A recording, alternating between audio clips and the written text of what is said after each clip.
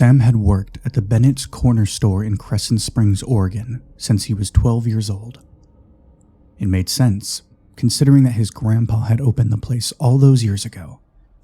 Now, Sam was the only Bennett left in town, and his little convenience store / gas station was one of the only places that the far-flung residents could go to buy groceries. The air, like always, was heavy with fog, almost tangible it was so thick. It was late morning, and the ancient radio crackled a tune while Sam rearranged the counter for what felt like the millionth time. He found himself repeating actions, repeating thoughts, just to reassure himself that he hadn't forgotten. The bell above the door chimed, and he didn't even bother to look over. He knew every resident in Crescent Springs, and on the off chance it was someone passing through, then he wasn't really in the mood for small talk.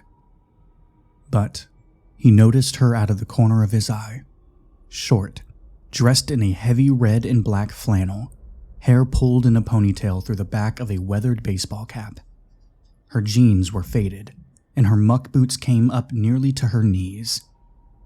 She didn't look out of place, but he didn't recognize her either. But the familiarity of her dress and the way she moved so easily through his space made him more amiable, even if he didn't realize it. "Can I help you, ma'am?" She looked up at him from under the brim of her hat. "I suppose you can. How about a pack of Marlboro Reds and some directions?" "I thought all you young folk had maps of the entire world on your phones these days," Sam said, pulling the cigarettes down from the wall and handing the pack to her. She unfolded a few bills and laid them down on the counter. "Now, I think you and I both know that service up here leaves a lot to be desired," she chuckled, unwrapping the crinkled plastic and pulling out a cigarette. After hesitating for a second, she held out the pack to Sam, who took one happily, offering the woman a lighter after taking care of his own. "True enough," he agreed. "Where are you headed then?" 3001 Lunar Lane, she told him, shrugging one shoulder. "I inherited it from my uncle. Have no idea what it might look like, but I figured I might as well come up and see my new property anyway." Sam paused, ashing his cigarette in a discolored porcelain tray. "The old Victorian at the top of the hill?" he whistled, low and ominous. "That's one hell of a mess your uncle left you with, girl. All kinds of weird stories about that place." "Well, be that as it may, it's still mine, and I still have to lay eyes on it." "Fair enough. Here." Sam ripped a sheet of receipt paper from the register and drew a rough map for the woman. "Be careful. It used to just be a place for teenagers to go and mess around, but lately there's been rumors of squatters. The local kids say it's cursed. A bunch of dead animals or something. You know how kids talk. But it's still worth being cautious." The woman raised an eyebrow. "You know, the other stops I made on the way here said that this whole town was cursed, not the house." "Nah, that's just gossip." "So, no weird happenings I should know about?" Her tone was joking, but Sam could tell that she was honestly asking too. "Well, the town doctor went missing last week. There's always the chance that he was just running from his wife. Midlife crisis and all." The woman ashed her cigarette in the same tray as Sam had. "Guess I'm the only newcomer then?" Sam frowned, crossing his arms and thinking. Well, now that you mention it, there was one other. A man. He looked disheveled. I think he told me he was on his way to Seattle, but..." He shook his head, a haunted look coming over his features. "I can't be sure if I'm being honest with you. I've been having memory lapses, losing periods of time, and I had my first episode when that man was here. God knows what he saw me do. Niece thinks it might be Alzheimer's, so take anything I tell you with a grain of salt." Saying the words, the name of the disease, made Sam feel like he might be sick right there on the counter. His denial was strong, but he also wasn't about to pretend that his memory hadn't been failing him over the last few weeks. Hours of blackness, things missing or miscounted from the store inventory. He didn't want to think that his mind might be going, but he was getting to be that age, and it troubled him greatly. To Sam's surprise, the woman looked pensive for a moment, but then gave him a small smile. "Something tells me that you'll be feeling better soon. I'll be around, and if you have any other memory lapses, why don't you give me a call? I'll have a friend with me that is one hell of a doctor." Sam thought the request odd, but took the phone number anyway. With the town doctor gone, didn't sound like the worst idea. And he liked the little woman too. She had an air about her, a frank honesty that resonated with the old shopkeeper. "I just might do that. But say, shouldn't I get your name first?" She gave him a small lopsided smile again. "It's Gail."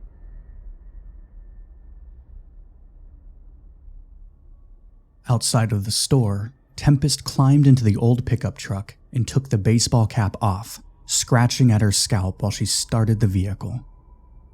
As soon as the loud engine provided enough background noise, she pulled out a slim cell phone and held it to her ear. "Tempest," Sentinel greeted on the other line. "Status?" "Cancel Jester and Aegis's recons. This is the one. We should move in." "What's your confidence level?" She threw the truck into reverse and pulled out onto the 2-lane road, only gray fog and the dark green of the conifer forest in the distance. 90%. The shop guy is showing signs of cognitive disturbance similar to what was described in the dossier regarding exposure to Spire. As soon as I get service, I'll upload the footage from the button cam, but I'm pretty damn sure. Sentinel didn't even hesitate. "I trust you. Get back to base. We'll deploy soon." "Understood. See you soon, sir." The road was miserably rough, and Jester could feel the vibrations of the ancient asphalt up through his arms and into his hands, where they were wrapped around the steering wheel. Hell, he could even feel it in his teeth. The van Umbral had given them was almost as old as the road itself, but it blended in, which was the entire point. Dropping an elite strike team into the middle of a dying northwestern town wasn't exactly inconspicuous, and if they weren't able to get the drop on their target, then all of the efforts would be wasted. So, they'd have to deal with the old camper van. At least they had been given the go-ahead to call the chopper for extraction once everything was done. He looked in the rearview mirror at the rest of the team, Sentinel bracing one large hand on the roof of the van while he briefed the team on what their objectives were. "The target," he started, "is Dr. Marcus Eldridge. He was working on a piece of psionic technology for Umbral called Spire, the Synchronized Psionic Interface and Remote Enhancement. He defected a little over 2 weeks ago and has been on the run since. He took the only Spire prototype with him, and Umbral is sure that he is using it. It's meant to be a weapon used by highly trained PSYOP agents, not someone totally unprepared like Eldridge, so it's likely that his mental state has suffered greatly. Umbral wants us to take him alive by any means necessary. We're only to kill him as an absolute last resort. Being able to research the damage that Spire has done to him will be invaluable, but we don't know what to expect, so the name of the game today is Stealth. Hawkeye has a containment box to nullify the Spire once we have Eldridge incapacitated, but until then, he will be posted in a sniper stand outside of the house. I'm sure you've noticed that your helmets are bulkier than usual. It's because they're a prototype that is built to provide protection against psychic interference. There's a decent chance that Eldridge will be fried already, and we just have to pull him out. But if not, there are a lot of things he could throw at us. So be on your guard, got it?" Aries agreed, including Jester, who didn't dare take his eyes off the winding mountain roads. They were to stash the van a mile out and hike in, and he couldn't help but to think that it might have been quicker to walk the entire way. There were the normal sounds of everyone preparing, the clack and clatter of rifles, and the low hum of voices. Jester hit a particularly deep pothole, and when complaints came from the back, he ignored them, asking instead, "So, how many kids do you think were lured into this van and—" "Jester," Sentinel grumbled. "Please, just drive." So he did, laughing to himself and letting the rest of the team remain in their humorless miasma. Aries left the van stashed in the brambles on the side of the road, trekking up the final mile on foot. At first, nothing was out of place. It was the same thick, green forest they had been in for the last few hours. But then, the astringent smell of pine was cut through with something sticky and sickly sweet. The buzz of flies overtook the bird song. When the smell was almost unbearable, they saw the first dead birds. Ravens, starlings with oil black and blue feathers shining in the motes of sun that made it through the canopy. Sparrows and chickadees, tiny and round, all dead, eyes eaten away by the ubiquitous maggots, filling the air with their death stench in place of the beating of wings. "Not much farther," Sentinel told them grimly. "This is the first sign." The dead were disturbing but expected. The half-living were expected too, but seeing the herky-jerky way they moved made a shiver run up Jester's spine. They look every bit as dead as the rest of the carrion, but something drove them regardless. Machines of rotting meat. They were too far gone to fly, so they dragged themselves by their wings towards some faraway destination. When the silhouette of the house came into view, the larger animals appeared. Mostly squirrels, rats, and a few raccoons. Less of them fully dead, more of them animated and meandering aimlessly across the grounds. The house loomed. Sticks cracked underfoot. Jester thought he might be imagining it, but he felt a zing in the air, like the high-pitched hum of a mosquito. Hawkeye found his place, an enormous tree with branches thick enough to hold him, and climbed. The sniper unfolded his stand once he was high enough up, and took his position while the rest of them decided how to approach next. "According to satellite imaging, there's a storm cellar that leads into the house on the south side," Sentinel informed them. "We'll enter there." Swallowing, Jester watched the undead creatures pulling themselves to the house, forcing their broken bodies through barely open windows and under door frames. Some glass was shattered, but the creatures didn't look for the path of least resistance. They looked for the fastest, most direct way inside. "We're already compromised," he pointed out. "There's no way that Eldridge doesn't know we're here with all these animals. We might as well go in head on and get this over with as soon as possible." Sentinel cut his hand through the air, his face blank. "No, we're going in the storm cellar." He didn't know why he spoke out against his commanding officer in the first place. It wasn't like him, but something about the house made him supremely uncomfortable. It must have been a beautiful structure in its heyday, but it sagged under the weight of the years and the always humid air, paint peeling and gutters drooping. The shingles were covered with moss, and the trees around the property grew up tall, the canopy almost blocking out the sun entirely.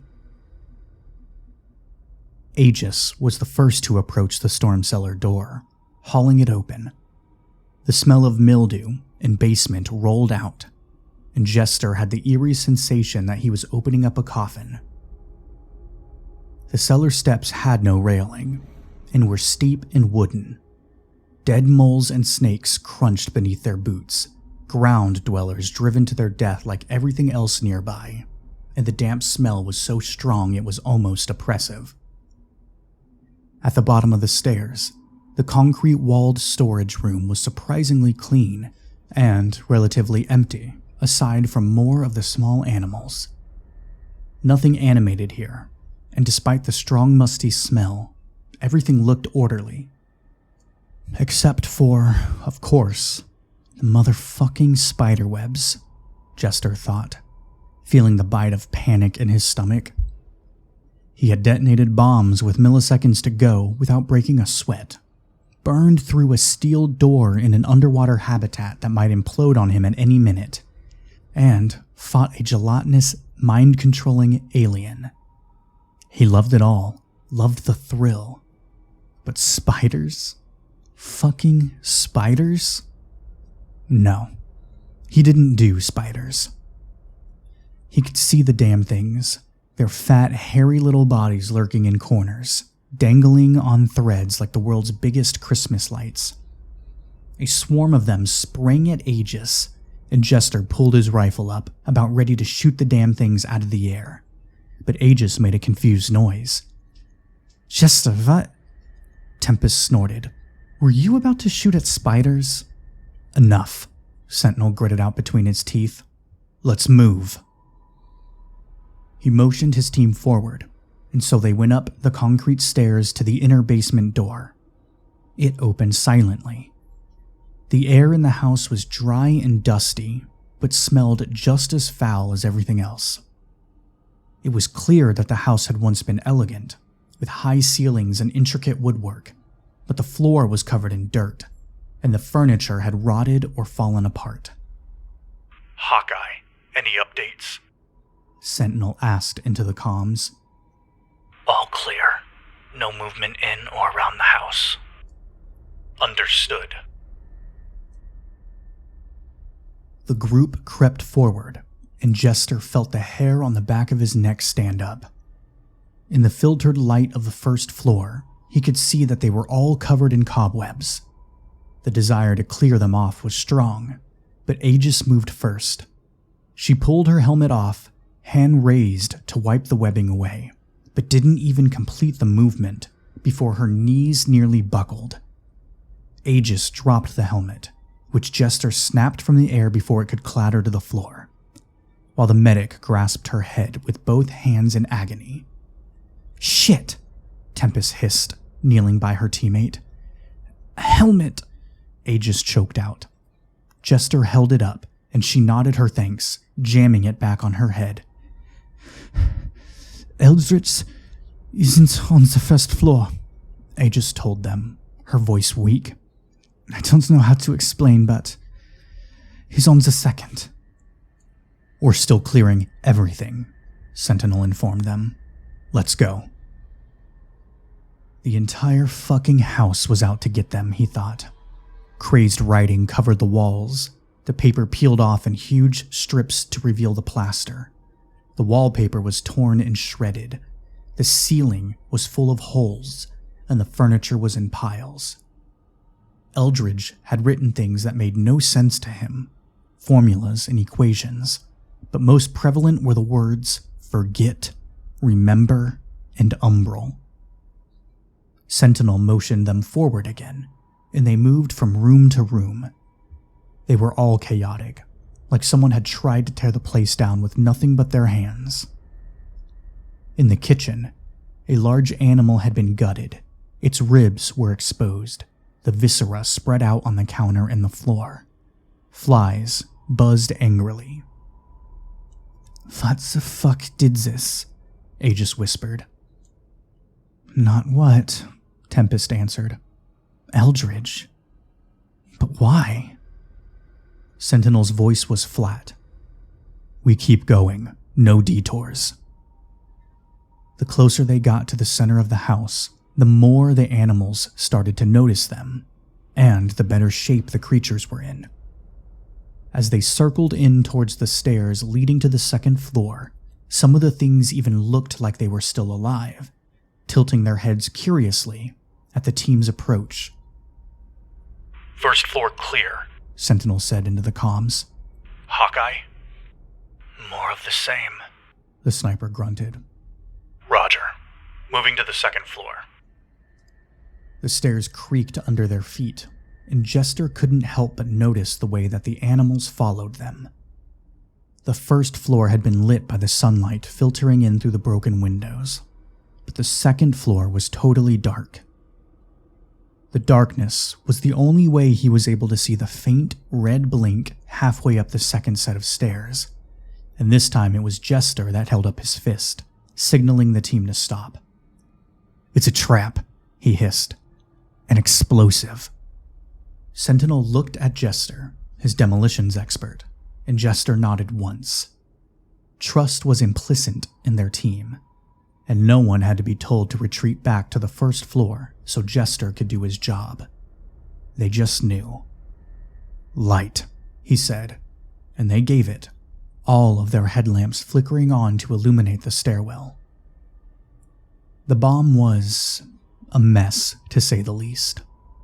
The sort of thing that could be put together with hardware store purchases. Eldridge had to have set the thing, but it was clear that he had only the most basic idea of how to do it. Jester had seen enough shoddy jobs that it made him wince, and he could feel his fingers twitching, itching to disarm the thing and be done with it. "He did this in a panic," Jester told the team, starting to work on the disarmament. "I'll take the bomb apart, and then we can continue on." Diffusing it was like second nature, and he felt the familiar thrill. He was in his element. A wire cut here, another there, and the thing quickly unraveled in his hands. "Done," Jester declared. "Good work," Sentinel told him. "Let's move. Stay quiet. If the bomb was on the stairs, there's a good chance Eldridge is hiding on the second floor somewhere, like Aegis said. And we can't have Hawkeye get a clear shot at him yet. I don't want this getting messy." As they made their way up the stairs, the team turned their headlamps off, letting their eyes adjust. The second floor was a mirror image of the first, except that the damage was even more extensive. There were claw marks on the walls, scratches, and deep gouges. Furniture was torn apart, and there were pieces of wood scattered everywhere. "Jesus," Aegis breathed. "Stay sharp," Sentinel told her, his voice a low rumble. Jester couldn't shake the feeling that the whole thing was a setup. He couldn't prove it, but something just felt wrong, like they were being toyed with. Then Hawkeye spoke. "Movement in the window of the third room on the west side. Thermal imaging is counting 2 people." The commander paused. 2? The sniper grunted. "Yeah. One is colder, I guess. Something is off." Sentinel took the lead, and the team followed, the animals moving with them. There was a strange humming emanating from deeper in the house, and he held up a fist, stopping the team. The second floor was much the same as the first, more writing, more destruction, and more of the living and dead animals. Aegis's body stiffened suddenly. "He's up here," she said, voice tight. "How close?" Sentinel asked. "Close. Maybe a few doors down." The commander hummed in response. "Everyone, keep your guard up." Sentinel led the charge, his rifle pointed forward at the ready. They turned a corner to the hall that led to the bedrooms, and from the darkness they could hear the scraping of something hard against the ground. Tempest raised her rifle, the flashlight on the head of it cutting through the gloom. "It's empty." They were only a few steps further when the scraping reached a fever pitch and a deer came crashing into the hallway. Throwing the entire weight of its body at the door, it crashed into the rotting wood, splinters flying everywhere. Sentinel fired 3 succinct shots and the deer lay still, half inside and half outside the room. The scraping was gone, the hooves of the creature now silent, but the humming, it was louder, and the air around them was crackling with energy. "This is it," Sentinel said, and he pushed the final door open.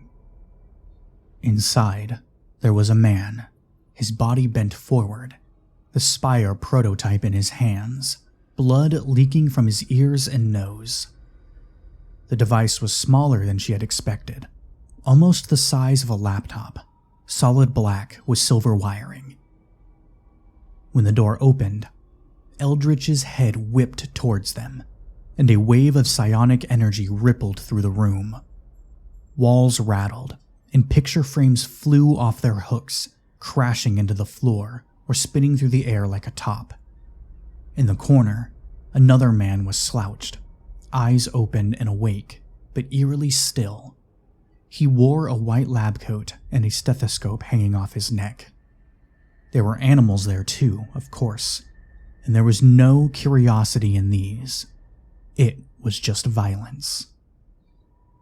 The team opened fire, the bullets tearing into the creatures, and Eldridge's head was thrown back as if their pain was his too.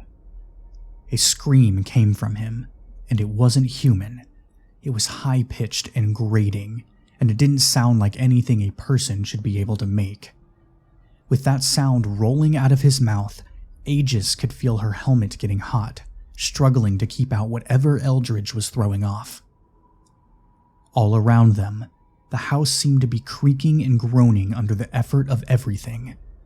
They continued to pick off the crazed animals, trying to press forward but getting pushed back by more and more of the invisible force.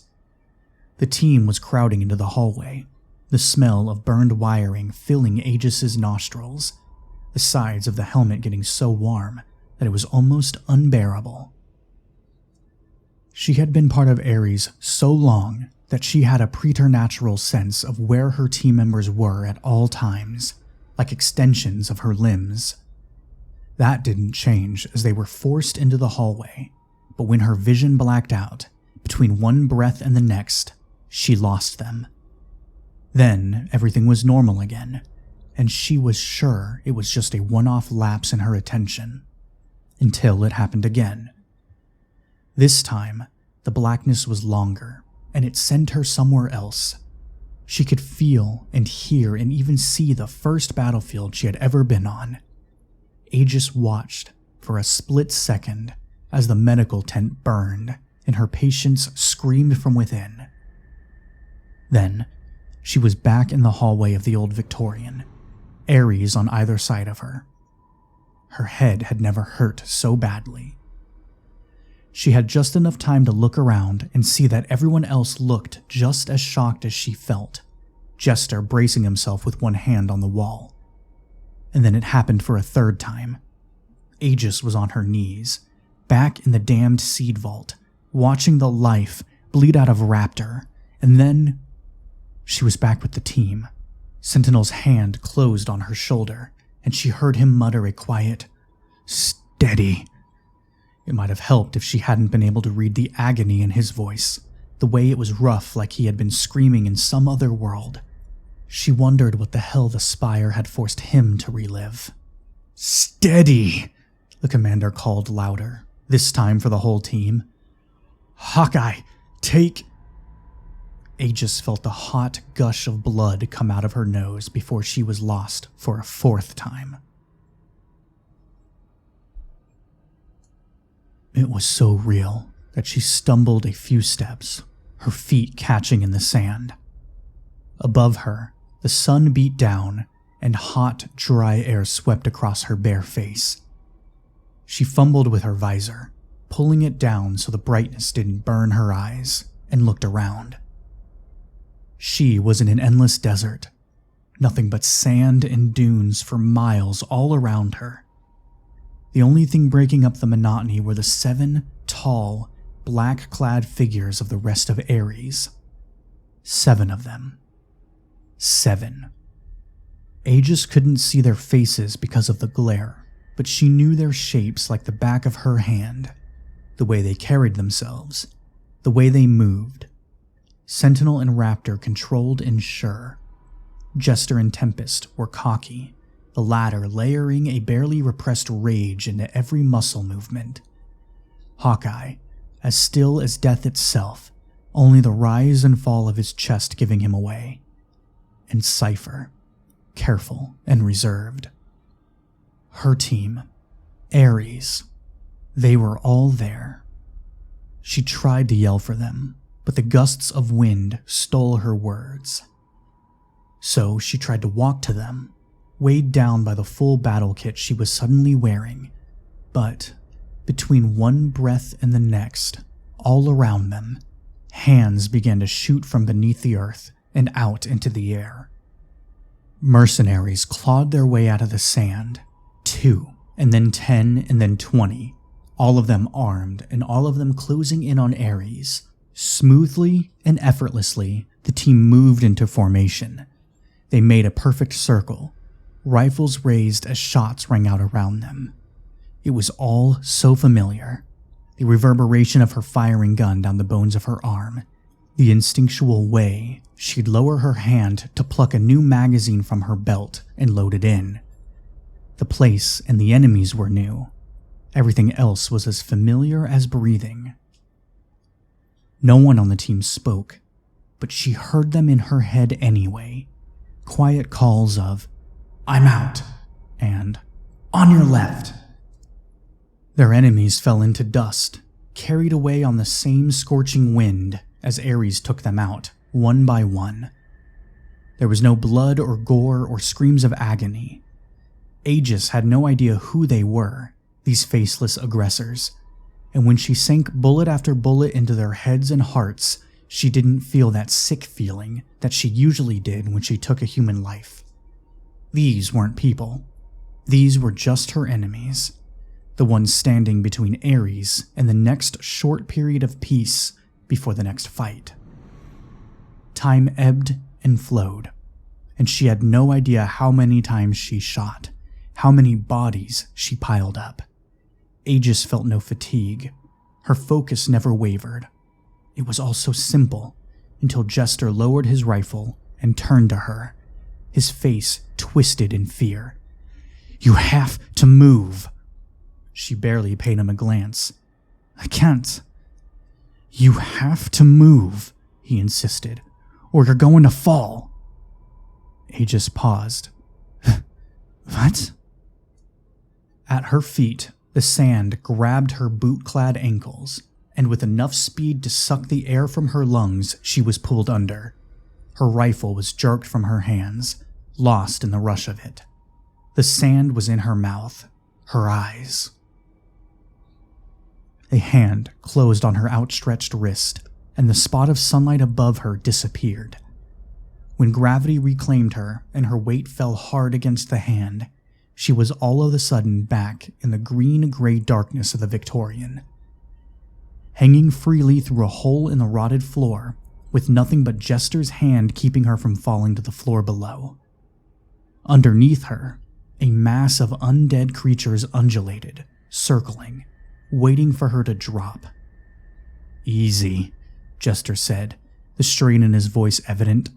"I've got you."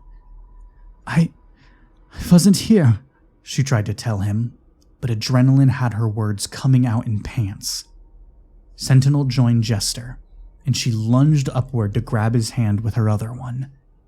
They pulled her out of the crumbling hole and onto solid ground. She sucked air into her lungs in shuddering gasps, pushing herself to her feet. "I wasn't here," she repeated. "I was—" "In the desert," Jester finished. "I know. We all were." "Then how—" "I came out of it first." Jester shrugged one shoulder, the ghost of a smirk on his face. "I guess I'm just the most mentally stable of us. No surprise there." She didn't have it in her to retort, besides an eye roll. Instead, she looked back at the crumbling, rotted place on the floor where she had been standing, and shivered. She hadn't even noticed. With the nightmare cleared, Sentinel called, "Take the shot, Hawkeye. Non-lethal." "Understood." The shot cracked, impossibly loud from outside the house. The window shattered, and they heard the impact, then the scream as it hit Eldridge.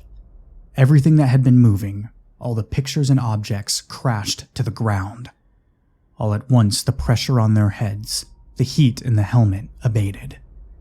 Aries advanced smoothly, without a word, as if they hadn't just been dragged through their own personal hells. Inside the room, Eldridge was hunched over, his dirty sweater red with blood where he clutched his shoulder. His other hand still clutched the spire in a death grip. Go! He forced out between his teeth. All of you umbral fucks can just go. I'm not hurting anyone here. Aegis interrupted him. Dr. Marcus Eldridge, put down the spire and put your hands behind your head. We've got orders to bring you in alive, and it will be easier if you're compliant. Just kill me then, because I'm not going back and I'm not giving up.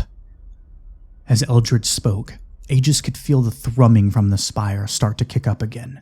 Shambling and disjointed, the town doctor stood and shuffled over to Eldridge, reaching for his injured shoulder as if he could do anything about a gunshot wound. Eldridge shoved him away, and the half-dead man stumbled before hitting the floor. We're not going to do that, Aegis explained. We've got plenty of ways to put you down, Eldridge, while still keeping your heart going. She felt the pressure of the spire skittering across her mind, but the scientist's pain made him clumsy and unfocused. Around them, rats and squirrels heaved themselves up, only to fall again. Sentinel gestured them forward, and they moved slowly, rifles at the ready. As they closed in on Eldridge, it became harder and harder to walk, like they were trudging through sand. He watched them, wild-eyed, the last bit of his connection with the psionic device holding Aries back. She felt like if she put her hands up, she could push against it like a physical wall. Eldridge's gaze was wild, his clutch on the spire so tight that his hands were shaking with the effort of it. Are you all happy with yourselves? Little pawns of some big machine, guns for hire just under a different name. Fuck you. Leave me be. I know you're in pain, Aegis tried to reason. Let me help you. No one has to die, and you don't have to hurt anymore. Look around you at the damage that's already been done. Don't you want this to just be over? The scientist looked around him, the palm-sized corpses of wildlife littering the floor, covered in flies. Then he looked over his injured shoulder, and the dead-eyed doctor hovering there, hands moving restlessly with nothing to do. Electrical impulses firing, but no thoughts to back them up. For a brief second, she thought that he might lay down the device and give himself up, but it wasn't ever going to be that easy. Eldridge looked at the chaos he had wrought and looked even more resigned. If I go with you, then there's nothing left of me. I'm not willing to wither away. I'm not willing to let Umbral cut pieces of me away from me, one by one, to discover what I've done to myself. No. Kill me. I won't let them pick me apart. She opened her mouth to speak, but Sentinel got there first. There is no future for you here, Marcus. You are losing yourself. We're offering a chance for you to go out with dignity. Fuck you, he growled. I did this because I had no choice. Umbral had me and everyone else down in that lab, working on this damned thing. He held up the spire, shaking it for them to see, knowing good and well what it was doing to us. If I'm going to lose my mind, then I'm going to take what stole it from me. He was ranting, almost unintelligible, and Aries didn't know what he was referencing. Inaudible to Eldridge, Tempest whispered into the comms. Should we just have Hawkeye take him out? I don't think he's all there. Negative, Sentinel responded. Umbral wants him alive. Aegis shook her head, holding up a hand so she could speak without being interrupted. Why don't you explain it to me? With 4 guns in my face? No, fuck you. You know how this works, Eldridge? She sighed over the buzzing of the flies. Don't pretend like you don't. You were there when we brought the Chimera remnants in. We're just not a bunch of brain-dead rifle jockeys. You know us. Eldridge and Aegis stared at each other. 2 people who had wanted to do better for mankind, but ended up killers, albeit in 2 different ways. The crazed fog in his eyes lifted. This thing, he nodded down at the device. It's ruined me. I started forgetting things, simple things, and got checked out at the base hospital. Do you know what they told me? That I have dementia. Frontotemporal dementia. My brain is atrophying, and it's on a file with Umbral now. Do you think they'd let me keep working at the lab after that? He laughed darkly. Let's not pretend they have some kind of great retirement program for those of us they fuck over. My days were numbered. I thought, maybe if Spire ruined me, that maybe it could fix me. I just needed the time, the space. I don't even know why I ended up here. But if I just had more time, I might be okay. Can't you just give me more time? Aegis swallowed, the bile creeping up in her throat, her grip on her rifle tightening. You know we can't. He rushed her, screaming, heartbroken and terrified, knocking the undead doctor behind him to the ground with the force of his movement. Aegis was quicker, almost lightning fast, pivoting and lifting her leg to kick him hard. Her boot hit Eldridge in the sternum, knocking him to the ground with an audible oof.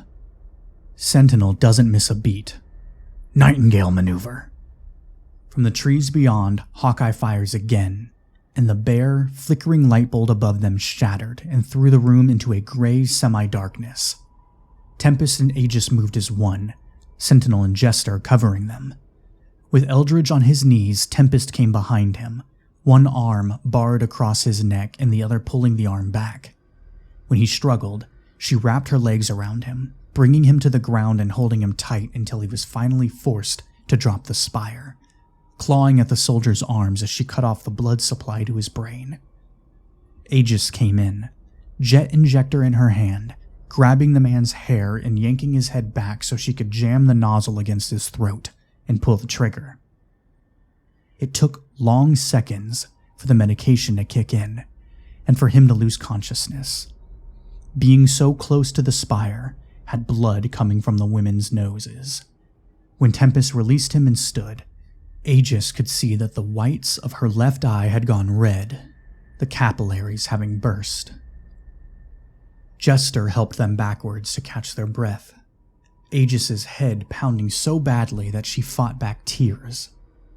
All she could do was wait and hope that it would ease, otherwise extraction was going to be miserable. Hawkeye was there in seconds, his rifle slung on his back and the containment box in his hands. They had all thought that once Eldridge was down, the spire would be powerless.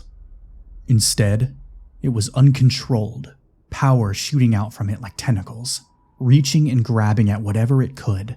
Dead animals, discarded picture frames, and bric-a-brac, and the Aries team members.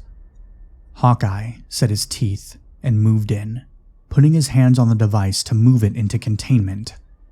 He had been too far from the spire for most of the mission for it to affect him, so while he wasn't fatigued, he wasn't prepared either for how hard it would hit him. Tempest watched him out of the corner of her eye as she took the zip ties off her belt, moving to cuff Eldridge for the helicopter ride out. Everyone else was occupied, Jester with Aegis, forcing her to drink and swallow a set of pills, Sentinel calling an extraction. So Tempest knew that if Hawkeye couldn't pull it off, she would have to step in. She had messily swiped the blood from her nosebleed away, but she could feel the remnants of it drying on her skin. Moving slower than she needed to, she watched their sniper and stand-in tech expert pull a thin black wire from his oversized wrist computer to interface with the spire and power it down. His hesitancy was obvious to Tempest, and she fought back a sneer. Every damn mission she missed Cypher more. How much longer were they going to force this meathead into a position he was so clearly unqualified for? Hawkeye laid his hands on the spire, but looked frustrated and pissed, lost even. There was red climbing up from his neck into his face, and she saw a single drop of blood shimmering in his nostril as he fought mentally with the device. Tempest started to cuff the unconscious Eldridge, sure that she was going to have to assist the sniper at any moment. Then, something strange happened. She watched Hawkeye drop the spire with a clatter, bow his head, and press a fist into his stomach like he was going to be sick. He swallowed hard a few times before his frame relaxed, and when he lifted his head again, the frustration was gone. Confidently, he picked up the device, holding it in one hand and plugging the wire from his wrist interface into it. There was still a stiffness to the way he moved, like the spire was fighting him, but his actions were sure. Cradling the spire with one arm, he typed quickly on his interface, and in less than a minute, he had it powering down. Tempest tightened the cuffs on the scientist, and if she hadn't been paying such close attention to Hawkeye, she wouldn't have caught the muttered "Sukabliet." She froze, goosebumps racing up her spine and across every inch of her skin. In the dark house, smelling of death and rot, her own brain aching with the abuse from a psionic weapon, nothing had actually freaked her out. Nothing until she heard someone else's words come out of Hawkeye's mouth. She didn't know what it meant. All she knew was that it scared the shit out of her.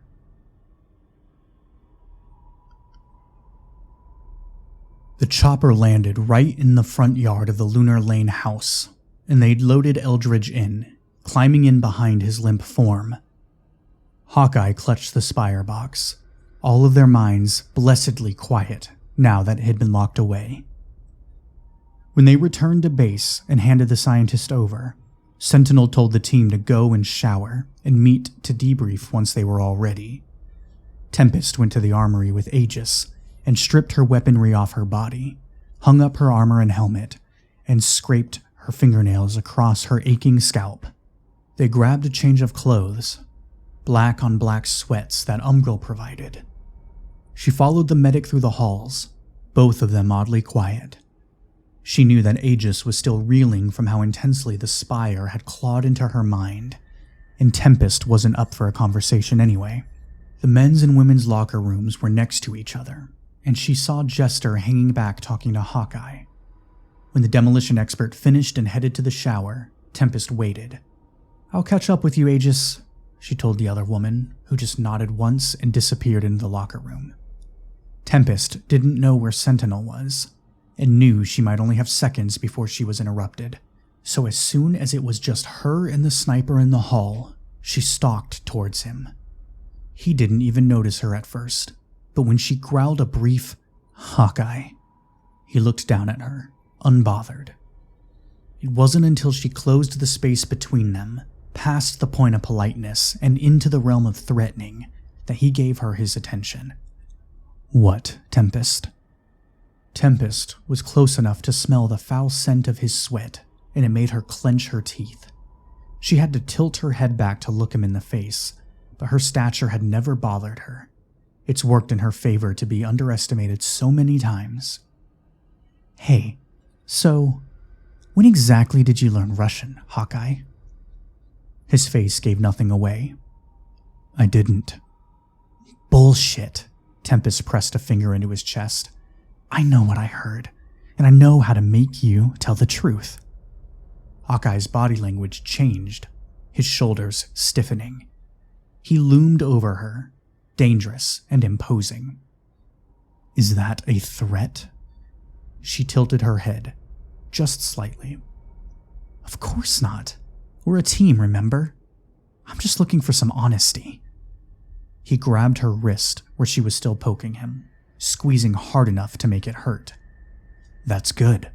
It'd be dumb as fuck to threaten a man that could kill you from over a mile away." She chuckled darkly. "True. It's the same for me. It'd be stupid as hell to lie to someone that could take you out before you even knew what was coming." "Good thing we're being honest," he grated out. Tempest fisted his shirt in her hand, jerking him closer and down, until they were almost nose to nose. Hawkeye had a split second of shock flicker over his face. "Yeah," she told him, before releasing him. "Good thing." Before Hawkeye could respond, Tempest left him behind, not even looking back at the sniper lingering in the hallway as she entered the women's locker room. She had never been angrier without knowing why, but every one of her instincts told her that there was something off with Hawkeye. She'd keep her mouth shut for the moment, but she swore nothing else would get past her. Behind her, watching the doorway through which she had disappeared, Hawkeye clenched his teeth, ghosts flickering in his gray matter.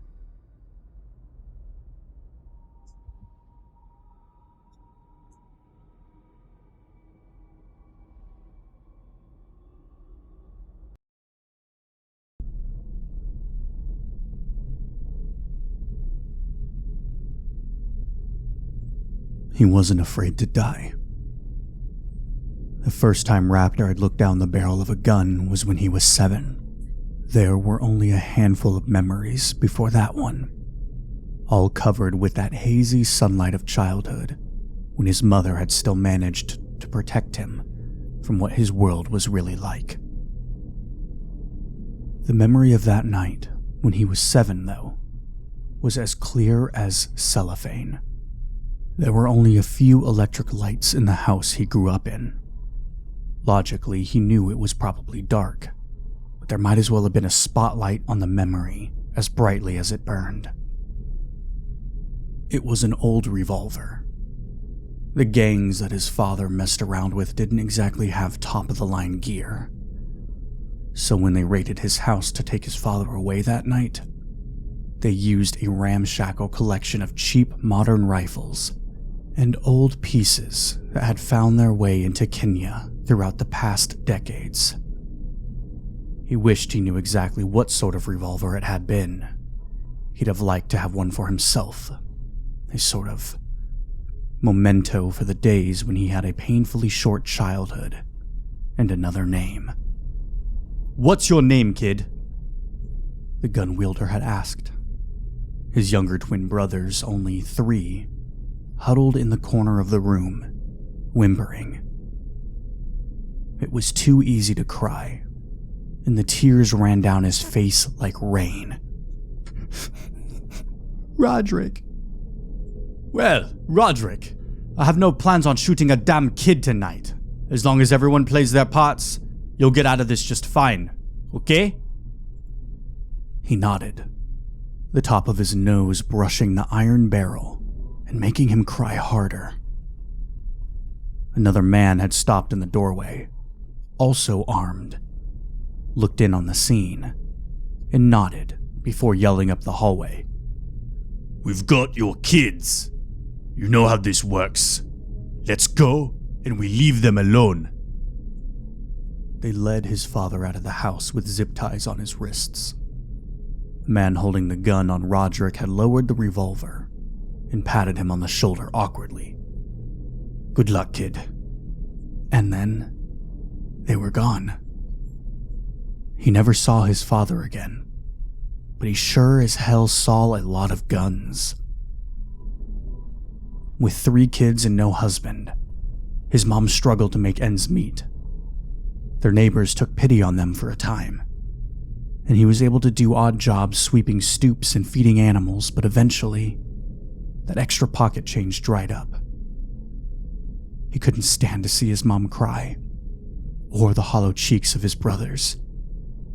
If the world wasn't going to give to him, then he was going to take. When he was small, he was able to get away with more things. No shopkeep was going to beat a skinny little kid like him. Plus, they didn't see him often. The worst was a slap on the side of the head that made his ears ring. He suspected that some turned a blind eye to him shoving bags of dry rice under his shirt, but he would never know for sure. Roderick fell in with a gang of his own at around 12. He was tall for his age and fast. It made his mother cry even more. But with his face covered and a shitty pistol, he was able to get cash. And even after the gang's cut, it went a lot farther than a bag of rice. That same year, Umbral came to town. A titanium ore mine had existed on the edges of town forever, but either the Umbral Corporation decided they needed the titanium, or they found something else in the earth that was worth their time. Either way, the local miners were thrown out, and Umbral moved in, bringing machinery and enough workers to open a rift in the earth that boggled his mind. He remembered sitting on top of one of the neighboring buildings with a few friends, swinging his legs in the open air and watching the whole operation in awe. The soldiers and guards came next. No one could get close to the mine, and it was clear that the plan was to buy out most, if not all, of the town within the coming years. But for the time being, they stood on street corners in their olive green and sand brown uniforms, brand new rifles held in their hands. Terrifying at first, annoying in time. They weren't fans of the roving teenage gangs. He remembered the first time a soldier had grabbed him by the wrist and cranked it behind his back, making his fingers go numb and his own gun fall from his numb fingers. At first, he had been scared shitless, but after a few days he was mad. Roderick snuck into the Umbral camp in the middle of the night, hoping to get his weapon back, and instead tried to slip one of their pistols out of the makeshift armory that had been set up. The officer who caught him was older, tall, and almost amused by the dirty kid trying to steal from one of the most powerful megacorporations in the world. He didn't report him that first time, nor the second or the third. Roderick had seen too much to stay away. The stores of obscene amounts of food, the weaponry, so much value in such a small place. How was he supposed to go back to emptying cash registers at corner stores when Umbral's camp was right there? Later, he would come to realize that he only survived because they let him. Officer Rudo specifically let him live. It became a game between the officer and the teenage thief. If he did a good enough job getting into camp, the officer would still have him thrown out onto his ass, but a bag of goods would follow right after him. If he was hasty, well, he went hungry, and more often than not bruised. His fate changed one afternoon when the group that he ran with got into a scuffle with another gang. And like a moron, one of them fired off a shot. It didn't hit anyone, but the Umbral soldiers on the nearby corner moved like magic. One moment they were standing there, relaxed, and the next they were in the middle of the skirmish, guns aimed. Roderick had searched the faces of them, and not seeing Rudo among them, decided that it wasn't worth sticking around. He tried to flee when the soldier grabbed him by the collar of his shirt. In trying to break free, he managed to land a half-hearted punch on the man's chin. And there was a moment of total silence around them before the soldier chuckled and hit Roderick in the temple with the butt of his rifle. On the ground, he saw stars and the slow drip of blood into the dirt from his split skin. The gunshot had brought more Umbral soldiers, and one pushed through and knelt next to the boy. Officer Rudo asked, "You okay, kid?" He wasn't. Rudo had stood, yelling for whatever guard had found it necessary to concuss a 13-year-old. The punch that Rudo landed on the man's jaw was a lot more effective than the one Roderick had thrown. The next time he woke up, he was in the Umbral hospital tent, his mom in the chair next to him, holding his hand. Rudo had come not long after and sat down in the chair on the other side of the bed, explaining to Roderick and his mother what was going to happen next. Roderick had drawn too much attention to himself, finally, and most of the time, nuisances would be dealt with quickly and brutally. But Rudo had seen something of himself in the boy and had a different fate in mind. "I'd never tell you this under normal circumstances," the man said, "but a few of those times you made it into camp, you were here for over 5 minutes before you were spotted. That's impressive. More than impressive. Unheard of. You're a little young, but I think I can make a case to bring you into the Umbral fold. But if you agree, there's no going back." His mother protested, but Roderick didn't. Those next few years were rough, but he was safe. Roderick was fed, there was a roof over his head, and there was a routine. When he turned 16, he was able to help in the motor pool and earn a little bit of money when he wasn't training. He sent all of it back to his mother. Umbral bought out his entire town eventually, and his mother was able to get a small, clean apartment in a neighboring city. At 21 years of age, Roderick became Raptor. At 25, he was pulled from his unit and assigned to the Eclipse Initiative team Aries under the command of Sentinel. At 31, a mutant soldier pressed a jet injector against the back of his gloved hand and forced death into his veins.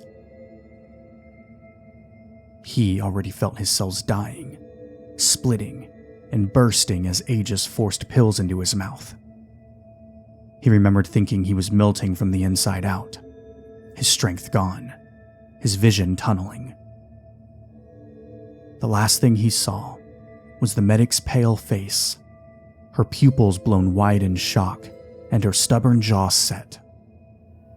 Then Sentinel and Hawkeye had lifted him, and he felt the slippage of his epidermis separating from the muscle where they grabbed him. And he knew no more.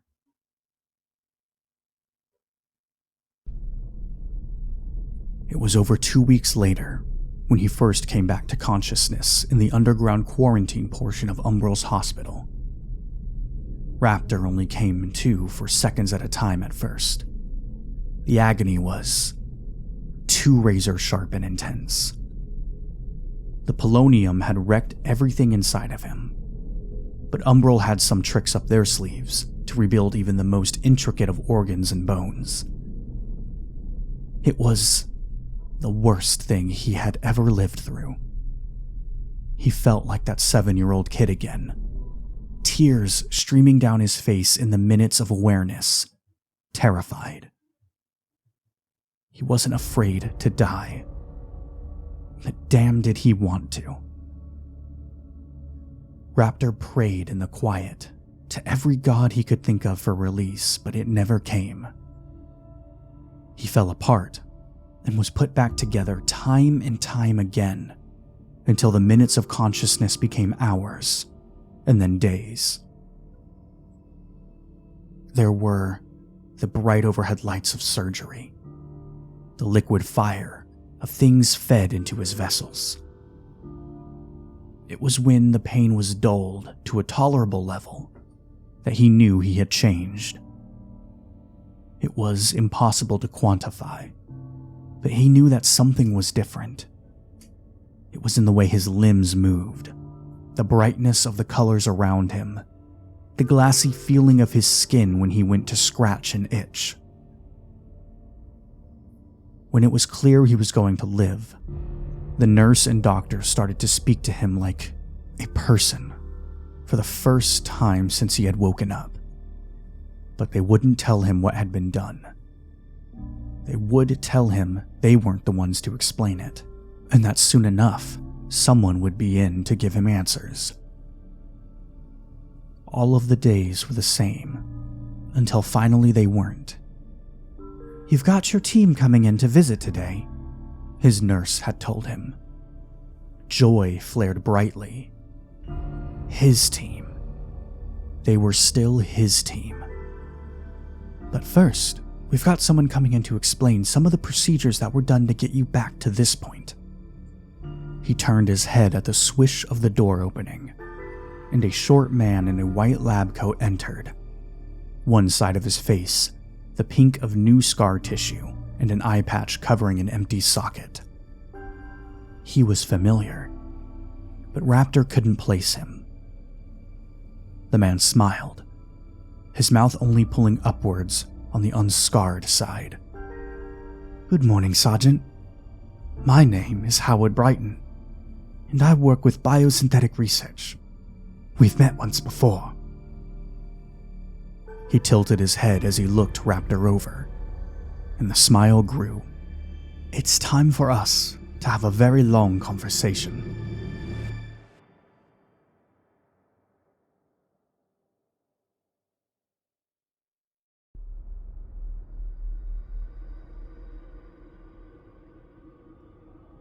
Raptor could hear his team speaking from inside the briefing room, their voices a low and familiar buzz that should have been comforting after so long away. Instead, it made him feel blank, numb, in a way. He had spent months recovering to experience this very moment, and now that it had arrived, he found that the reality of it was nothing like the anticipation. Or maybe it was more honest to say that he wasn't the same, and his anticipation had been based on the man he was before the radiation poisoning. There had been days upon days where he wondered if the polonium had rotted parts of his brain away, and he was just running on the scant remainder. But all the doctors assured him that his mind was intact. It was his body that was different, but he didn't mind all that much.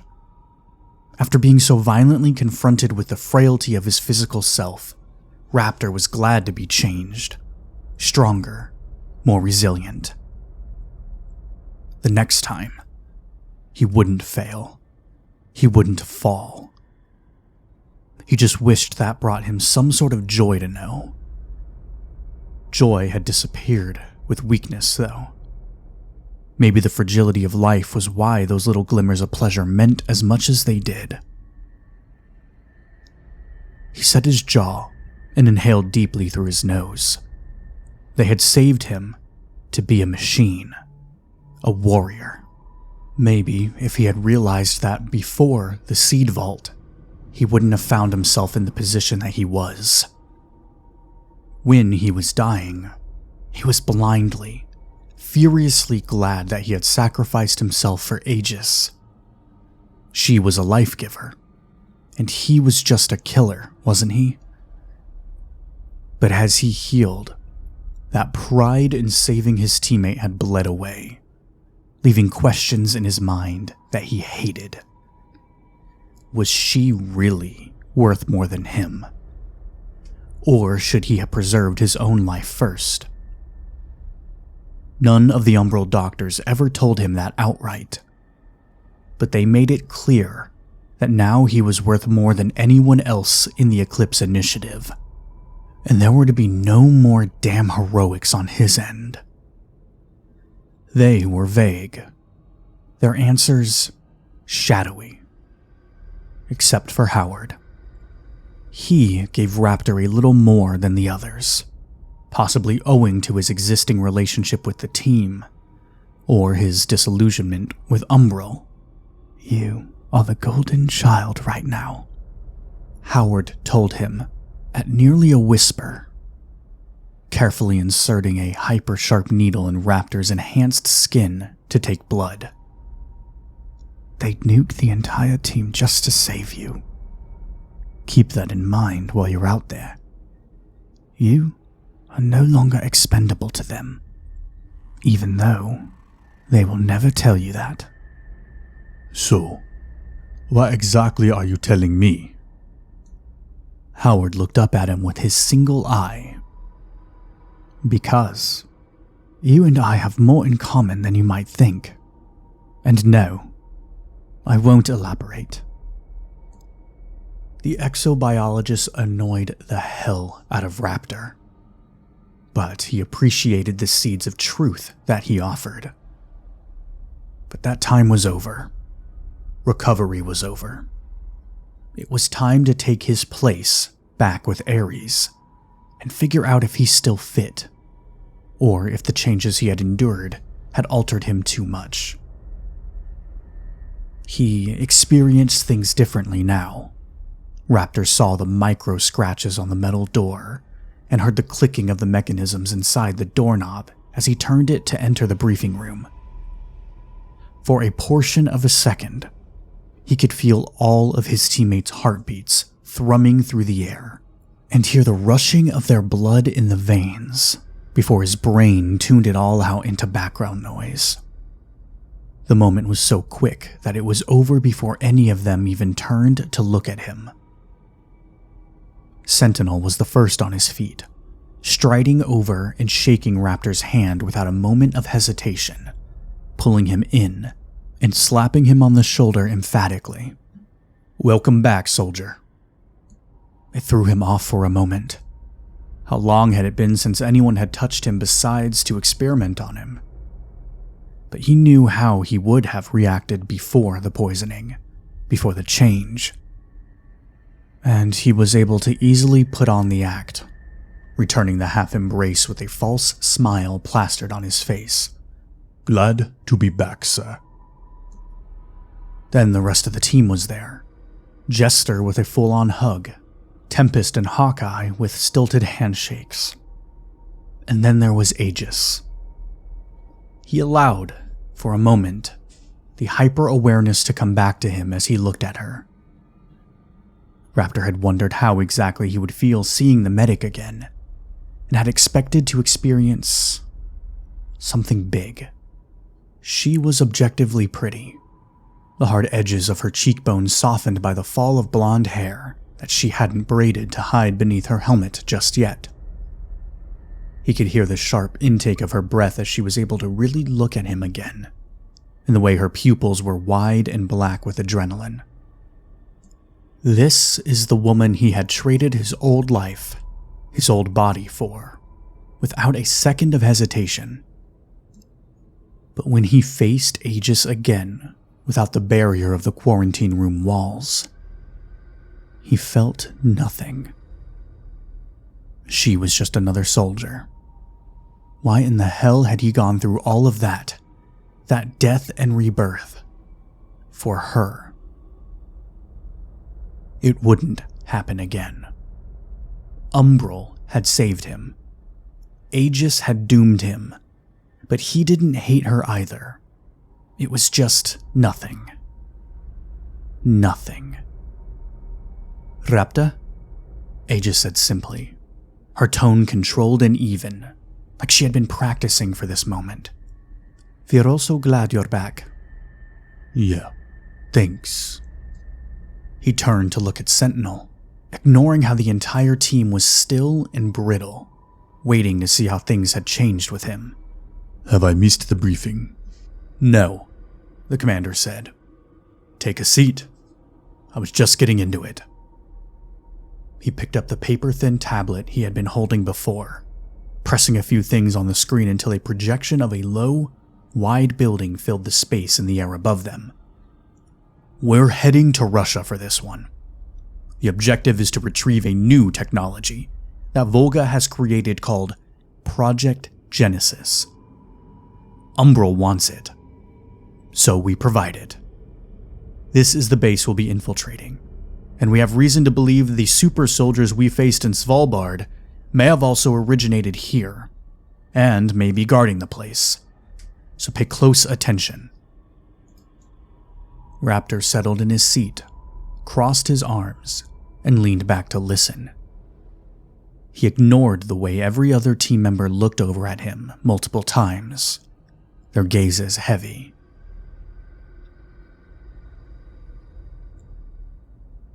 No one mentioned the parallels between Raptor's last mission and his returning one of Umbral's rival megacorporations, Volga, had a secret base in Franz Josef Land, Russia, and that was their destination. He knew that it was frigid and desolate, and that the enemies he might be facing were the same ones that took him down last time. But Raptor felt so far removed from the man that he once was that none of it really bothered him. It felt good to have his kit on again, though, to feel useful and confident in what he was supposed to be doing. It was a straightforward mission: infiltrate, eliminate obstacles, and retrieve this mysterious Project Genesis. Umbral being vague wasn't anything new, but at least he felt a little more prepared than last time. No surprise of cybernetically enhanced soldiers. He knows for a fact that they are there. Surrounded by towering glaciers, the secret base is tucked into the cliffside, the exterior painted in all shades of white, gray, green, and brown to blend into the surroundings. It's low profile, one level with just 2 basement levels past that. The buildings are constructed with cutting-edge materials designed to withstand the extreme cold and harsh weather conditions of the Arctic. Snowdrifts cling to the sides, giving the illusion of natural formations rather than man-made structures. It's all within the scope of dozens of other missions he's been on. But the part that Raptor was dreading was how exactly they were getting inside. For this mission, they had to parachute in, the Umbral stealth plane able to slip into their airspace without detection, which is going to be miserable. But it isn't the odd part. Their orders are oddly specific about extraction, and have provided multiple means to do so. While Aries was going in quietly, it seemed that Umbral had no issue with offering firepower to pull them out when Project Genesis had been retrieved. 10 minutes out, Sentinel informs them, pulling the Gore-Tex mask over his face and indicating for the rest of the team to do the same. They took turns checking each other's wrists, ankles, and necklines to make sure everything was as sealed as possible. Hypothermia was a possibility, and that possibility was multiplied exponentially with them having to jump. Aries equipped their chutes, and the door to the near silent plane was opened, and the gray-white sky was revealed to them a breath before the cold hit. Raptor could only feel it creeping in through the eye slits in his mask, but it was terrible. The team secured their weapons, lining up, and one by one fell from the plane into the open air.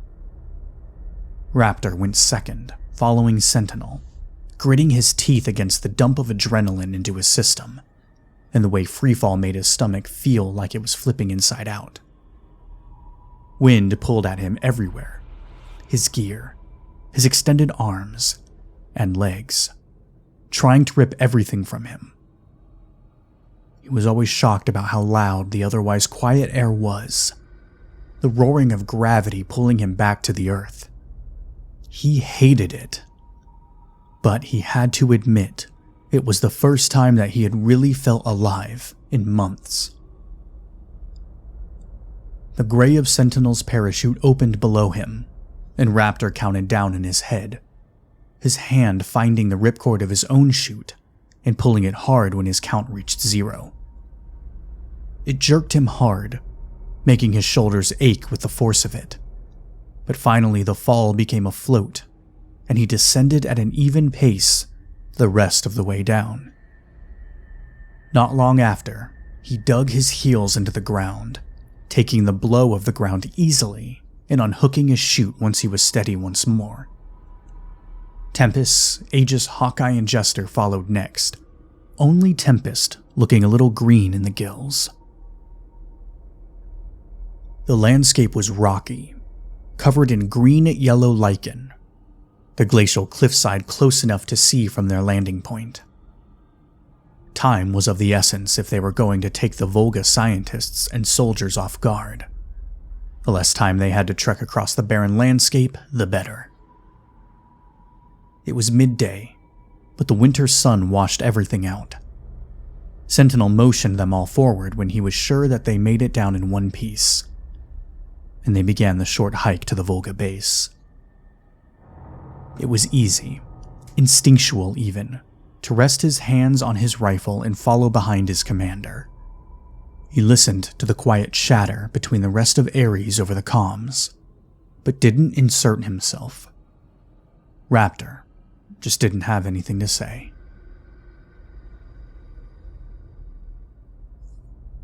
It felt surreal to follow Raptor as they hiked the short distance to the outpost, but Jester wasn't complaining.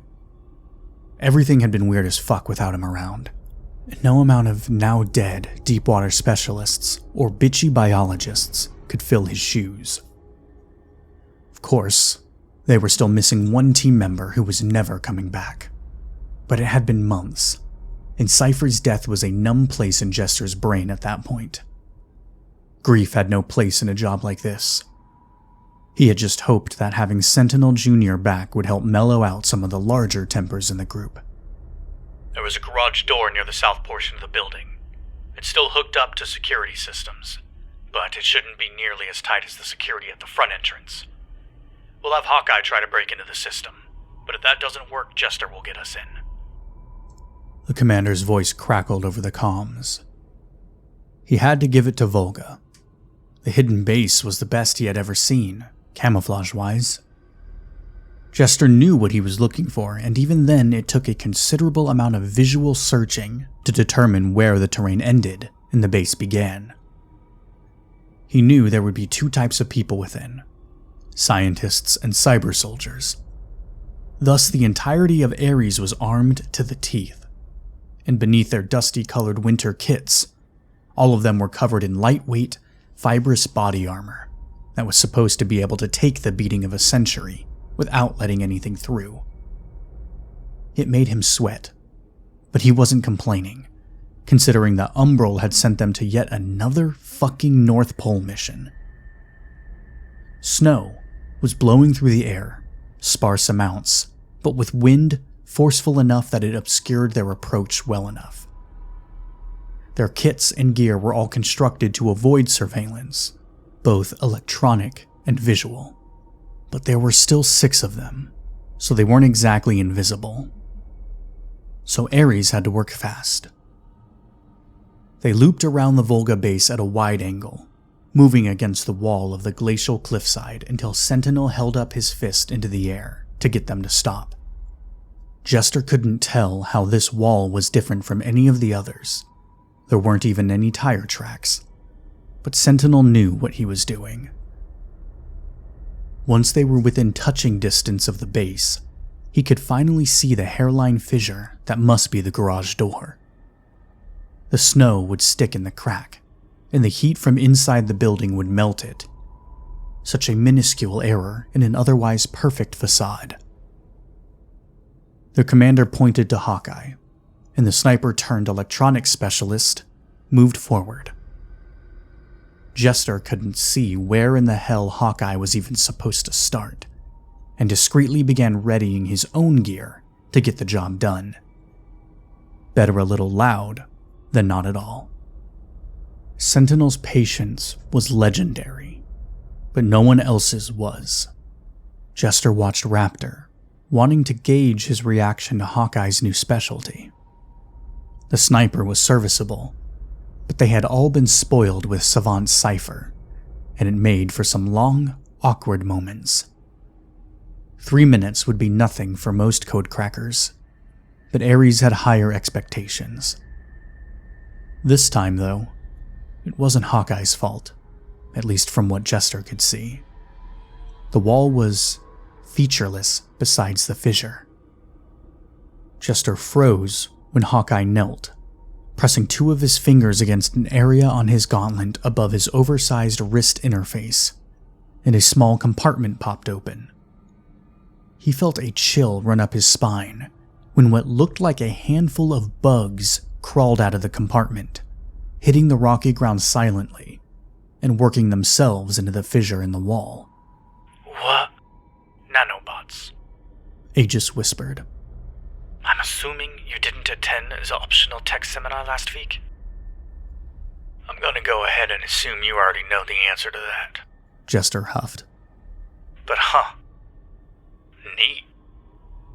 Hawkeye controlled the nanobots from his wrist interface, without saying a single word as usual.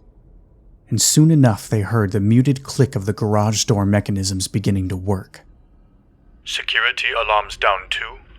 Raptor asked, and Hawkeye gave a single nod. For now. There was no blaring sound of an alarm, but as the door slid upwards they could hear the pounding of footsteps coming from inside. Aries pressed against the walls on the side of the door, 3 on each side. The first head to peek around the corner was a mechanic, unaltered by the looks of him, and in a lightning-quick movement, Raptor had him in a headlock, one large hand clamped over the mechanic's mouth. 2 more followed, another mechanic, and the first soldier they had seen, both of them executed rapid fire by Tempest. Once they were down, Raptor forced his captor to call in an all-clear on his radio, before unceremoniously strangling the man into unconsciousness and leaving him in the snow. With a quick hand motion, Sentinel moved them inside. The garage was a large concrete room with only a handful of all-terrain vehicles scattered about. The Franz Josef base was clearly one of Volga's lesser-used spaces. That, or it was purpose-built for one specific reason.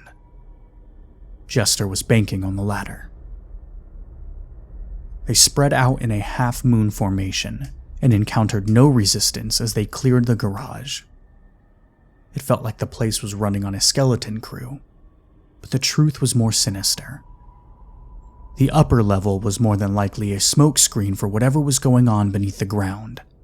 Not to mention that if the incident at Svalbard was anything to go by, just one of those cybernetic soldiers was worth 10 unaltered ones. But he wasn't going to complain about the easy entrance and the odd lack of security features. Jester knew he would just have to deal with the repercussions of it later. They passed into a white-walled hallway, everything sleek, minimalist and empty. The first sign of inhabitants was the living quarters. They were compact, efficient, and obviously lived in. The overhead lighting was soft white, giving everything a clinical feeling. Jester flexed his hands on his AA-12, rolling his neck and shoulders to try and disperse the tension there. They were going to get taken off guard. He could just feel it. They cleared the rooms in teams of 2, and Jester ended up with Raptor. Clear. Hey, what do you think the chances are that they knew we were coming? Jester asked. Doesn't matter. Clear. How doesn't it? We're here now. Let's just get it done. He scowled, clearing the final room before they moved to rejoin the rest of the team. The change in Raptor was subtle. He had always been a man of few words, not to an almost comical level like Hawkeye, but Raptor treated his position as second in command as something to take seriously. Something was off. Aries moved into the center atrium of the first floor, spreading out once in the round room to cover all points. The ceiling was gently domed. The doorways that led to the other portions of the base were locked behind biosecurity devices that might prove an issue. He wondered if the unconscious mechanic back in the garage had security clearance. Through the door, to the left, is a small armory. To the right is marked as laboratories, but so is the first basement floor. The second is just marked Genesis and Classroom. Sentinel informed them. Based on that, Umbral thinks that they might be using this place as some sort of private training facility outside of whatever they were experimenting on. Search this atrium, and then we'll move on. It was sparse, just some seating and tables, but they combed through it nonetheless. 5 minutes had passed when to his left, Tempest inhaled sharply. Did you hear something? No. Jester started, but Raptor interrupted with a simple, Yes, someone is watching. The hairs on the back of Jester's neck rose. He saw the shiver of movement above Tempest before anyone else, like a heat wave rising off hot pavement in the summer. The air rippled, and the longer he looked, the more he could make out the shape of what it was. A person, camouflaged, in the corner of the room, braced impossibly with their hands and feet at angles that should have dislocated the joints. His breath caught, but he knew he couldn't draw attention to what he was seeing. Out of the corner of his eye, he watched the figure shift, undulating as it readjusted. Without moving any other part of his body, Jester let one hand fall from his shotgun, and he slowly signed the signal for thermals, and then surrounded. Aries didn't move or react in any way, but they flicked their visors into thermal imaging mode with a discreet tap on their wrist interfaces. As the world went gray, Jester looked up, hating that he was right. Perched, like so many insects on the walls above them, were 4 human figures, glowing red, holding themselves inhumanly still as they watched Aries from their nearly perfect camouflage. Jester heard a series of muted clicks, and the next moment, the 4 soldiers rappelled down the wall in a blur, their weapons trained on the team. Tempest was the closest, and Jester watched with morbid fascination as one of the soldiers leaped and kicked her in the chest. It happened so quickly that she was still pivoting when she took the strike, but she absorbed the energy, rolling her body as she was flung backward. Jester fired off a shot, but he was loaded with breaching rounds, and it didn't even slow them down. Pulling out the Judge, he took aim and squeezed the trigger. The soldier's body jerked but did not go down. Beside him, Raptor's rifle clicked and cycled, but in the fraction of a second it took to reload, one of the cyber soldiers moved in and struck him in the shoulder with a fist. It didn't shake him like it did Tempest. In fact, Raptor didn't move, absorbing the shock of the hit before striking back with the butt of his rifle. The super soldier stumbled. Sentinel gave the signal for the rapid assault reflex, and Aries shifted into position. It was their 6 against the cyber soldiers' 4. One by one, Aries engaged the soldiers. Raptor, with his enhanced speed, went for the soldier that he had already hit. Jester ran forward, using his body as a battering ram and slamming into another soldier, throwing him into a nearby table. The table shattered, and Jester heard the clack of weapons as Tempest, Hawkeye, and Aegis joined the fray. Sentinel had taken up a position to the right of the garage door, his weapon leveled and steady as he fired on the remaining soldiers. Sentinel had taken up a position behind an overturned table, his weapon leveled and steady as he fired on the remaining soldiers. One of them had landed near Tempest and had been moving to flank her, but the kick that had sent her flying had apparently dazed her, and she didn't move fast enough. Jester could see the flash of metal before the soldier moved, the knife glinting in the red-tinted light as the soldier drove it toward her. Without thinking, Jester threw himself forward, shoving the soldier off of Tempest and tackling him to the ground.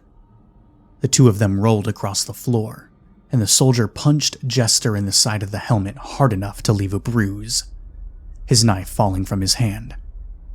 Jester punched back, his fist connecting with the soldier's face, but the blow didn't seem to have an effect. He reached out to grab Jester's arm, and the team's demolitions expert was yanked to his feet.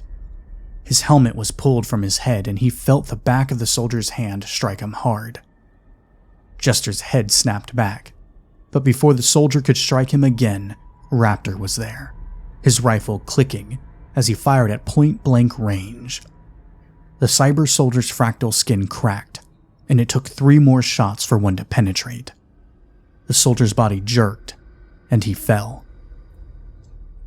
Jester reached up, his hand finding the strap of his helmet and pulling it back on his head.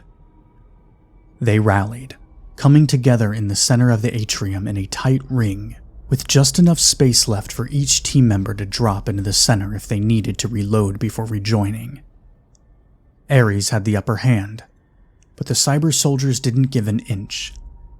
They had clearly been training with their implants for months, possibly years, and the fact that they hadn't gone down from any of their hits was worrisome. Jester was able to keep track of their movements, the red of their armor seeming to pulse in time with the pounding of his heart. He had fought many things that were faster, stronger, and more dangerous than he was, but it never really got easier. Raptor was in the center of the ring, and as Jester glanced around, he noticed the second in command was not moving. In fact, he was standing, weapon pointed to the ground, just looking at the fight happening around them. Jester's stomach sank, and he felt a chill creep through his spine. Raptor? Jester yelled, and the soldier's head snapped up, looking around wildly for a moment before focusing on Jester. What are you doing? Raptor didn't say anything, just held up a hand and continued staring. Staring and staring until suddenly he declared, I've got this. Cover me. He moved against the cyber soldiers, and all at once it was clear to Jester what the difference was. Raptor moved like the enhanced humans, and when he struck, it was with the same sort of blunt, unstoppable force. Umbral had done something to his squad mate, something that made him simply more. More lethal, more vicious, just more.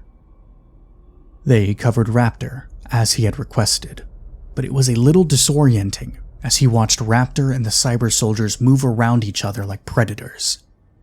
He swiftly removed the breach rounds, replacing them with slugs, racking the shotgun and returning to the fight. There was no need for orders. The team fell into a rhythm, and with Raptor picking off 2 of the 3 cyber soldiers, it was almost easy. Jester hit the other once, twice, and the power of the slugs took him off his feet, enough for Tempest to get her revenge. With her monomolecular blade, tech that had been stolen from these very soldiers back in Svalbard, she cut the sliver of the exposed throat of the last soldier, watching raptly as they fell. Silence reigned for a moment, and then Sentinel let out one frustrated sigh. That was messy. We won't get taken off guard again. Change tactics. Raptor said simply. Less group work. And let me take point. I don't think I need to explain it to you all after that fight, but I'm better suited for this than the rest of you.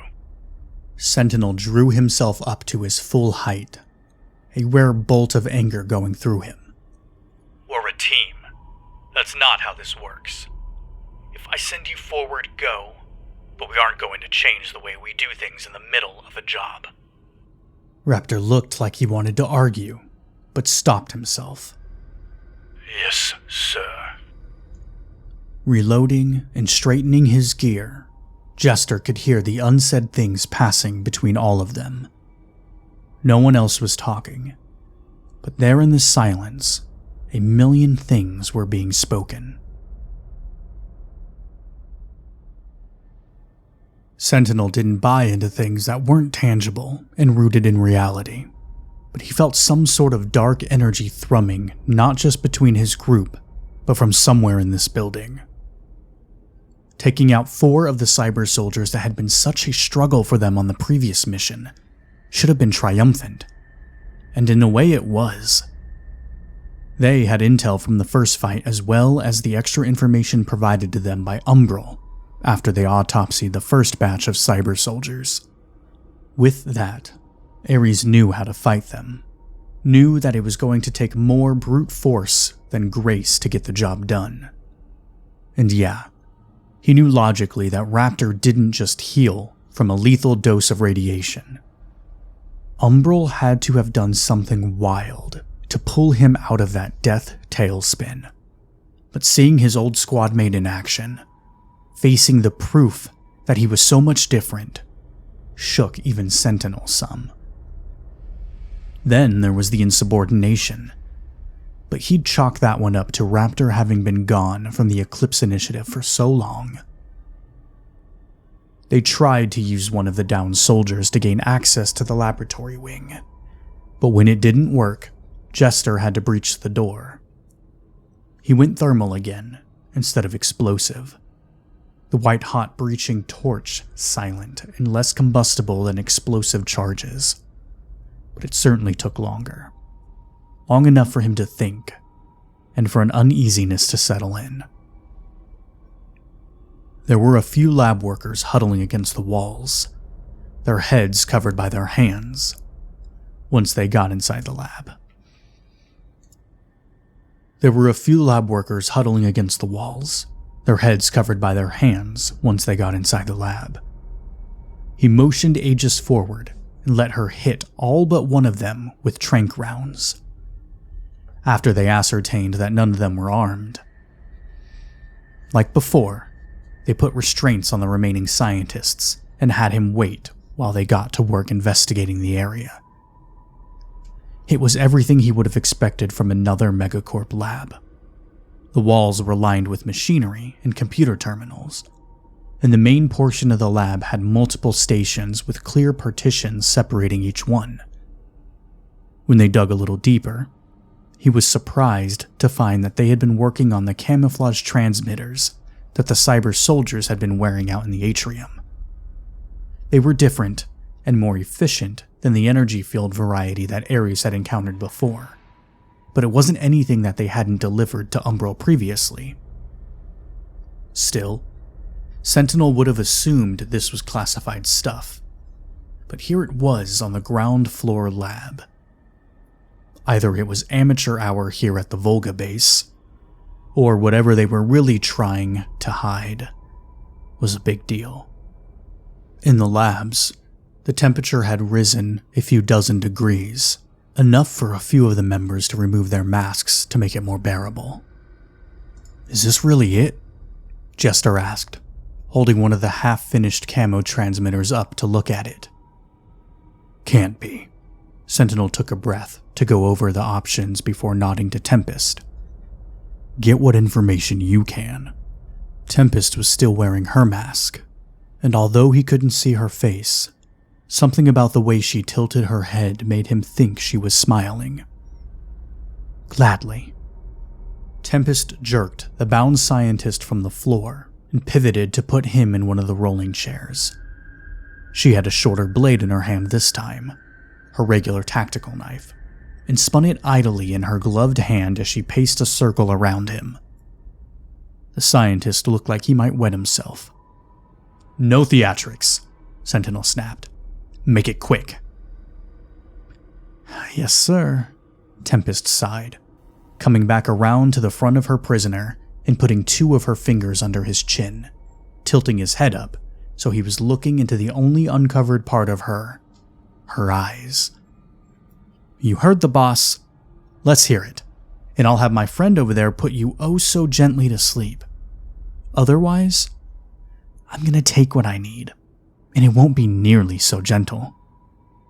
"What?" the man gasped. "What do you want to know?" "Two simple things. What is Project Genesis, and where is it?" He went pale, but the scientist's expression was resigned. Like he already knew why Aries was there. "Just kill me then." Tempest didn't react, but Sentinel knew it had to have surprised her as much as it did him. Now, do you really get paid enough to die for the cause? You reek of civilian. Just give it up. No one needs to die." The scientist laughed, but there was no humor in it. "Just do it. If I give you what you want, Volga is going to do worse." She crossed her arms, putting her weight on one hip. "Listen, you have 5 seconds to give me something interesting, or I'm going to make this hurt." He was breathing like a cornered deer. They can't get anyone else to volunteer for the cybernetics program, so that's where I'll go if I say anything." Behind Tempest, Raptor stilled. "Go on," she prompted. "It's a shit show. Only about half come out still partially sane after the implants, and sane is being generous. Some are in constant pain, others have decreased lifespans. The program is improving slowly, but like everything in this fucking lab, the advancement comes on the backs of corpses." Tempest tapped the blade on her mask where her mouth would be and shrugged. "Not good enough. Genesis. Now. Just kill." She reached behind the man and cut his hand restraints with ease. Picking up one of the scientist's hands gently, Tempest held it up to the light and sighed. "I already said no. Don't you listen?" "Jester, can you tie his other hand to the chair?" As soon as the demolition expert finished, he moved back and gave Tempest her space. She dug the tip of her blade under the scientist's thumbnail with surgical precision, so smoothly that there was no blood at first. But blood or not, her victim screamed as she wrenched the blade up, and the nail slowly lifted from the nail bed, flesh trying to hold on for a fraction of a second before it gave in with an extended, wet snap.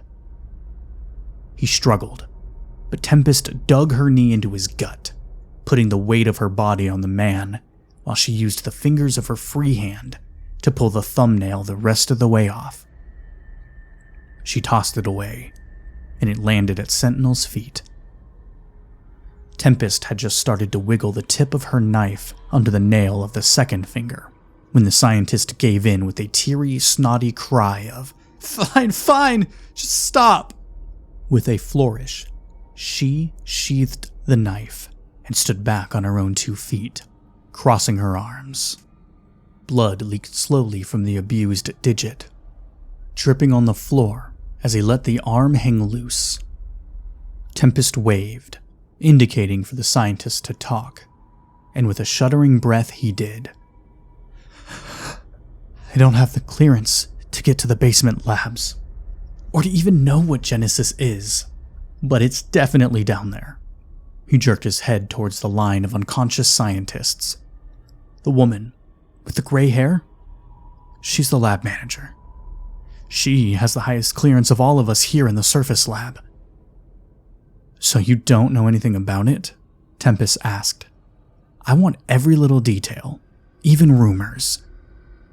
He pursed his lips and looked like he might be sick. "I don't think it's a weapon in the general sense. I think it's alive." "Why?"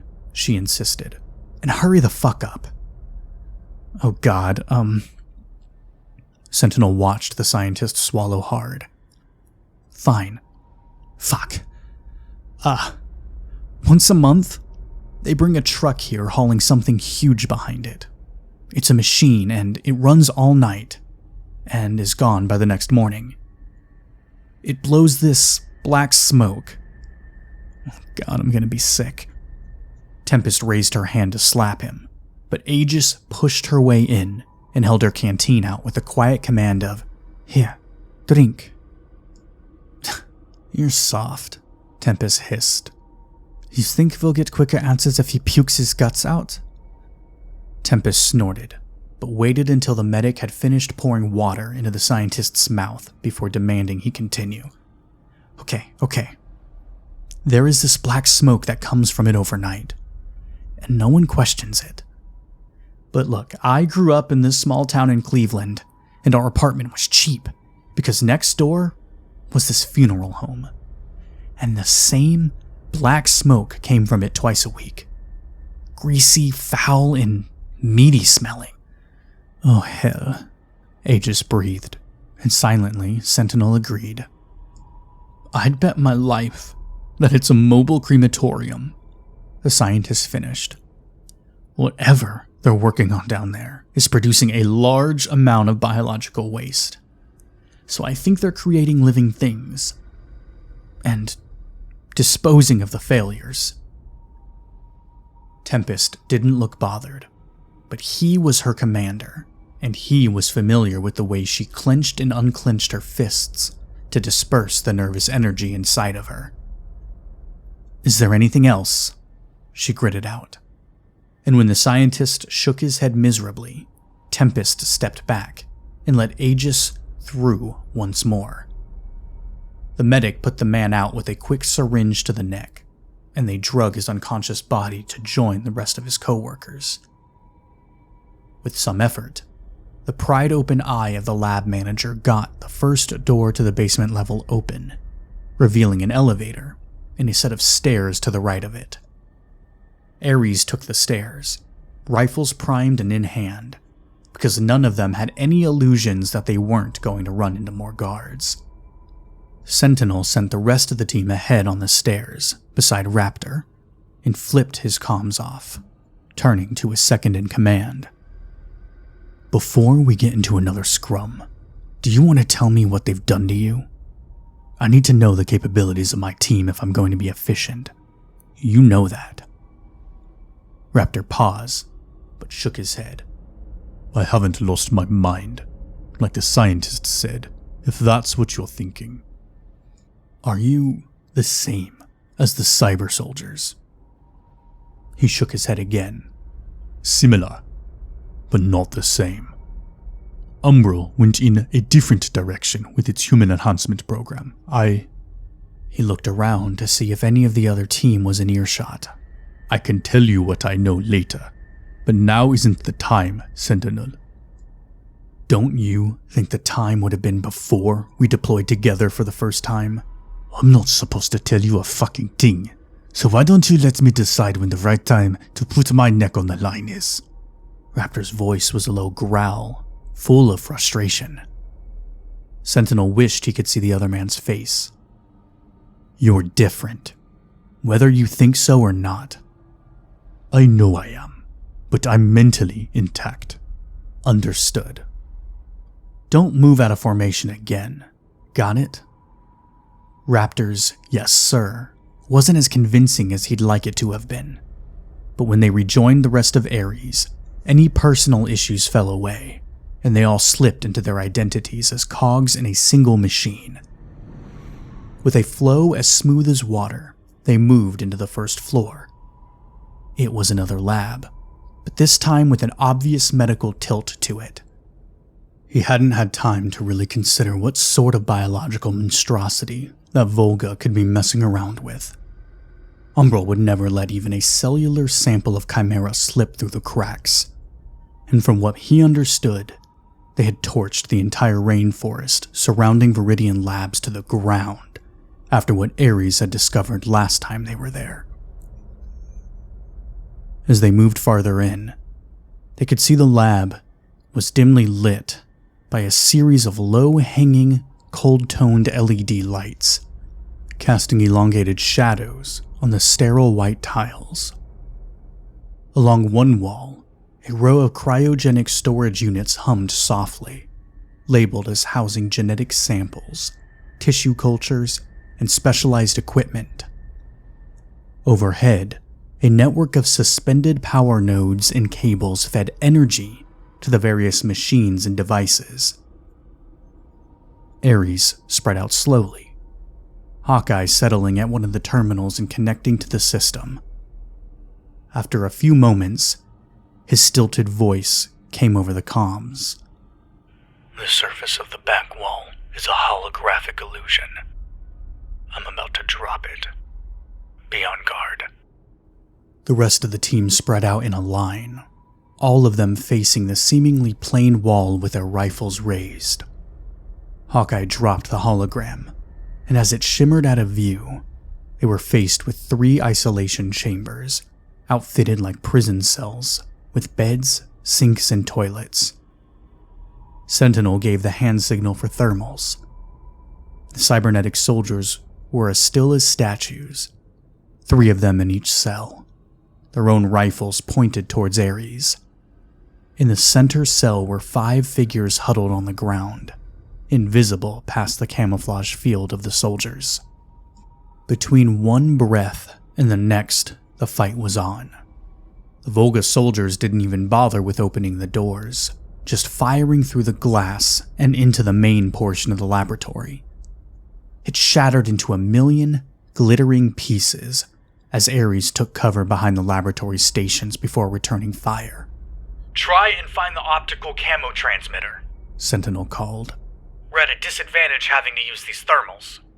Advancing slowly, with glass crunching beneath their feet, the Volga soldiers moved forward.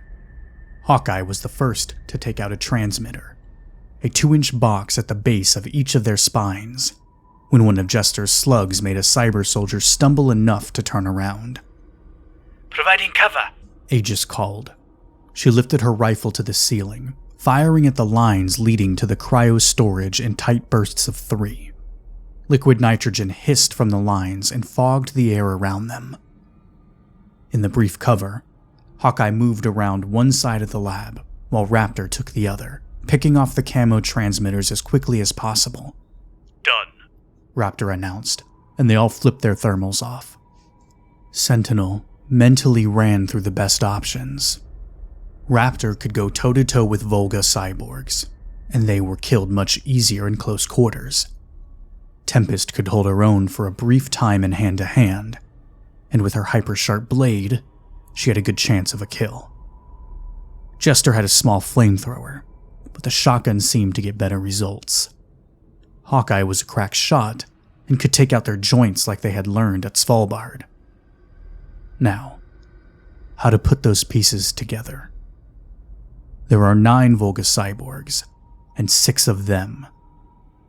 He never stopped firing while he strategized, and finally Sentinel had it. 5 were helmeted, and 4 were bareheaded, the metal spinal implants visible on the back of their necks. 2 varieties then. The helmeted precision soldiers, faster and better shots. Then, the bare-faced berserkers, stronger and more durable. With as few words as possible, Sentinel commanded his team. He and Aegis would provide cover fire for Raptor, so he could move in and engage the berserker soldiers in close quarters. Their goal was to keep the others occupied, so Raptor never had more than one cyborg to deal with at a time. Hawkeye and Jester would do the same for Tempest. The precision soldiers were faster, but Hawkeye was an otherworldly shot, and he could hit the weaknesses in their joints better and faster than anyone else. Tempest wasn't to peel off and engage unless the target was actually weakened. She was durable, but not as durable as Raptor. Activating the maneuver with a hand signal, Aries sprung into action, changing from holding fire to the attack. Sentinel got the first stun shot, hitting a line of bare skin between one soldier's glove and sleeve when they moved their hand to reload.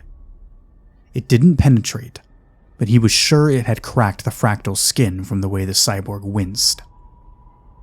Raptor was on him in an instant, while Sentinel and Aegis pivoted to hold the rest of the cyber soldiers off in a hail of gunfire. Raptor seized the man's stunned arm, wrenching it backward until it snapped with an audible crack. He kicked a knee out next, and in a smooth arch, took his tactical knife from his belt and stabbed it into the underside of the cyborg's chin. His skin resisted at first, but began to part in a spiderweb of fissures as Raptor pushed upwards, the muscles in his arms bulging even through his body armor. Finally, the cyborg's skin gave way, and the knife sunk in, through the bones of his jaw and into the brain before Raptor pulled it out. He wiped it on the dead man's chest before falling back to Aegis and Sentinel and awaiting his next chance to strike. Tempest's first kill wasn't nearly as graphic, and he was glad to see that she and Hawkeye worked in perfect sync with each other, despite the obvious tension between the two. When it was life or death, all of that fell away. She was Aries, and so was Hawkeye, and that was all that mattered. She moved in low to the ground, just a heartbeat after Hawkeye hit one of the cyber soldiers in both knees in quick succession. Crouching low, she swiped her blade across both of the soldier's ankles from the back, the impossibly sharp edge parting the leather of the boot like butter and severing both Achilles' tendons. As the cyborg fell, she came to her feet, ripped the helmet off the cyber soldier's head, and cut her throat just as easily as she had her heels. As it always did in battle, minutes bled into hours. The sound of the fight was punctuated by the hiss of cryolines being hit, grunts of pain, and the occasional sob from the scientists who had pulled the bed on its side and were hiding behind it in their cell. It was objectively beautiful. With Raptor back, they were faster and more efficient than ever. Every once in a while, he could sense the nanosecond of a hitch where Cypher's part would have been played, but it was almost gone. Enough time had almost passed. 7 of the Volga cyborgs were dead, and Raptor was grappling with one of the remaining 2 when something went wrong. One of the soldiers growled something to the other in Russian, and the one fighting Raptor stopped trying to survive. The scientists, Hawkeye tried to say, but the soldier was already there. He had planted a kick into one of Raptor's knees and made the deadly mistake of giving the second in command his back, sprinting into the isolation cell, while Raptor covered it in a split second. By the time Raptor had the bar of his arm around the cyborg's neck, the soldier had thrown the bed aside, revealed the huddled, desperate scientists, and unloaded an entire magazine into the helpless group. Raptor broke the man's neck with a sickening snap. Tempest moved in to engage the last soldier, but her opponent banked to the right and made a rush for Jester, who had the slowest firing gun of the group. He took Jester to the ground, his hands on his shoulders. Tempest and Raptor were running, but they were all temporarily blinded as Jester activated the breach torch he had pulled from his belt and stabbed upwards, digging into the soldier's eye and pushing up with all of his strength. It sizzled audibly, melted the man's eyeball, burned through his skull, and boiled the brain within before the soldier slumped over, dead. None of the Volga cyborgs had ever screamed in pain until Jester's kill. The small part of Sentinel that still felt anything shuddered. Then it was silent. It was done. Fucking hell. Jester grunted, throwing the dead cyber soldier off of him and standing up. Agreed, Sentinel said, deadpan. One more level to go. It took Hawkeye too long for Sentinel's taste to break into the system enough to find the hidden door that blended flawlessly into the laboratory wall. Inside was another set of elevators and stairs, and zero indication of what would be below. Here, Aegis held out her hand, discreetly passing 2 pain relief capsules to Jester. That's the second time you've been hit today. He gave her a withering look, but took the pills, briefly pulling up his mask and cramming them into his mouth. Maybe I'm a lover, not a fighter. Then you might be in the wrong career field, she chuckled, following Raptor's back into the dark stairwell. Jester followed behind her, then Hawkeye and Tempest behind him. Sentinel led. Maybe they're hiring in the escort division of Umbral, he quipped, and she was ashamed that she gave him the satisfaction of asking. Wait, they have... Ugh, fuck off, Jester. His laugh was quiet and amused. Beneath her mask, she was grinning, but she'd never let him know. She paused at the end of the stairwell, while Sentinel and Raptor went into the bottom level to scan the place for danger. But they returned quickly enough. The commander sounded cautious when he told them, I think there's someone down here, but just one person. Slowly, they spread out through the first room of the second-level basement. The first thing she noticed was the light was no longer clinical white, but a warmer, buttery yellow. She recognized them immediately. These are sun lamps for vitamin D deficiency. It made sense when they turned the corner and entered into what she thought was another laboratory. It was a lab, but a very small one. Beyond that, what she saw stole her breath away. Past the lab were living quarters.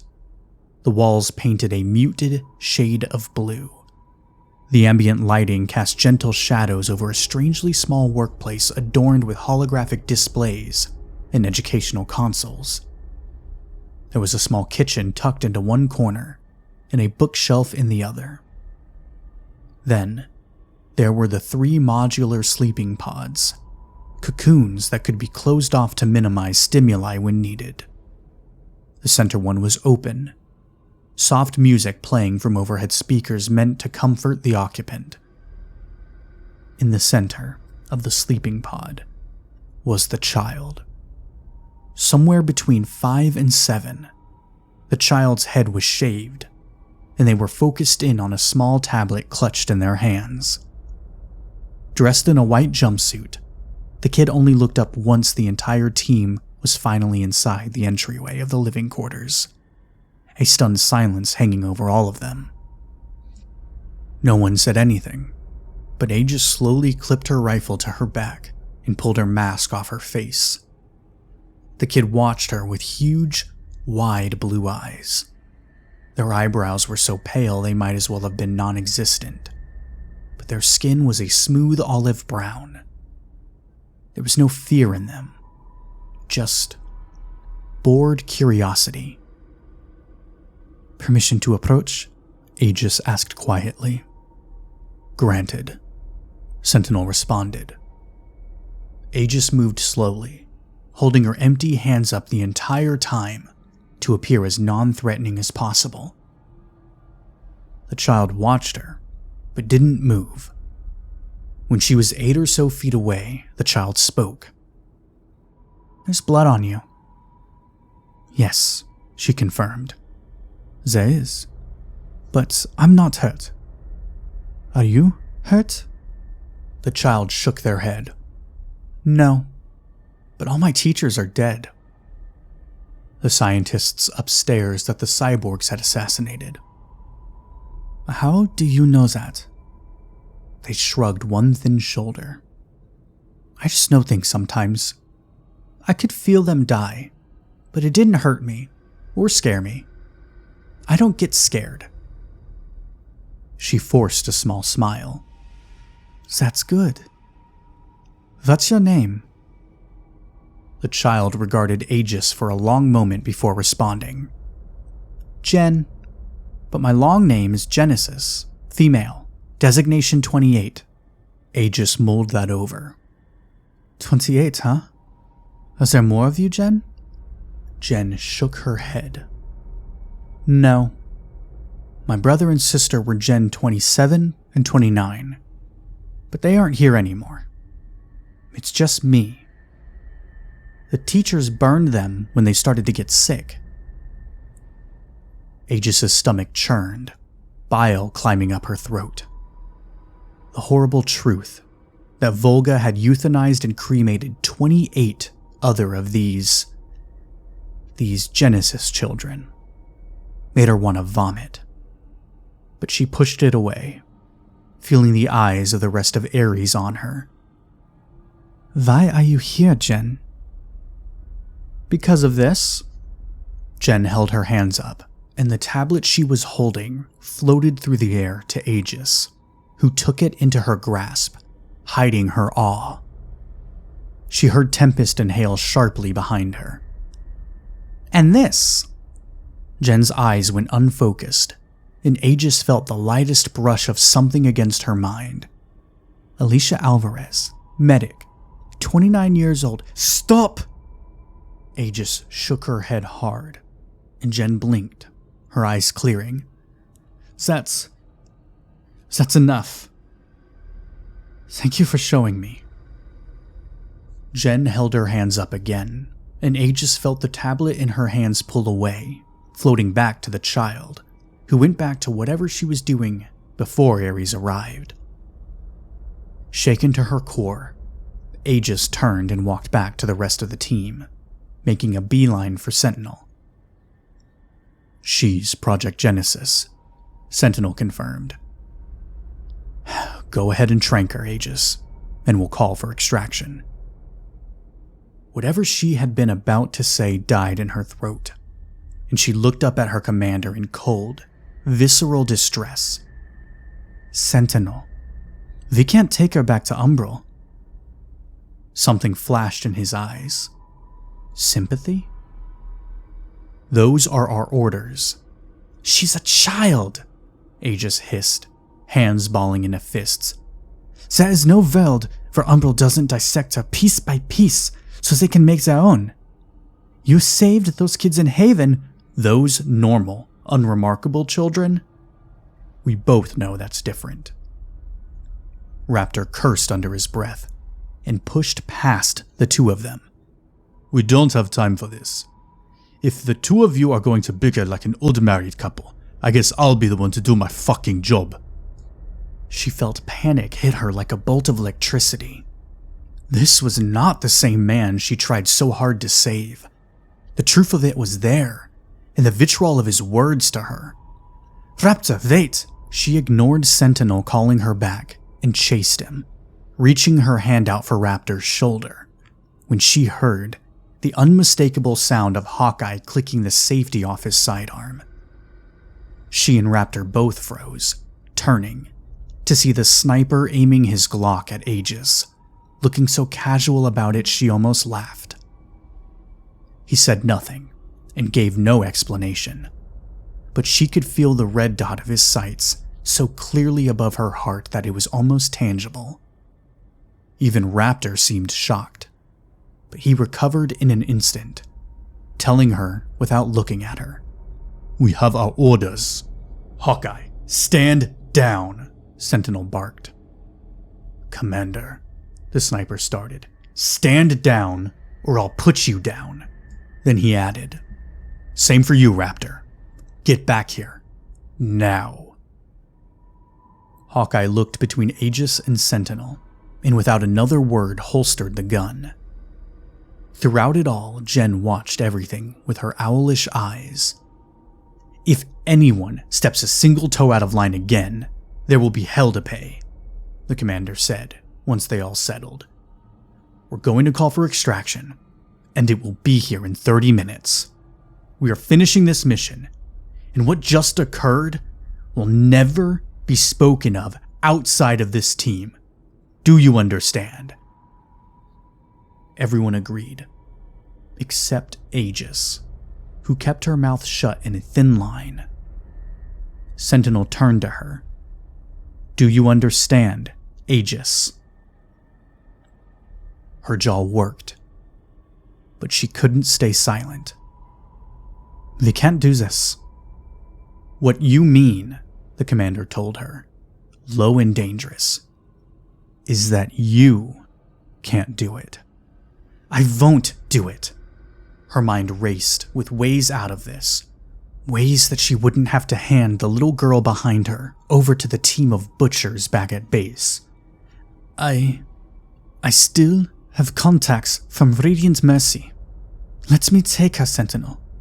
I can take one of the motor sleds we saw in the garage and take her to that little town near the coast and—" "I could kill you," he breathed, yanking off his mask so she could see his cold, expressionless face. "You're asking me to go against orders, steal from Umbral." "I know," she snapped. "Article 1, Section 3.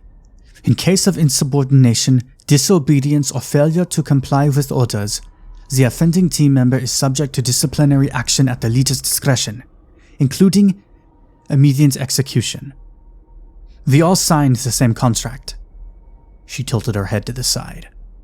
"So do it, or let me take her." He didn't break eye contact with her, his hand hovering over his sidearm. the vein in his forehead pulsing visibly. Behind him, she could see the shapes of Raptor and Hawkeye, like reapers. But she never looked away from Sentinel. She had to believe in him, had to believe that he was the leader she thought he was. Aegis wondered if he too was thinking about sitting in the dark, eating omelets in a quiet moment of peace. The tension climbed in the silence between them. But then, footsteps. Small and deadly. Tempest came to Aegis's side, her stubborn chin tilted up and fury in her gaze. "You'll have to put me down too." She could barely breathe for the emotion of it. Emotion she couldn't let show on her face. Aegis wasn't alone. When Jester silently came to the other side of her, and she felt his heavy hand on her shoulder, she bit the inside of her cheek until it bled to keep her expression neutral. Redness crawled up Sentinel's neck, blood heating with the power of his anger. "Look at what you've done." Aegis felt no fear then. "If I let you do this," he hissed, "if I let you take her, nothing will ever be the same. You understand that, right? Our lives don't belong to us. Umbral will find out. They will disband the team at best, and execute all of us at worst." "You already know what to do, Sentinel." She took a wild chance and raised her hand, grabbing his arm as if to say, "You're human. We're human." Sentinel's own arm shot up, his hand open, and she was sure he was going to grab her throat, but she should have known better. He had better control than that. Sentinel's hand switched courses, and he raked in through his short hair. "You damn us all." "I would," she agreed. His eyes moved to Tempest and then Jester. "And the two of you?"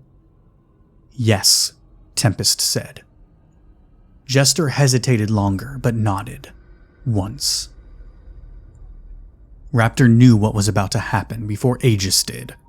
"You've got to be fucking kidding me." "Request to take the child to safety," Aegis asked. Sentinel closed his eyes, and she knew that he would never forgive her. Granted. Hawkeye shot forward, but Tempest was there, her hands fisted in his shirt and shoving him back until he stumbled. Her pistol was out before he caught himself, but she didn't point it. "Stand down, comrade." Hawkeye was silent, like he always was, but his eyes narrowed. It was done. She had won. It might have cost Aegis everything, but she wouldn't know for sure until later. But at that moment, there was work to be done. "I'll call for extraction, and when it gets here, I'll tell them that you and—" "I'll go," Tempest offered. Sentinel continued. "I'll tell them that you and Tempest are in pursuit of Project Genesis. I won't contact you, so when it's done, you contact me instead and let me know that you failed in capturing Genesis. I'll have someone sent for the two of you. I won't cover for you besides that, Aegis. If Umbral catches you and kills you both, then so be it. This is all I will give you." "It's enough," she promised, hating the defeat she heard in his voice. "Thank you, Sentinel." "Don't fucking thank me."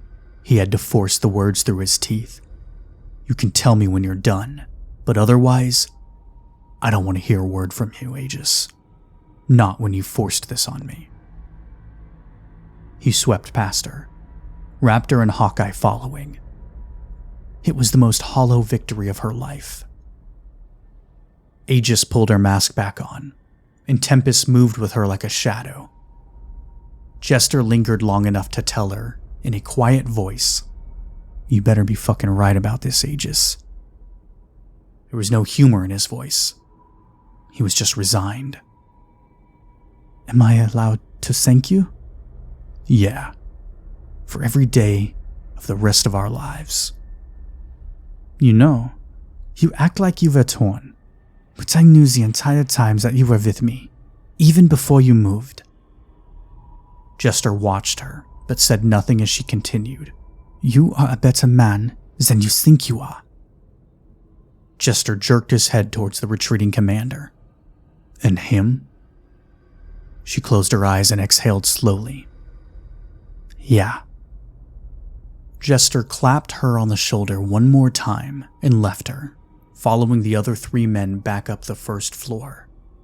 She sighed and turned to gather Jen. I'm assuming you're smart enough to understand what's going on. Jen nodded and walked wordlessly to her wardrobe and began to layer up. The little girl struggled to lace up her snow boots, and Aegis watched as Tempest knelt to help her tie them, her heart in her throat. She made the right call. She had to believe that. Otherwise, the hesitation would kill her and Tempest both. They departed, hugging the glacier in their snowmobiles, 20 minutes before they saw the lights of the Umbral chopper coming in to get the rest of the team. Aegis had the kid with her, tucked close into her body and wrapped in every blanket they could carry. Tempest brought up the rear and kept watch. They moved with no lights on, depending on the moon, and eventually the green-blue light of the Aurora Borealis. When they had first walked outside, Genesis had told Aegis, mouth open and gaping at the moon, I've never been outside before. It was then that Tempest knew she hadn't fucked up following Aegis. She was still a person, damn it.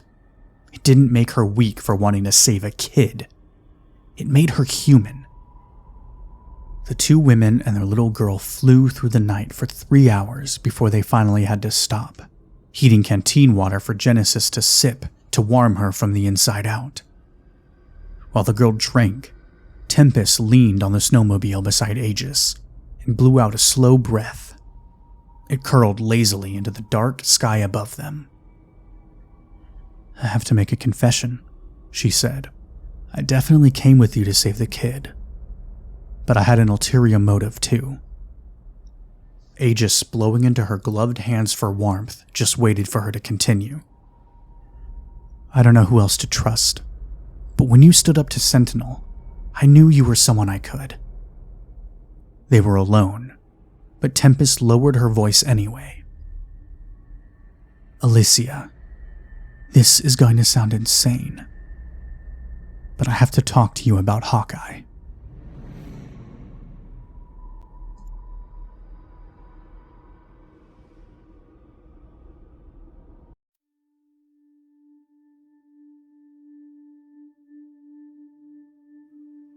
It had been over 24 hours since Tempest had slept, and the energy tablets were bitter and dry under her tongue.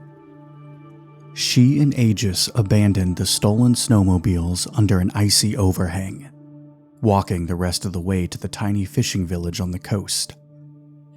They took turns carrying the kid the last mile on foot, and the girl was bird-boned and light. In the washed-out gloom of the cloud-covered midnight sun, they saw the bright halogens and red warning lights of the coastal town before any other structures became apparent. Tempest adjusted her mask and kept going. Everything was colder near the water, and while she and Aegis were dressed in heated bodysuits courtesy of Umbral, Genesis was shivering hard against them, teeth chattering under a cocoon of blankets. She had grown quickly weary of her new outdoor adventure and had asked multiple times to go back to her basement bunker. It was only after Tempest snapped out an annoyed reminder to the little girl that if she went back, she'd probably end up as ashes like the rest of her siblings, that Genesis ceased her complaining. But if they didn't get the kid warmed up, it wouldn't matter. She'd be dead either way. Before they had left the laboratory, Aegis had used the internal system bypassing her own Umbral-made tech to make contact with a small number of allies she still had at Radiant Mercy Medical Corps. Begging a favor, she asked them to send someone to take the kid. Listening in, it was then that Tempest learned Aegis had been skimming off the top of some of Umbral's own medical shipments and passing them off to her old colleagues. Taking Genesis would be the repayment for all that dangerous work. They had been traveling for hours, but had hours still until they would be able to rendezvous with Aegis's contact. So, they had to find a way to pass the time without the kid freezing to death. The closer they got to town, the more the main export of the place became apparent. It stank of fish and brine, and the deep, honking bays of the local seal population echoed off the icy cliff faces. Genesis wrinkled her nose at the smell. In the near dark, Tempest made her way carefully down one slippery dock and boarded a small fishing boat, tilted to one side and seemingly abandoned. Within minutes, she exited once more, her arms full of weathered oilskin coats. They hadn't spoken since their talk at the halfway point, but as the women shrugged on the coats over their obvious mercenary kits, wrapping Genesis in the third, Aegis laid out the plan. "We just need to lay low until Sean gets here," she explained, buttoning the old gray coat to her neck. "He told me that there is a small diner near the marina, and that he would call in and pay for us to eat and wait there." "That feels too easy," Tempest commented, taking her helmet off and, after a moment's consideration, stomping on it until the interface shattered before throwing it into the dark ocean where it sank. There was no audio or visual feed to Umbral when the mission involved rival megacorporations or other entities.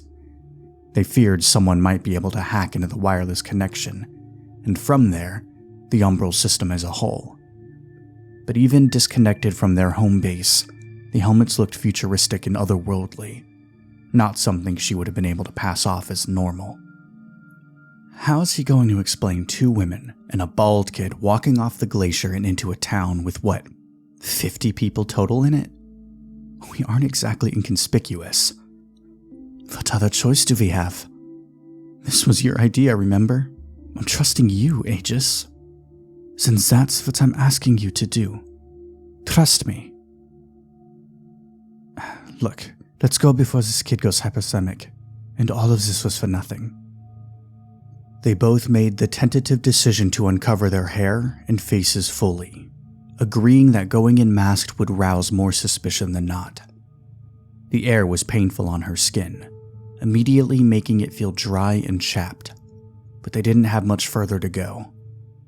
For the kid, they tugged a beanie, also pilfered from the listing boat, over the peach fuzz on her head.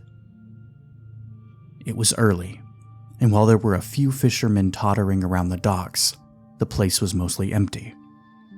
Of course, they all looked at the trio, but no one said anything. The diner wasn't hard to find, being the hub of the marina, and the only building with smoke curling from a spindly metal chimney. The soldiers adjusted their coats one more time to make sure they covered as much of their gear-laden bodies as possible, placed the shivering Genesis onto her feet, and entered the diner like any other paying customer. A stout man behind the counter took one look at them and nodded once. In stilted English, he said, "Guess you're the three I'm supposed to be expecting. Here, take a seat." Inside, it was warm enough that the kid sighed in obvious relief, but Tempest knew she'd be sweating under her layers soon enough. It was a modest-sized restaurant, with cracked vinyl booths and a bar top with round, equally cracked stools. They took a booth overlooking the marina, Genesis tucked in Aegis' side like a parasite. It wasn't where she had expected to be after the mission, but life with Umbral rarely let her go off script, so at least it was something different. The stout man approached the table with 3 mugs, plopping them down unceremoniously, before glancing at Genesis and taking one back, He soon returned with a different mug on a saucer dish, placing it in front of the kid and walking away. Tempest took a mouthful of the black coffee, almost as bitter as the energy pills from earlier. Aegis did the same, pulling her white gloves off with her teeth and sighing in pleasure as she wrapped her bare, cold reddened hands around the chipped ceramic cup. Genesis, who had been gifted a mug of hot chocolate instead, was drinking it with exhausted abandon, her eyes half closed. "So?" Aegis started. "Talk." Tempest looked around, taking in the weary elderly man on the corner bar stool, and sighed. "Is this private enough? Let's be real. This is the most privacy either of us have gotten in years." She looked out the frosted window, brows drawn together. "This might be the first place we've been if we haven't been constantly monitored." "Fair enough." Tempest took another long drink, tapping her short, blunt fingernails on the cup once she was finished. "I put my neck out to do this for you, Aegis." She gestured towards the kid. "So, be honest with me. Do you have any loyalties to Hawkeye outside of the team? Do you know him well? Do you trust him?" The medic thinned her lips.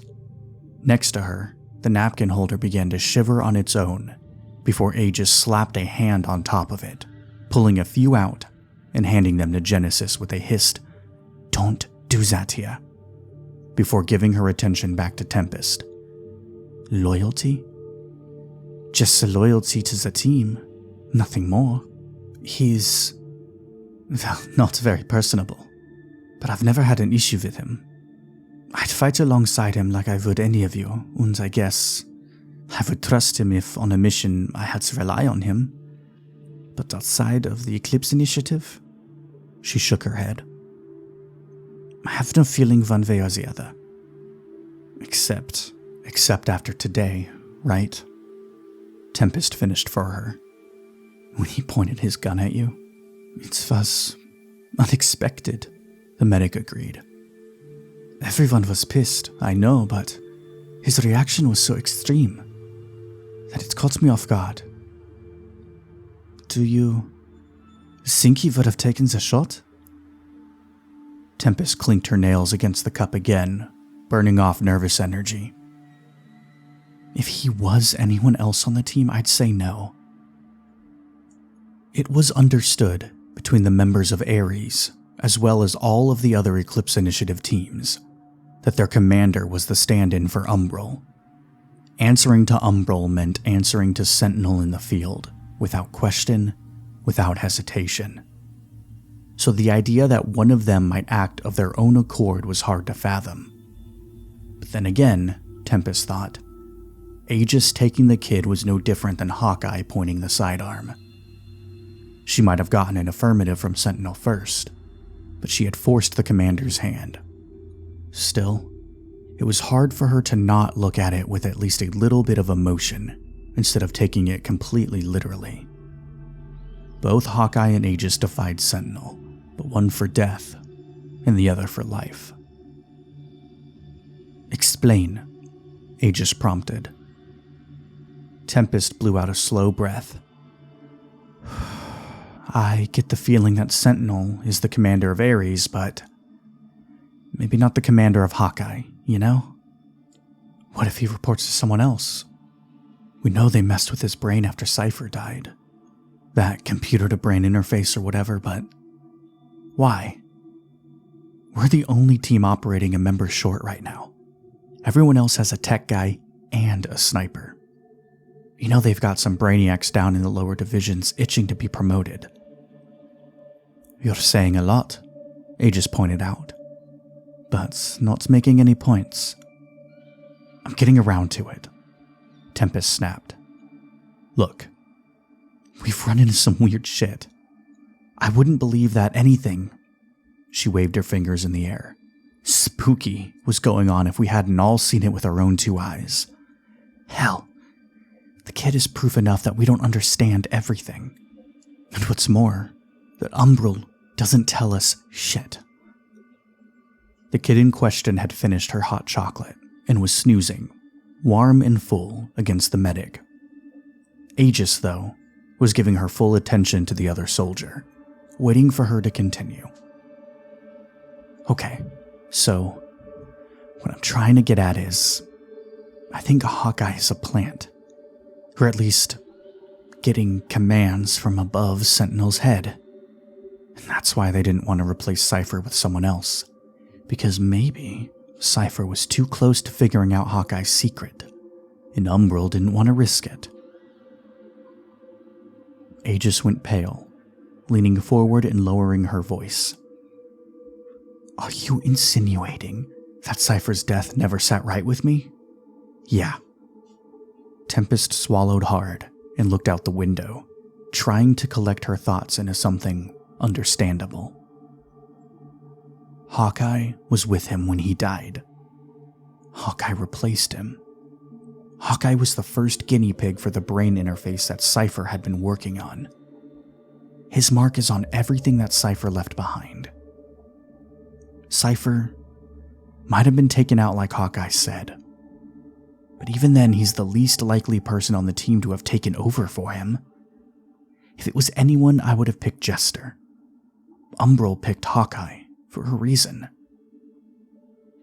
There was a long pause, filled with the hum of the dishwasher in the back of the restaurant and the lazy lapping of the waves against the dock outside. Have you sought this the entire time since Cypher died? I was frustrated with Hawkeye not being able to Cypher's shoes, sure. But during Spire, Tempest was stiff, and when she planted her palms on the table, it was to stop the shaking of her hands. Aegis. Hawkeye cursed in Russian. Off the cuff, under his breath in Russian. I know I sound insane, but I don't know. It made no sense, and it reminded me so much of Cypher. And when I confronted him, he played dumb, but didn't outright deny it. It was after that I started to try and piece stuff together. I wanted to have a clearer picture for you when I told you all of this, but I couldn't pass up this opportunity.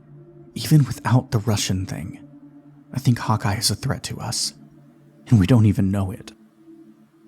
I think he's a threat to Sentinel. And I've just made his position even weaker. Aegis looked ill, pressing the heel of her palm to her forehead.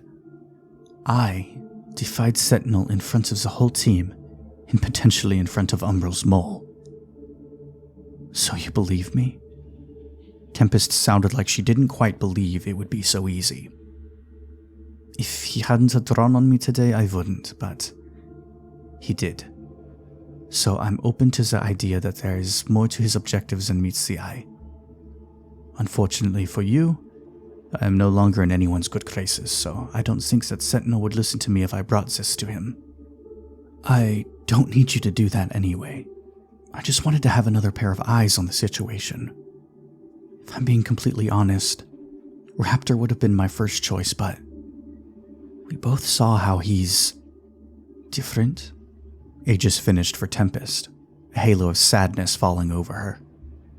Yeah, he is. As much as I hate to bear this burden with you, you made the right call. And then, to add a little levity to something that was otherwise unbearably heavy, she added, Rookie. Tempest snorted and finished the rest of her coffee. It was awful, but when the cook came by with the pot, both women accepted another cup. They also accepted the 3 bowls of buckwheat porridge that were dropped off at the table, hot and with butter melting on the top. It settled the adrenaline and caffeine storm in her stomach, even if it was like paste once it cooled. Discreetly, Aegis pulled up her coat enough to see her wrist interface. My contacts should be here in the next 15 minutes. So what do we do? Not about the kid, but everything else. There's nothing we can really do besides stay vigilant. If you're wrong, and we make a fuss, we'll be off the team and demoted before we can take a breath. If you're right, then we might end up like Sci-Fi. If we can definitively prove something is wrong, then one of us will have to go to Sentinel. There's nothing else to be done. Tempest didn't say anything, but in her mind she knew that if she ever had definitive proof that Hawkeye had killed Cypher, she'd kill the sniper with her bare hands, consequences be damned. Umbral couldn't put her on a team, drill it into her that the team was an extension of herself, and then expect that she'd just roll over like an obedient dog when one of her teammates was murdered. It wouldn't be easy, but Tempest was iron. She wouldn't fail. She hadn't always been iron, though, and that is why she risked everything to help Aegis get the kid out, because she too had once been bird-boned and hollow, tethered to a hospital bed, forgetting day by day what shade of blue the sky was. They watched the small covered red and white boat pull in among the others, and the fishermen on the docks helped tie it in place before the sailor climbed out. He was massive, with copper red hair and a matching beard. Aegis sat up straighter in recognition, turning to Tempest and telling her to go ahead and call for extraction from the rest of Aries. Tempest didn't know how to tell the little girl goodbye. Not that it bothered her to see her go. It was a relief, really, to cross her arms and lean against the building as Aegis handed Genesis off. The medic lowered herself to eye level with the kid, giving her a small hug and assuring her that the man who had come to retrieve her was safe. The boat was untied and pulled away from the dock, cutting a clean path through the water and ice as it turned towards its destination. First, Svalbard, where the whole mess with Hawkeye had begun, and from there, somewhere in Scandinavia. It was fitting, like the closing of a book. But as the sound of helicopter blades cut through the air, thrumming with the promise of a return to both Aries and Umbral, Tempest didn't feel like any books were closing. Instead, it felt like a long, drawn-out beginning. She told herself she wasn't afraid. But when it was Hawkeye who jerked the helicopter door open to let her in, she felt it anyway. A white, icy, hot thread of fear. But there was rage inside of her too. And before any fear could sink in, it was burned away.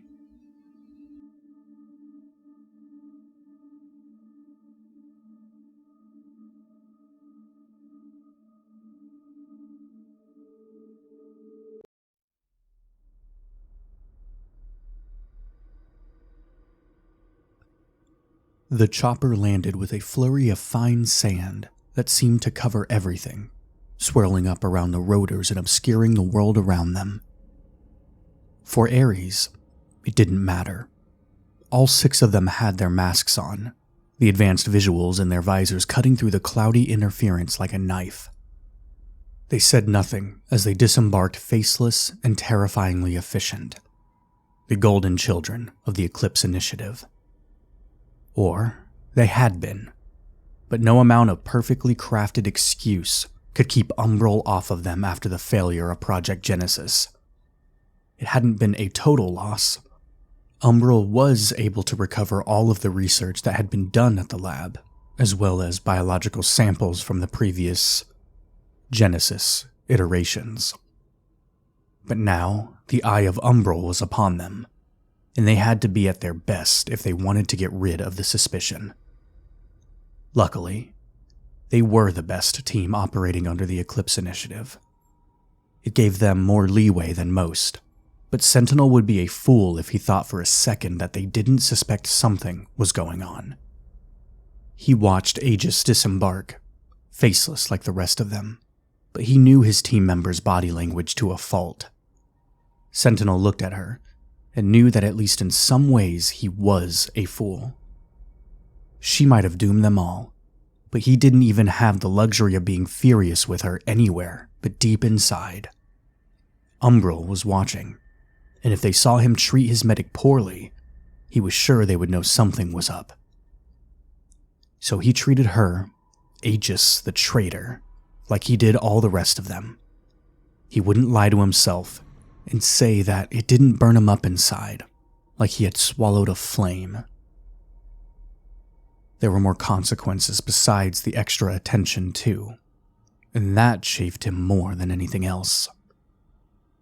The consequence landed in the land beside him, knees bent and seeming to exert no effort at all. Raptor stood straight and turned his helmeted head to Sentinel as the chopper rose into the sky. "Ready, Commander?"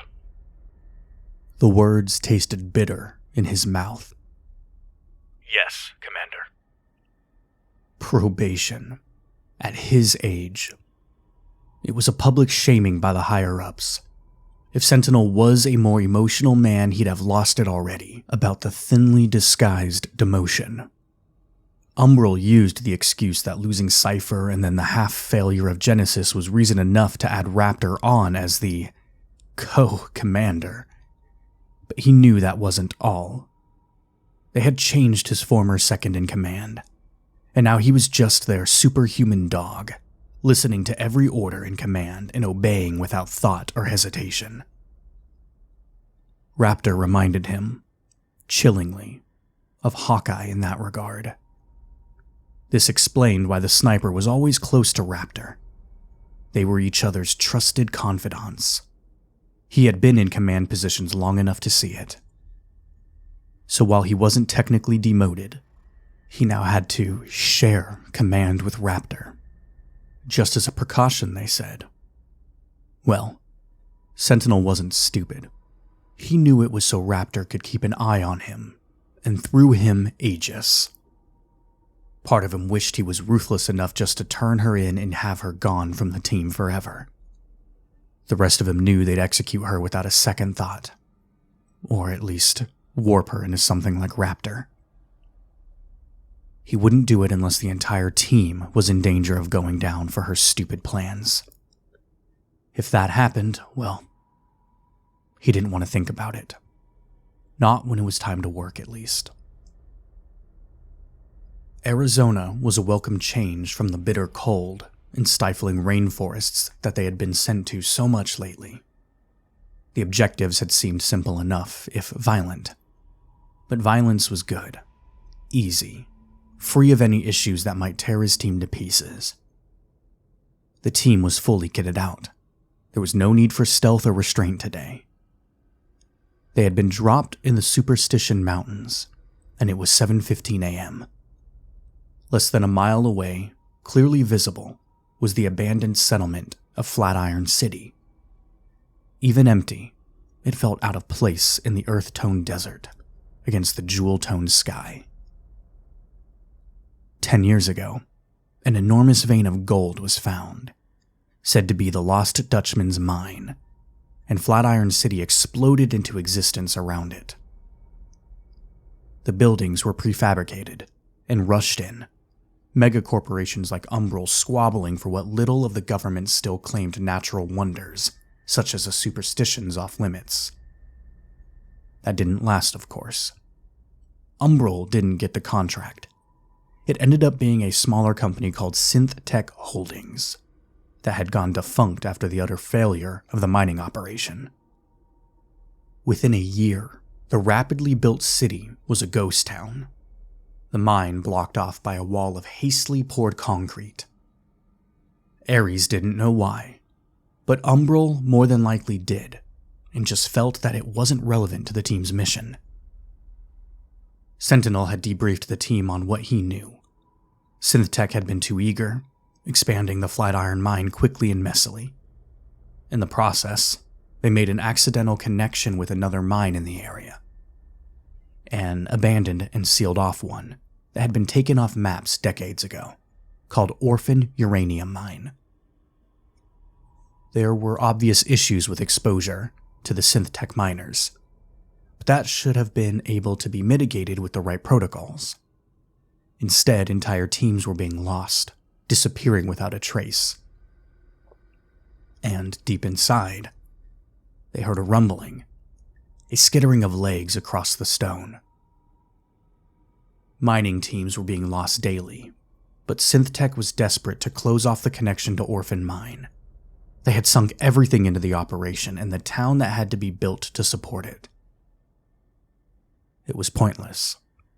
Whatever problem they had unleashed from Orphan Mine bled out into Flatiron City, slaughtering civilians in a massacre that had diminished the US military rushing in to squash the threat before it could spread. Flatiron City was almost a total loss, and the mine was immediately sealed, just like any documents relating to the disaster. Umbral had managed to get their hands on supposedly lost records, and whatever they found within them had prompted Aries' deployment. Apparently the threat that had decimated SynthTech Holdings was being considered well within Aries' ability to destroy. Sentinel had been given some rough drawings of the threat to share with the team, and what little information had been recovered about their weaknesses. Estimated numbers varied from dozens to hundreds, but the Umbral biologists didn't think that the surrounding area could support hundreds of things. Sentinel really hoped that that was the case. Otherwise, they might be there for a week. The team hiked in, mostly silent. The only exception was Jester, who had turned to watch the departing helicopter while blowing out a long, nervous breath. Calm down. Aegis had tried to soothe him. Easy for you to say. Jester had replied sullenly. I'm on the same mission, so yeah, easy for me to say. Keep it together, soldier. Jester was quiet for a minute. I know you have. Stop asking for drugs. There was a hint of humor in her voice. Sentinel had had enough. He had very, very little patience for either of those two. Quiet. They were immediately silent, and the only sound any of them heard was the dry desert wind whistling through the broken windows of the city beyond. The remainder of Flatiron City looked much older than it really was. The harsh climate combined with the cheaply produced prefab building materials had the place looking like a post-apocalyptic ghost town. Skeletons of buildings and the empty corpses of cars were the only things to see. Everything else had been reclaimed by the sand. The superstitions loomed above the entire place, rust red in the morning light. At the bottom of the jagged peak closest to the city was a small, almost unnoticeable spot of gray in the distance. The mine, though they were still far enough away that they could not see any details. Destroy any lingering threat in the city and secure the mine entrance. The geological engineers would come in once Aries had made sure the place was safe. That was the objective. Simple. Sentinel didn't put much weight into, well, superstition, but he knew that strange things were rumored to happen in the area besides the Flatiron threat. Conspiracies, urban and ancient legends. 10 years ago he would have scoffed, but since that time he had faced extraterrestrials and had a plant try to strangle him in the middle of a jungle. So he was on guard. There was a feeling of otherness in the air, but he brushed it off. There were confirmed monsters in the city. That was plenty of otherness to cause the feeling. As the team crossed the threshold into the city, the shadows of the buildings darkened their paths. Around them was the whistling and howling of the wind as it echoed. Otherwise, there was nothing. Hawkeye, find your hide site. Report back when you're in position. Raptor said. And the sniper nodded once, peeling off from the group. They had identified a few good spots for him to post up in, but Raptor trusted him enough to let him make the final call. Not what Sentinel would have done, but apparently that didn't matter anymore. Flatiron City was a city in name only. Conceivably, SynthTech would have planned to expand the place as money came in from the mine, and more support systems were needed, but they never got the chance. Consequently, Flatiron City was only about 4 city blocks in size, plenty for the team to cover in a reasonable amount of time. and plenty of opportunities to get ambushed. But that was nothing new for Aries. It was also compact enough that he could split the team up without them being too far apart if things went sideways. He considered the 5 of them that were left now that Hawkeye was gone. In any other situation, the personal issues that might have arisen from the Genesis debacle might have hurt the efficiency of the team. But Aries was better than that. Some of them might hate others as people, but this was work. As Aries, their personalities seamlessly melded into a unified force. The team's proficiency in execution was almost poetic, revealing their silent pact to set aside personal animosities in service of a greater cause. Raptor, with Tempest and Jester. There was only a single breath of hesitation. Aegis, with me. He didn't want her with him. But unified force or not, there was still a whisper that came from the man and not the soldier that said, "Don't leave her with Raptor." Not that Aegis couldn't handle herself, but Raptor, well, none of them quite knew the breadth of his abilities after the change. Everyone agreed, and the team split off. Hawkeye confirmed his post, the tallest building in town where he could see nearly the entire city. Once they reached the mine, he would adjust his position if needed, but he seemed confident that he would be able to make a shot even at that distance from his hide. Sentinel was ready. Falling into the mold of commander and soldier was easier than thinking, anyway. Raptor watched Sentinel and his 2 teammates disappear into the forest of crumbling buildings before turning to his 2. Keep close and quiet. They moved through the streets like water. When they reached the entrance to a building, 2 would enter and clear the place while the 3rd kept watch at the door, alternating positions without a word being spoken between them. He knew they were going to face something, eventually. But as the minutes dragged on into hours, the empty city was still suspiciously silent. And all the while, the mountain loomed. Hawkeye's voice crackled over the comms. Movement. 1 click to the west from Raptor's team. Both commanders confirmed they understood. Any idea what it might be? He asked the sniper. No. Something shifted the rubble in front of the pharmacy. Understood. It didn't take long to make it to the identified destination, and Raptor had the team slowly spread out to the right and left of him to cover the area. The pharmacy was destroyed in the front, the wall having collapsed to reveal the interior behind a pile of drywall and stone. Each of them took a knee and aimed their rifles, motionless despite the almost invisible rise and fall of their chests. Minutes passed. The wind blew, stirring up sand and dust from the crumbling buildings. A stone shifted. The sound of its scraping was quiet, but a clarion call to Aries. In perfect unison, Jester, Tempest, and Raptor turned their upper bodies until each of their rifles was fixed on the same place. Raptor quickly thought over his options. Wait whatever was causing the movement out until it showed itself, or have Jester blow the place to hell. He was sure nothing around them was structurally sound, so he chose the former, having no desire to dig himself out of rubble if more than just the pharmacy went down. A single, fleeting hand signal was all he needed to communicate his decision to the other 2. The thing emerged, with one leg first, the appendage thicker and longer than a baseball bat, and segmented. It pushed up through the pile, a smattering of shimmering hair covering the leg, where dust wasn't obscuring it. Then a second, clearing the way as if it dug itself out of its lair, followed by a third. The creature pulled itself up with these legs.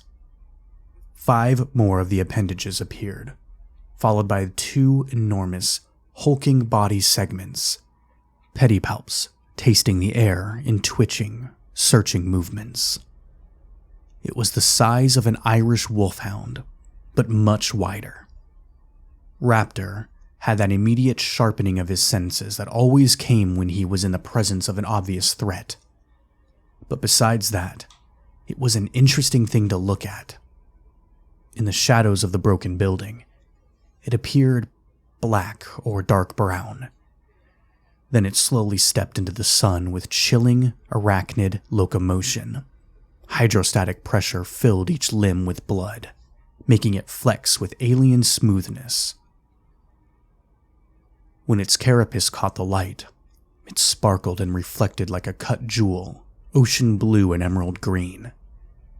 When it turned its head, 8 black eyes scanned the area, and 2 fangs the size of his forearm shone wetly. As cold and calculating as he had become after his change, there was enough of his old self left to recognize that Jester was probably losing his mind. As long as he kept it all on the inside, Raptor didn't care. He spoke as quietly as he could into the comms. Sentinel, I'm going to share my visual feed with you. Seconds later, his co-commander replied. Silently. The longer we can face just one at a time, the better. Agreed. Hawkeye, send it. It wasn't silent, but the crack of Hawkeye's sniper rifle was certainly less obtrusive than Raptor opening fire on the ground, let alone what Jester might do. Without any clear idea of where the giant spider's weaknesses might be, Hawkeye sunk the round right beneath the creature's cluster of eyes. It made a terrible sound, a screech like dull knife on glass, staggering before it fell, blue blood flowing from the wound and pooling around it. The 2 teams agreed to recombine, with Sentinel's team coming to Raptor's position while they kept their sights trained on the downed spider. Soon enough, the other 3 joined their ranks, Sentinel and the soldier taking the places between Raptor, Jester, and Tempest, while Aegis approached the spider to confirm that it was dead. She gave them the affirmative, and they set about clearing the space where the spider had emerged to see if there were any more of them. There was a small tunnel that was mostly collapsed in, too small for any others to be hiding, so Aries moved on from there. It was slower going, with all of them clearing the city as one unit, but the spider was intimidating enough that he considered it necessary. Hawkeye's shot had been enough of a disturbance for Aries to hear other sounds of movement around them, none of them overly loud or fast, more like a warning. Hawkeye reported other instances of movement, but they were sporadic and all over the small town. It was decided that Jester would set tripwire charges as they progressed. The explosion would no doubt bring other creatures out of the woodwork, but it was better than being ambushed. Sometimes the soldier followed him, but Jester was more efficient on his own. Once they fell into a rhythm, Raptor was pleased with how quickly it was going. This is what he had missed, what he wanted from the team. But the dramatics of the last mission, things that would have ruined him, had Umbral found out. He might have lost any sort of respect for Aegis and to a lesser degree Sentinel, but working together again so effortlessly made it easy to forget. The mine was coming into view, clearer the closer they got. A huge, gaping maw that had been closed shut with gray cement. It looked like the mountain itself was choking. When they were still at a distance, Raptor still had hope that the first spider was an anomaly, a leftover from the initial attacks on the city. But as they got closer, and the shadows of the day began to shift, he could see deep, cavernous black holes, as tall as a man and just as wide, peppering the face of the mountain around the mine. They were tunnels. The closer they got, the more he could see. If one spider escaped per hole, they were going to be busy. But if multiple spiders used each tunnel, Being busy quickly morphed into being in trouble. The first sign of said trouble came when the soldier turned his head towards one of the outbuildings of the mining operation, where huge pieces of machinery were stored. Raptor didn't hear anything at first, but the jerky movement of the soldier's head caught his attention. He pivoted to look just as one of the giant spiders burst out of a window, glass flying as it landed on 6 of its legs, reared up, and scratched at the air with the remaining 2. He was quicker than Hawkeye this time, popping a smattering of rounds from his M4 that tore into the arachnid's body. Aries began to pivot to focus in on the same location, but Raptor gave the signal to spread out and cover all directions. His heightened senses were picking up something strange. It felt like a bass speaker, a rumbling that he couldn't hear, but he could definitely feel, and it was all around them. Then, the crack of Hawkeye's rifle sounded once, twice, followed by the glassy screech as his targets died. That was all it took. The horde was on them. Immense spiders, hairy, shimmering, ranging in size from a large dog to a house cat, came spilling out of the orifices of every building around them. On the mountain, they spilled from the tunnels like an open tap. They could hear, above the din of the spiders, the slow and steady exhale of the sniper over the comms before he set to work, his shots coming in even intervals, almost like clockwork. Time slowed for Raptor, like it always did in combat. In the distance, the muted sounds of some of Jester's charges being tripped rumbled through the city like thunder. Sentinel gave the command for a concentric defense, and the team circled up. It was less of a defense, considering that their objective was to slaughter the threat, but there wasn't much else they could do until they cut a path through the spiders. The creatures came at them with all the mindless violence he expected. There was little finesse to their fighting, just magazine after magazine emptied into the horde. The sound of automatic fire cut through the crack of Hawkeye's rifle and the boom of Jester's shotgun. He tried to gauge the threat. First, the creatures were huge and mindlessly violent, so their strength could be an issue. Each spider had 2 long fangs, and they were damp, a potential venom. And then there was the web. It was almost comical when some of the spiders turned, going up as high as they could on their back 4 legs, abdomen, and spinneret pointed skyward. The gray-white webbing shot out of them in a torrent, and there was nothing to do but dodge. Where the other spiders inadvertently got hit with the stuff, it seemed to hold them fast, impossibly sticky. Out of everything, it might be the most dangerous.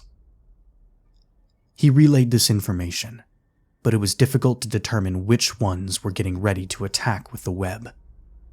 They needed to clear out a large number of them at once, or they were literally going to end up glued in place. There's a storage container to the right of you, Hawkeye told them. Solid. Unlikely there are any inside. Get Jester on top of it, Tempest. Raptor barked. Jester and Tempest peeled off, 3 black shadows cutting through the chaos. Despite calling out Tempest as the escort, Jester led, shotgun clearing the path ahead while Tempest defended the back of them. Raptor watched them to make sure they made it, but it was hard to focus on the trio, like his sight was being forced away and back to the fight directly in front of them. Jester felt like 2 people in one body. Little Felix, wearing the immovable, fearless skin suit of Jester, was curled into the fetal position, screaming as every nightmare he ever had played out in front of him. Jester wasn't terrified of spiders. He had undergone the same mental exposure training that the rest of the team did, and fear was not part of his emotional repertoire. Felix, though? Felix did not like spiders, and that was the understatement of the century. But there was no room for Felix on the battlefield. Tempest boosted Jester onto the top of the container, The soldier was already there, but didn't offer a hand to help. Once he was up, Jester wasted no time changing weapons, switching the Tavor TS-12 for the M320 grenade launcher, stock already attached. The demolition expert braced the stock against his shoulder, took a knee, and called out the direction he was firing in. No need to be discreet. Spiders didn't speak English. He aimed for the biggest grouping, firing into them.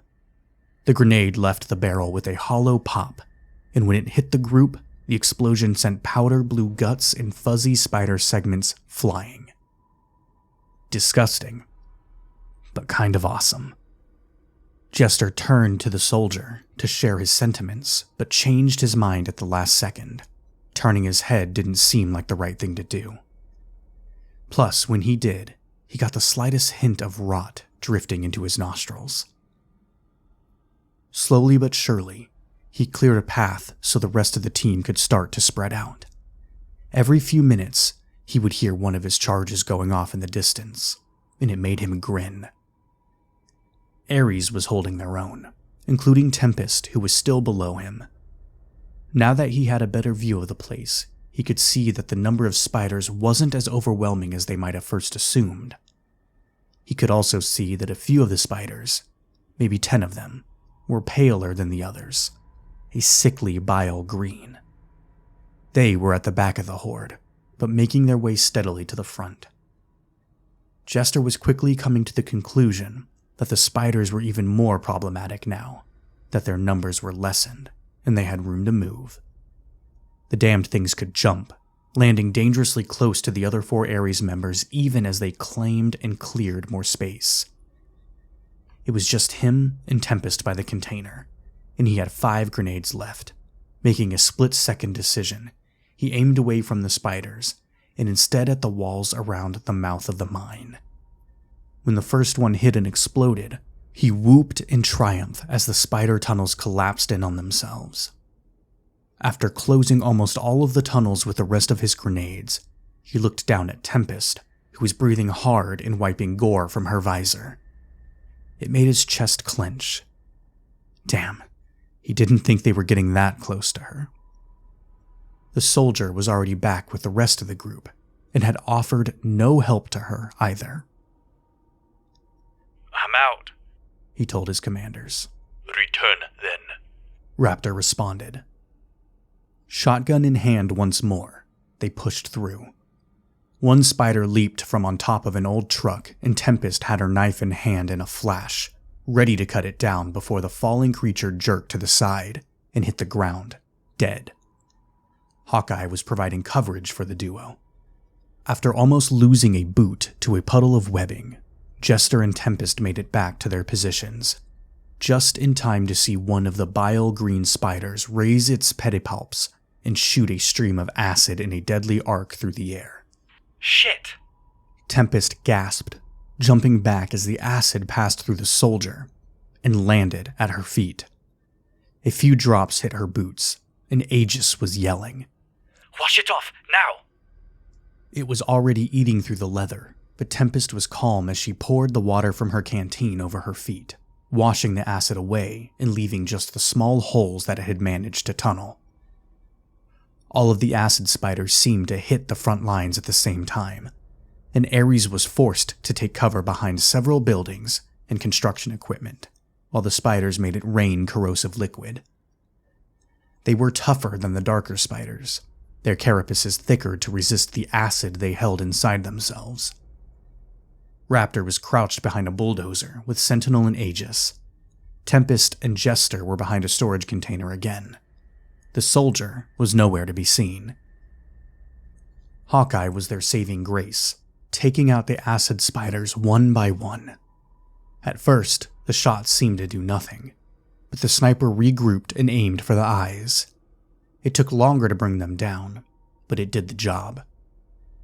But the others were still a threat, and they were pinned. Raptor was calculating the odds of getting to the mine. They were still far enough away that the spiders would have to retreat back into their holes to regroup, but Jester had destroyed that possibility for them. It might be an opportune chance to have all of the arachnids in one space at one time, so they could finish the job. But it also meant they would have to be in close quarters with the spiders, and the acid was a problem. He was about to give the order when a new sound broke through the din of the spiders. He couldn't identify it at first. It was too low. The closer it got, the more he could feel it in his chest.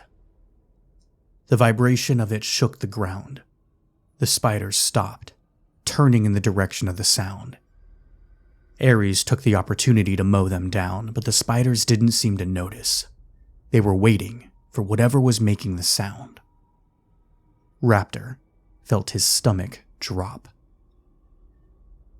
A giant spider, easily 3 times the size of the others, burst from the mine entrance. The cement ceiling it shut exploded, sending chunks of rocks and debris flying. The spider was a deep, dark blue, and it moved with purpose. It was big, bigger than the bulldozer he had been using for cover, but not by much. The spiders parted for it, and time seemed to slow down. The noonday sun beat down, and the smell of iron, heavy blood filled the air from the massacre all around them. Raptor was frozen. He couldn't believe what he was seeing. It was bigger than any spider had the right to be, and he could see that it was even more heavily armored than the acid spiders. He hadn't been afraid of much since his recovery, but this set off something instinctual, something primal in his brain. It was a fear that not even years of unveiled training could burn out of him. He waited for Hawkeye to take a shot, but the sniper was silent, and Raptor could only imagine what was going through his head. Time kicked back on again. The soldier appeared next to him, smelling of sickly sweet decay, and Sentinel gave the order to fall back. Raptor wanted to argue. They had to kill it, but he couldn't deny the wisdom in the command. It was regroup or die. The spider was moving fast, faster than the small ones, and Aries began to retreat. Tempest and Jester took point as they sprinted for the road out of town. The soldier was next to him. Sentinel and Aegis were on his other side. Raptor had to look back. The spider was gaining on them, and Hawkeye was firing round after round into it. They were bouncing off, ricocheting into the buildings around them. Hawkeye was rarely frustrated, but all of them heard the muttered curses coming over the comms. Tempest and Jester had reached the road, and the soldier was next. Sentinel was behind him and Aegis next to him. They were going to make it back into the relative safety of the city. He felt a swell of relief strong enough that it surprised him. Among the sounds of their feet pounding against the sandy, cracked pavement and the skittering movements of the arachnids, there was also the sizzling hiss of acid being sprayed. Raptor risked a glance back and saw one green stream of it hit the ground right in front of Sentinel and Aegis. The taller man leaped over it, but Aegis judged and knew she couldn't make the jump. She stumbled to a stop, rifle raised. Circle back! Sentinel called just as they crossed into the city, and the rest of the team ceased their flight, turning and spreading out, zeroing in on Aegis and providing what cover they could from a distance. The giant was close and closing in fast, but the horde of smaller spiders was nearing depletion. More of the pale, corrosive ones were left than the others, and as soon as the puddles of acid soaked harmlessly into the sand, new ones were spat into existence. Aegis banked to the left around the pool of it, her back to Aries as she kept the smaller creatures off of her. But it was a close thing, and she had little paths to take before the largest of them had her. Acid to the right, a German shepherd-sized spider to the left. She went left, firing into the body as it whipped itself around to protect its head, stumbling and falling as the hail of bullets sank in. Aegis never saw the one that leapt from behind her and took her down until it was already on her, front 2 legs pinning her shoulders as her rifle flew from her hands and skidded across the sand. Raptor clenched his jaw, weighing the chances of getting to her versus staying with the rest of the team. But he didn't have to worry. The medic's arm shot off to the side. With an impressive show of strength, she ripped the fang from the spider she had just dispatched, violently pulling it from the body, venom sac dangling from the base of it like a balloon. In the same smooth movement, she stabbed it into one of her attacker's right eyes, shoving it as deeply as she could until the thing reared back in agony. Freed, Aegis leapt to her feet, scooped up her gun from the ground, and kept running. It was a small success, but they still needed a larger victory if they were going to finish the job. Now, hidden in the ruins of the city, the large spider had a harder time locating them and maneuvering its big, bulbous body. It was flanked by the acid spiders, who would shoot their seemingly endless supply of liquid death at any moment. Raptor was coming to terms with the fact that they were going to have to settle in for a long, drawn-out battle when he heard a whoosh and smelled burning hair. It was followed by the metal-on-glass shriek and a single triumphant bark of laughter. The acid is flammable, the sniper said, reloading another incendiary round, his voice so deadpan that he might as well have been reporting the weather. Go! Raptor barked. Jester went. The demolition expert took off, Tempest covering him, and Hawkeye clearing the path ahead. Raptor was impressed. Jester didn't even hesitate, just ran, shotgun in hand, until he was close enough to the spiders that their acid was inches from hitting them. At one point, a single drop hit his glove, and he pulled it off, tossing it aside without even a second thought. He didn't stop, though.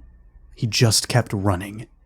And when the acid spiders shot their streams of acid at him, Hawkeye took them out. When he was close enough, he skidded to a stop. Jester flipped the switch on the TS-12, cycling over to the third chamber where he had 5 Frag-12 rounds loaded. The shotgun barked, and all around Jester, the world exploded into fire. He aimed for the pools closest to the giant spider, and the hairs covering its body went up like 1,000 little matches, flames crawling up the creature with joyful ease. The sound the thing made was awful, a high-pitched screech that made Raptor's teeth ache. Get the acid spiders, Sentinel told Hawkeye, and the sniper did. The sound of the rounds hitting the carapaces, like music to his ears. The giant spider was writhing, trying to put the flames out, but it was too late. Jester had circled around and was back with the rest of Aries. The spider was burning, and the smaller ones were panicking, trying to get away. It was no use, though. Aries, rifles fixed and firing, and the fires took them out one by one. Raptor looked around. The smell of burning hair was strong, and the giant spider was still shrieking as the inferno consumed it, collapsing one leg at a time. Aries stood, watching it burn. It's not dead, Sentinel said, and Raptor nodded. Tempest, finish it. Tempest and the soldier approached the spider, which was still making noise, but it was quieter, weaker. It was dying, and she did what she could to hasten the death, knife cutting through the smoldering carapace like butter. Tempest did the job, and the giant spider fell, the ground shaking with the force of it. Aries waited, watching, making sure it was dead. The fires ate the acid fuel and burnt themselves out in the sand, leaving nothing but black, greasy splotches behind. It was over. A messy but thorough victory.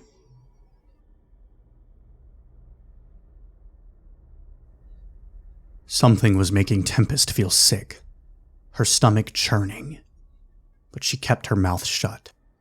At first, she thought it might be the unrepentant gore of the fight, but the smell creeping under her mask and into her nostrils wasn't that of fresh or burning meat, but something worse, something dead something foul.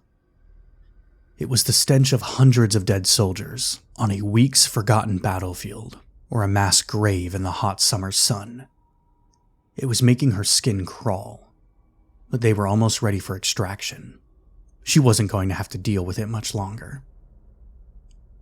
Tempest considered asking Aegis for something to settle her stomach, but the soldier walked between her and the medic as they cleared the city a final time, and it was hard to look past the soldier, or even turn her head in its direction. I must be getting sick, she thought. Who knows what kind of germs those damn spiders were carrying? It wasn't just her stomach protesting either. She was feeling shivery, feverish, anxiety gripping her chest like a vice. Tempest had been feeling weird since they had returned to the city, but she had chalked it up to an adrenaline crash. It had happened before, and it was always unpleasant. But this was different. She could feel the soldier on her back, and it was making her sweat. She wanted to turn and look, but she couldn't. Her neck was locked in place, and she couldn't shake the feeling that it was waiting for her to make a move, to turn her back and show her throat. She didn't want to show her throat. She didn't want to be food. Tempest shook her head, trying to clear it. What the fuck? Food? Aries was safe. She was safe. But the soldier was there. It had helped them. It had saved Aegis, hadn't it? No. No, she saved herself. The soldier was their ally. It was a monster. It was her friend. Tempest's rifle was heavy in her hands, and she was having a hard time keeping a grip on it. The team circled back to the mine, this time going close enough to touch the shattered cement of the seal, documenting it in broad strokes for the engineering team that would come in once they were finished. Just as they got within arm's reach of the superstitions, the comms crackled, and Hawkeye spoke. His voice was always frustratingly neutral and devoid of emotion, but Tempest could sense something that wasn't normally there. Was the sniper shaken by something? Sentinel. Raptor. Have the team take a few steps back. Slowly. Don't turn around. It didn't take any convincing. Do it. Raptor said. They stopped in their tracks, and in perfect sync, walked backward. 1 step, 2, 3. Stop, Hawkeye said, still even-keeled. Go forward again. Still slow. It was normally a big breach for one of them to command the team besides Sentinel, and Raptor now. But if it was for the immediate safety of the team, there was an exception. Sentinel gave the signal, and they stepped forward again. 4 steps. Shit, Hawkeye breathed, and the fear in his voice made Tempest break out into goosebumps.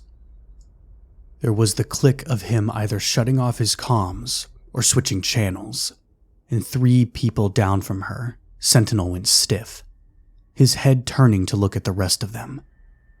Hawkeye clicked back over and said simply, There's an extra person with you.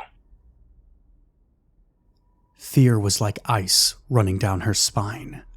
The impossibility of the observation warring with her training, insisting that she trust her teammate, even if he was the only one she might ever doubt.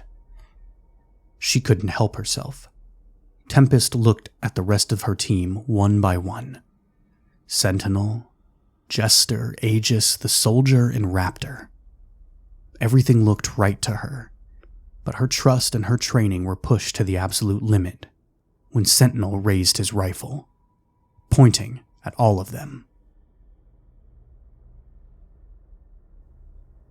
It was obviously not human. I didn't notice until you were far enough away from me, but as soon as you moved back, it was like everything was perfectly normal. It's fucking with our perception. Hawkeye had told him over the private channel. He was a leader. He was their leader, and he had failed them before. Sentinel wasn't going to do it again. He knew every member of Aries almost as well as he knew himself. Hell, maybe even better in some circumstances. Their movements, their body language, skills and weaknesses. He knew them. This meant if Hawkeye was right, finding the stranger would be effortless. But as he turned in a slow circle, he broke out in a cold sweat. He couldn't pick anyone out. It was like his brain was short-circuiting, telling him that everyone was accounted for, that Aries was Aries and everything was fine. Sentinel forced himself to focus, to really look at his team.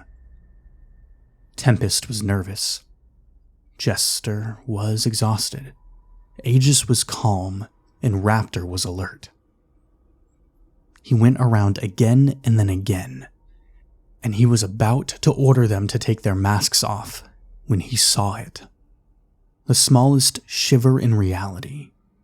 The hunched shoulders and almost mechanical jerking of the soldier's hands. When he tried to focus in, it was almost impossible. His brain begging him to let his eyes slip away. The scent of death crept in. He refused to look away, ignoring the headache that materialized in his skull the longer he did. It felt like an ice pick to the brain, and absent-mindedly he could feel his nose start to bleed. But Sentinel was sure. He had to be. With steady hands, he moved the rifle just a hair to the right and emptied 5 shots into the head of the soldier, the entire time fighting the idea that he was executing one of his own. As soon as the first bullet left the mouth of the gun, the fail that had trapped them inside disappeared, and he saw the soldier for what it really was. How in the hell had he not seen it before? Everything happened in the blink of an eye. Instead of another black-clad Aries member, the thing that had invaded their group was a monster. It was taller than a man, with hunched shoulders, its skin a mottled red, fleshy color. It looked old and desiccated, and the skin was covered in deep, puckered scars. Its head was too small for the body, and the eyes were large, huge, the pupils blown wide. A humanoid face, with a wide mouth filled with too many teeth, and 4-fingered hands tipped with filthy, dagger-like claws. It tried to go for the person nearest to it, Jester, lunging, eerily silent. It was already injured and striking out in anger, but Sentinel was faster. He fired off 3 more shots, 2 into the chest and 1 into the back of the head. The thing collapsed, and Sentinel was breathing hard, adrenaline making his heart pound. "What the fuck was that?" Tempest asked, and her voice was shaky. Then there was a touch of awe in her voice when she asked, "How did you know which one it was?" He didn't know how to answer her, so he said, "I just knew." Then to everyone, "We need to get out of here. We don't know if this is the only one of these things.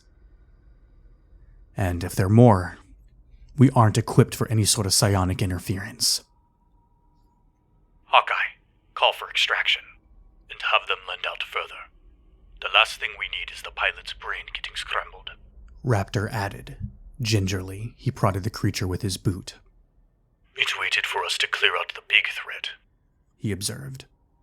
It wanted us to think it was helping, Sentinel said, and he could feel a cold, sick feeling in his stomach. He had trusted it. He had let it stand next to them, had let it walk amongst his team. He had let it get close. Extraction is on the way, Hawkeye reported, and they started the long walk out of the city. The superstitions remained at their backs, towering, silent observers. "You think there are more of these things?" Jester asked, and Sentinel could hear the exhaustion of his voice. They had been out here for a long time, and he was ready to go home. "I think that there's a lot that we don't know," Sentinel said, and no one disagreed. They made it out of the city, and they waited. The silence was thick and uncomfortable. Hawkeye joined them halfway out, and they stood together, weapons drawn, waiting for extraction. It came, and they loaded up, and Sentinel sat, looking out the window as they flew away, watching the superstitions grow smaller and smaller. They were in for one hell of a debrief when they returned. Sentinel was tired. Aries had returned to base, and they had been debriefed. They had gone over every moment of the mission, and when they were done, they were sent to the medical wing for a full physical. From there, it was to the psych department to make sure that no lingering issues remained from their encounter with the stranger. They were all given a clean bill of health and then released, with orders to take the next 48 hours off. Sentinel had no plans to do that. He had a report to write. He had been in his office for 3 hours when Tempest knocked on the door. She didn't wait for him to answer, just pushed her way inside. Sentinel was too tired to argue with her, and he didn't try to stop her. "What's up?" he asked, and she sighed. "I can't sleep," she said, and he nodded. "Yeah, me either." "I keep seeing that thing," she said, and she sounded haunted. Sentinel didn't blame her. He had been seeing it too. "Me too," he admitted. "It's making me question my own brain," Tempest said, and she was pacing, her hands moving as she talked. "How did you figure it out?" "I told you the truth the first time," he said, and Tempest stopped pacing. "I just knew." He wasn't looking at her anymore, but at the laptop screen in front of him. "It's hard to explain. I couldn't pick it out from the 4 of you, but I could identify each of you. That's how." Tempest was quiet. Sentinel glanced up at her. She was watching him, her expression thoughtful. "I don't know if I could have done what you did." Her voice was quiet. "I think you could have." "What if you had been wrong?" she asked, pacing again. "I wasn't." And she shook her head. "But what if you were?" She pressed, and Sentinel sighed. "Then I would have shot one of my teammates." She stopped again. "You would have killed one of us." "Yes." "Jesus," she said, running her hand through her hair. "That's a lot." "It is," he agreed. Tonight, under the gaze of his youngest team member, the weight of his command was heavy on his shoulders. "Get out of here, Ari. It's late." She didn't argue with him, just nodded and left, leaving Sentinel alone with his thoughts. He didn't write the report that night. He couldn't. Instead, he sat in his office, thinking about what Tempest had said. What if he had been wrong? What if he had shot one of his teammates? He didn't know what he would have done. Maybe it was better if Raptor took over command. But he wasn't ready to give it up, even if it was draining the life from him. Sentinel sat, and he thought, and he was still thinking when the sun came up.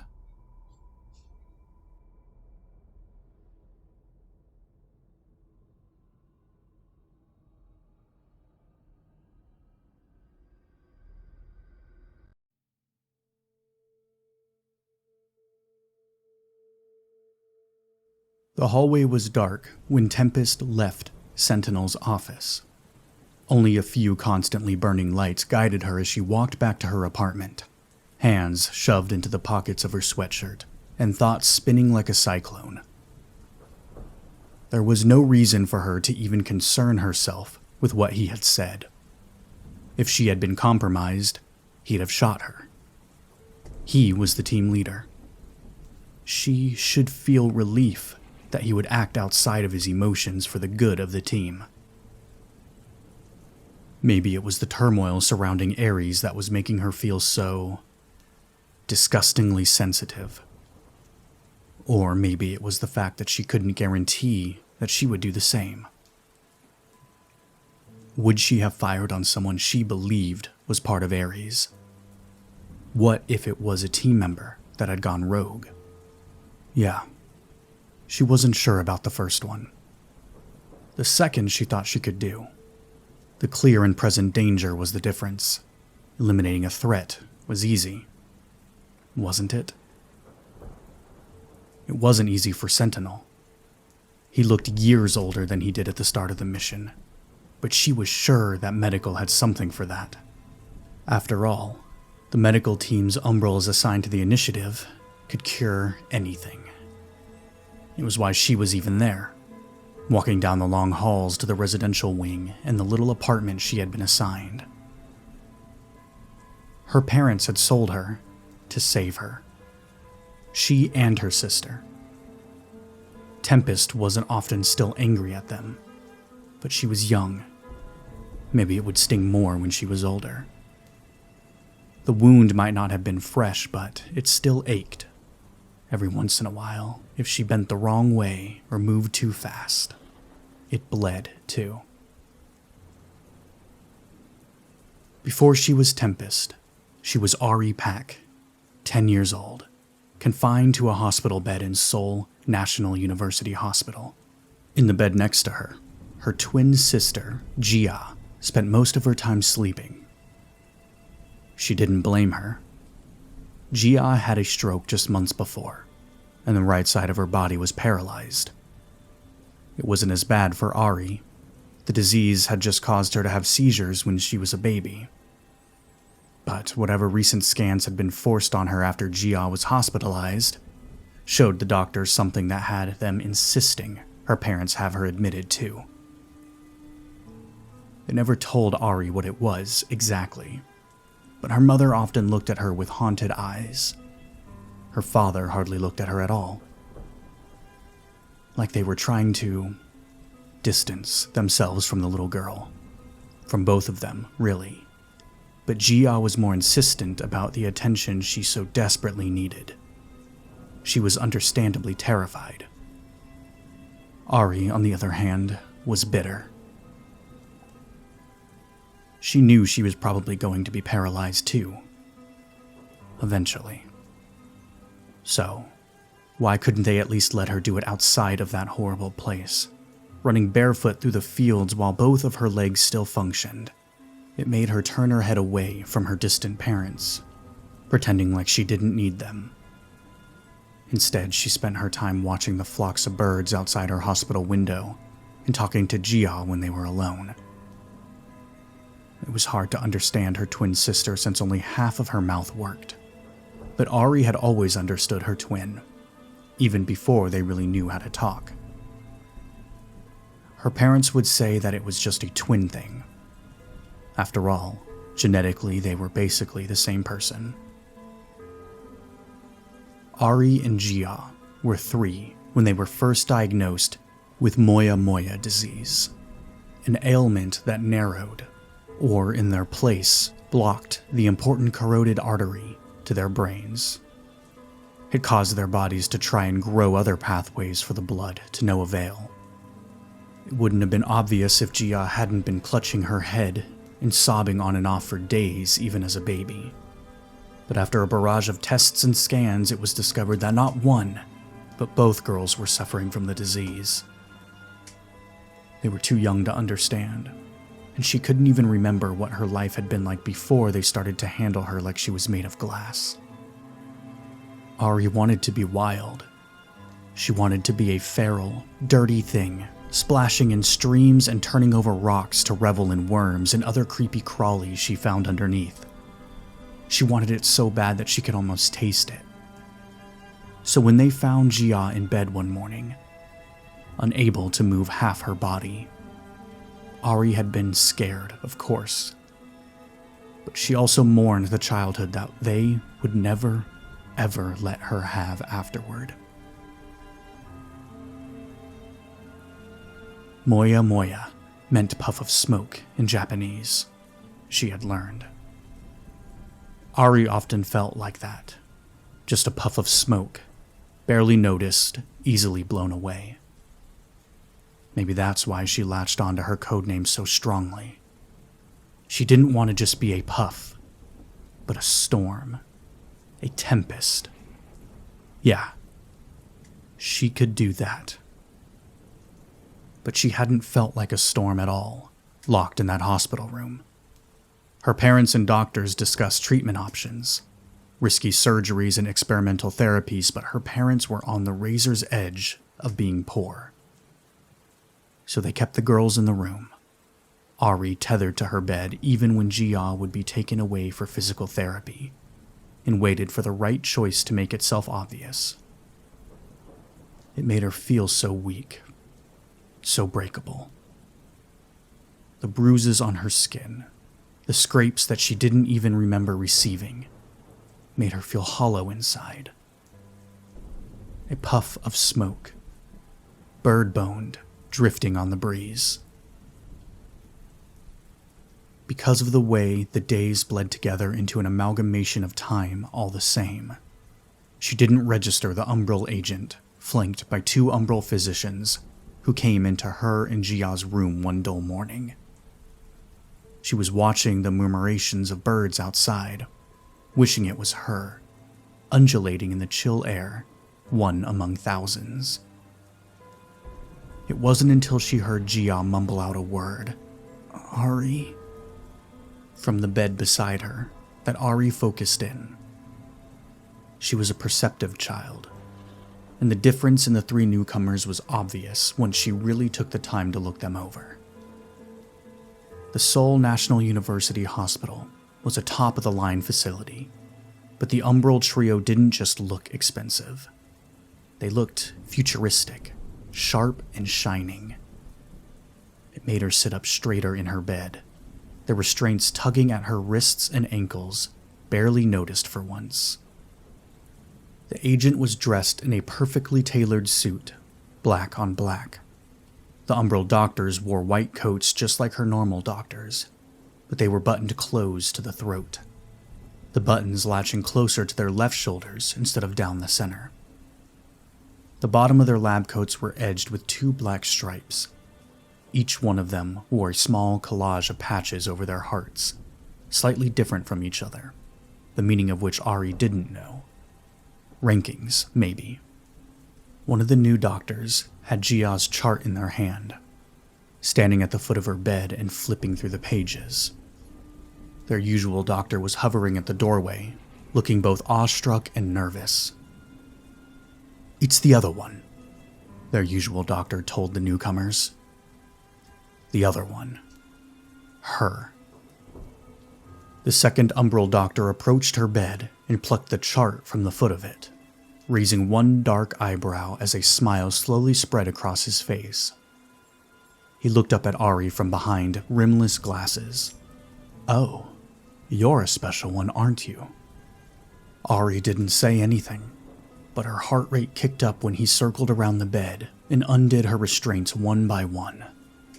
Ari wasn't tied up all day, but when there wasn't someone to watch her, it was a necessary evil that she understood in a vague way, but hated with every atom of her being. They had to restrain Ari for the same reason she had to sleep in a locked bubble tent as a baby. For the same reason, she could never chew gum or play even low-energy sports. It wasn't because she was fragile from the moya moya. It was because Ari Pak had one other thing wrong with her, something she didn't share with her sister. Ari Pak didn't feel pain. It was a nightmare for a set of parents who had to make sure their daughters never exerted themselves too much. Ari would frequently bite her lip or the inside of her mouth until it bled, or take a fall and bleed excessive amounts from a cut knee without even realizing it. The last straw had been when she fell off a swing set and snapped her arm, a compound fracture that had an ivory white bone sticking out of her skin.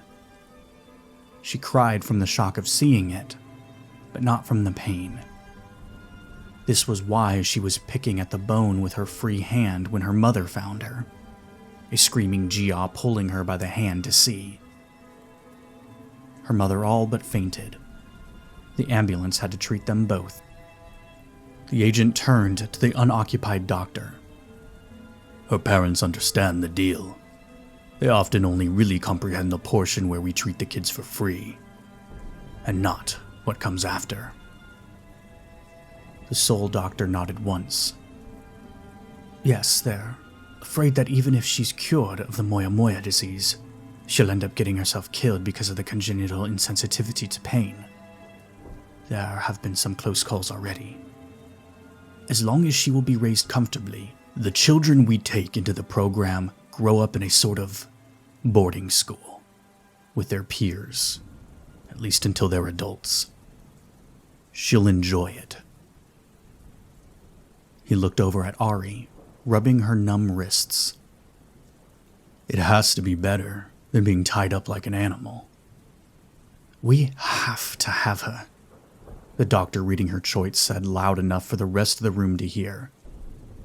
Get the parents in a private conference room and we'll go over everything. As for you, he focused back in on Ari. If you're lucky, before the day is out, you'll be out of this place. Everything moved and fast forward from there. One doctor and the agent went to talk with her parents while the second doctor stayed with the sisters to explain in simple terms what would happen. Our vascular surgeons are the best in the world, and we're confident they could correct the Moya Moya disease in both of you. For your sister here, he jerked his head towards Jia. We also have procedures to reverse brain damage that have an absurdly high success rate. It was developed for injured soldiers, but, well, it should work just fine for her too. Tempest's heart soared. Really? You can really fix us both for good? Yes, but as you will learn, Umbral gives nothing away for free. In return for these miniature miracles, you will come with us. This absence of pain you feel is a gift, not a curse. Umbral will nurture that. But like most of us there, you will belong to them. He sighed, looking out the window at the birds, just like Ari always did. It isn't such a bad existence. I just want to be out of here, Ari breathed. And you will be. As strange as it might sound, considering your ailments, your time with Umbral might be the most normal your childhood has ever been. Her parents came after 2 hours, beside themselves with joy of their children being cured, and the grief of one of them leaving, maybe forever. As an adult, Tempest would wonder how hard it was for them to sign the paperwork to let Umbral take her, if their hands shook, or if they ever had second thoughts. Just like Sentinel's impossible choice, she wasn't sure what she would have done in her parents' position either. Jia, though, wasn't having it. She raged from her hospital bed, miserable, heartbroken tears, and snot running down her face as she demanded that they either leave her sister or take her too. Leaving the hospital was all that Ari had wanted for so long, but it hadn't really sunk in that she would be losing her Jia, her other half. It still burned all those years later. Umbral had made her familiar with pain, something that she had lacked all her life, but there was still agony when she hugged her sister goodbye. Each girl had a blanket in their bed, made by their grandmother before they were even born, and Jia had shoved hers into Ari's arm at the very last second. Don't forget me. Sobbing openly, Ari had done the same, giving her sister her own blanket, and even trade. The only thing they would have of each other. Before her first mission, Tempest had cut a strip of that precious possession and tied it around her upper arm, a reminder of what she gave up to save herself and Gia both. It gave her little time to say goodbye to her parents as well, and she would see them here and there as the years went on. Graduation, her 18th birthday, maybe a holiday that had slipped her mind. Umbral was in the United States, and South Korea might as well have been a world away for her parents. They never brought Gia, but insisted that she was happy and healthy, showing Tempest pictures to prove it. She pretended she understood that seeing each other for so brief a time would be too painful. But it was a lie. Tempest was still hurt, but by that time hurt was something she had learned. Umbral kept her free of pain until the surgery to correct her Moya Moya disease was finished, and she was done recovering. There was a battery of tests, but that was nothing new for young Ari. Pain was such a foreign concept that she didn't even comprehend what it was. Until Umbral showed her, of course. They had plans for Ari. Plans to make her stronger and faster than she would have ever become in her normal life. Plans to make her a warrior. And while it was useful for a warrior to be resistant to pain, a little bit of sensation was necessary for survival. They introduced her slowly, giving her small doses of naloxone at first, and letting her explore the new feeling on her own.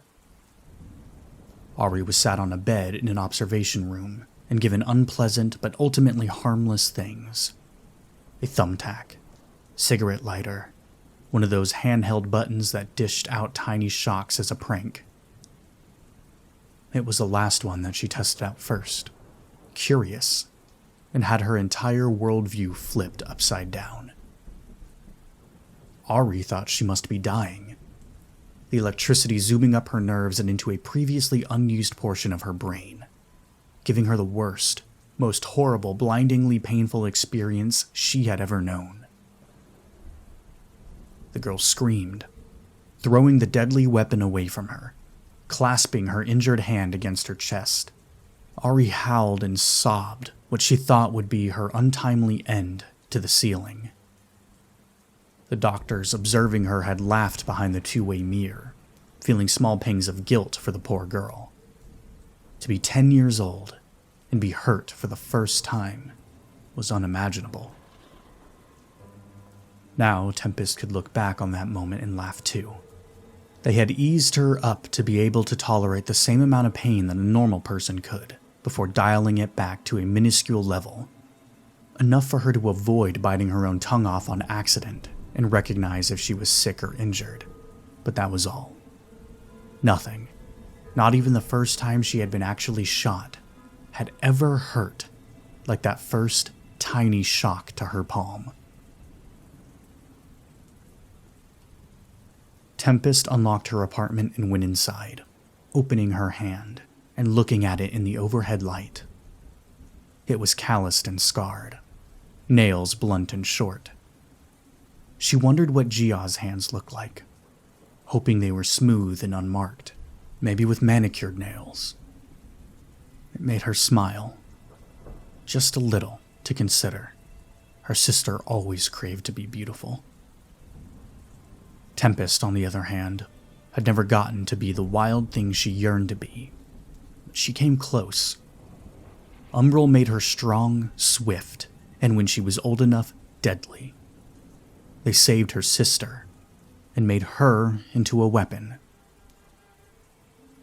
Looking around her sparse living space, she told herself, not for the first time, that it had been worth it. She thought about Gia daily, thought about her running, braiding her own hair, doing all the things she wouldn't have been able to had she still been paralyzed. Even if Sentinel had slipped up and Tempest had taken the bullet, it would have been worth it. Even if Aries, the team she had been so proud to join, felt like it could shatter at any second, it was still worth it. To be a warrior, to be strong, unbreakable, like the doctor had told her that very first day. It wasn't such a bad experience.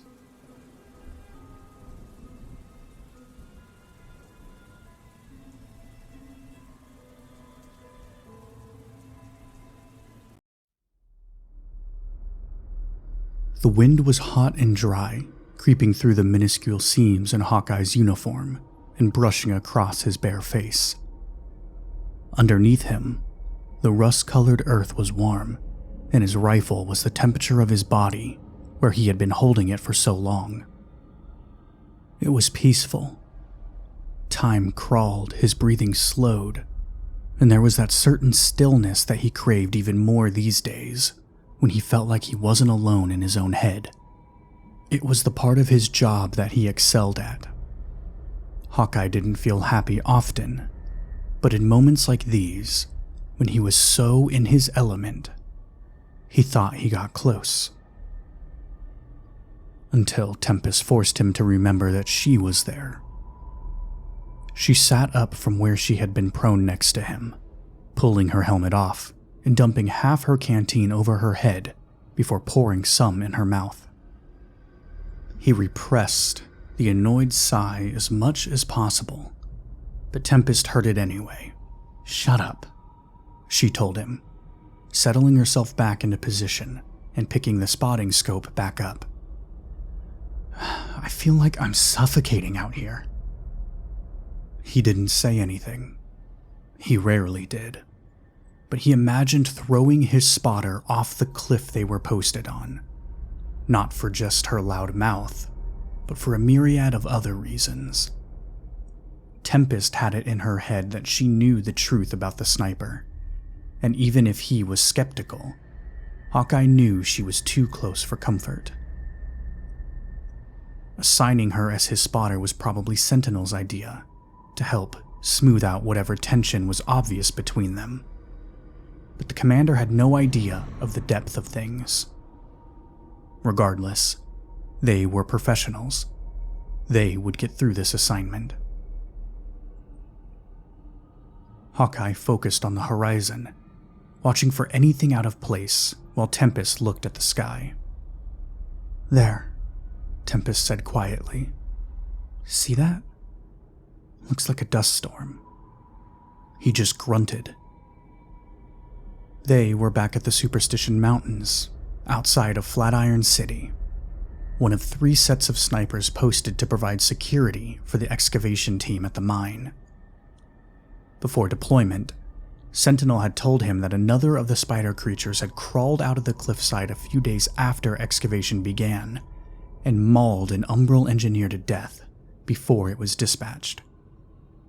After that, Umbral had second thoughts about using normal security on the site that Aries had previously cleared, and assigned Eclipse Initiative members to the job instead. Of course, they hadn't seen a damn thing yet.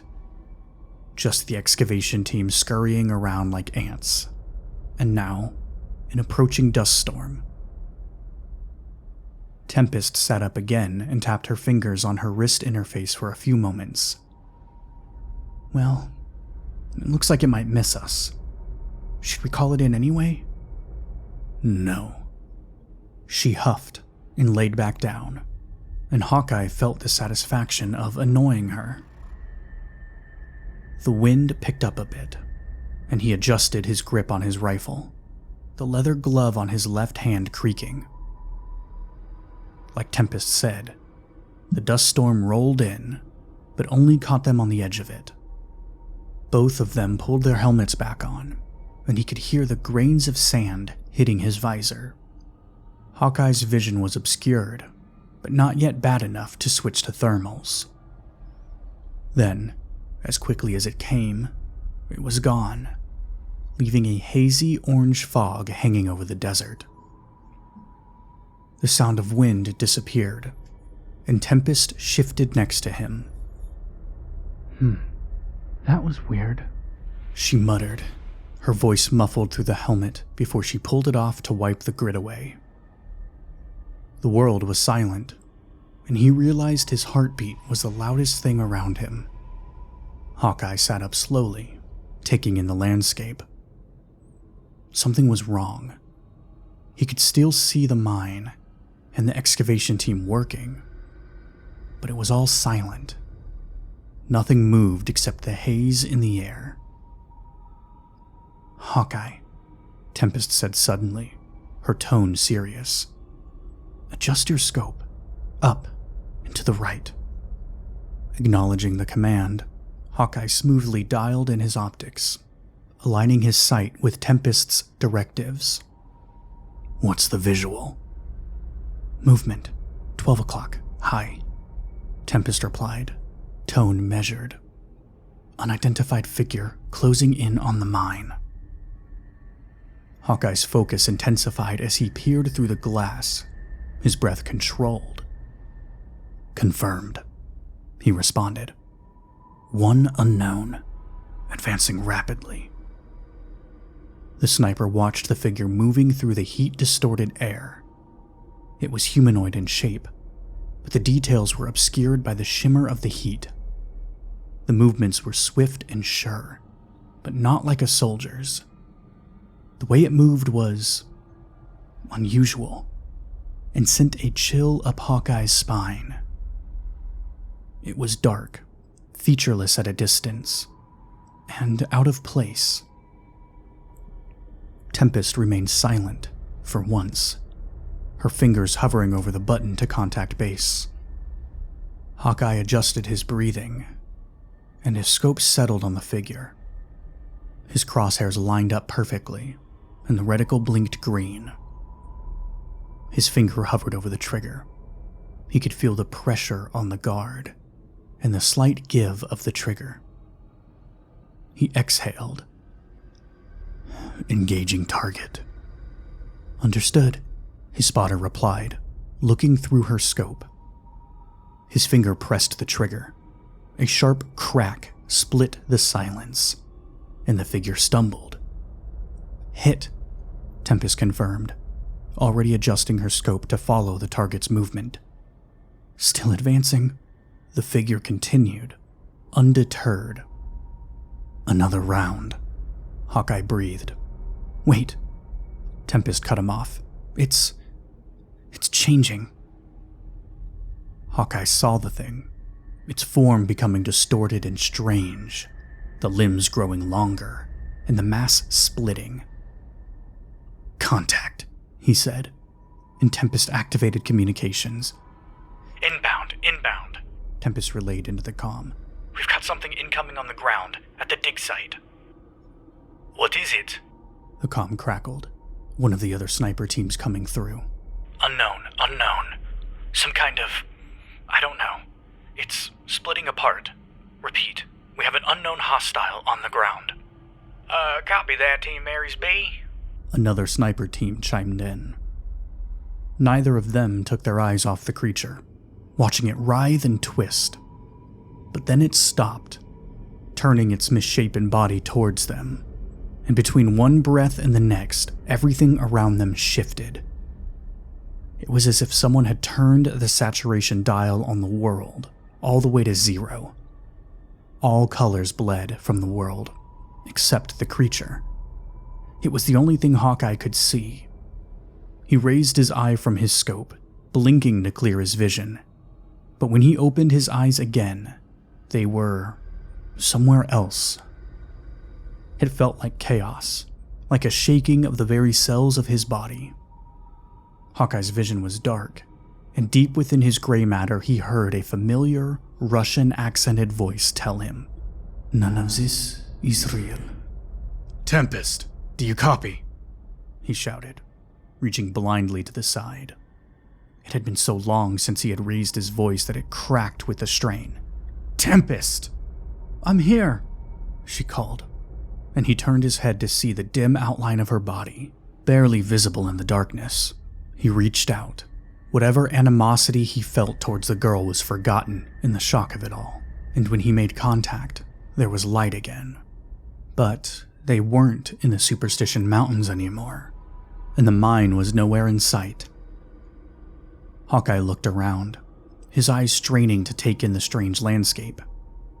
Everything was in shades of red, as if all the light was coming from far below, and the ground under his feet was black rock, with small white veins running through it. "What the fuck is this?" Tempest whispered, and the sniper felt her fingers tighten on his arm. "Where are we?" "I don't know," he said, low and rough. She must have felt his anxiety because she squeezed his arm tighter. We're not dead, right?" "Not dead."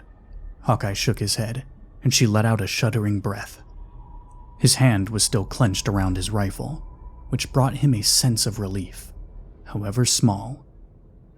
He wasn't used to relying on anyone but himself, and being without his weapon would have left him completely exposed.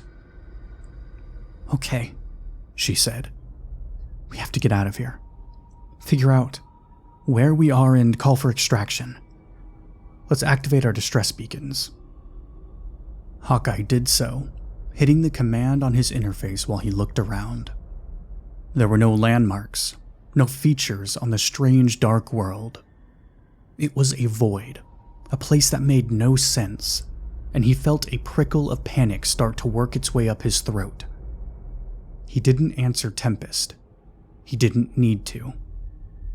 She was just comforting herself, giving herself something to do besides admitting that they were well and truly screwed. He closed his eyes and took a deep breath. Then he opened them. The world was still the same, but he was in control again.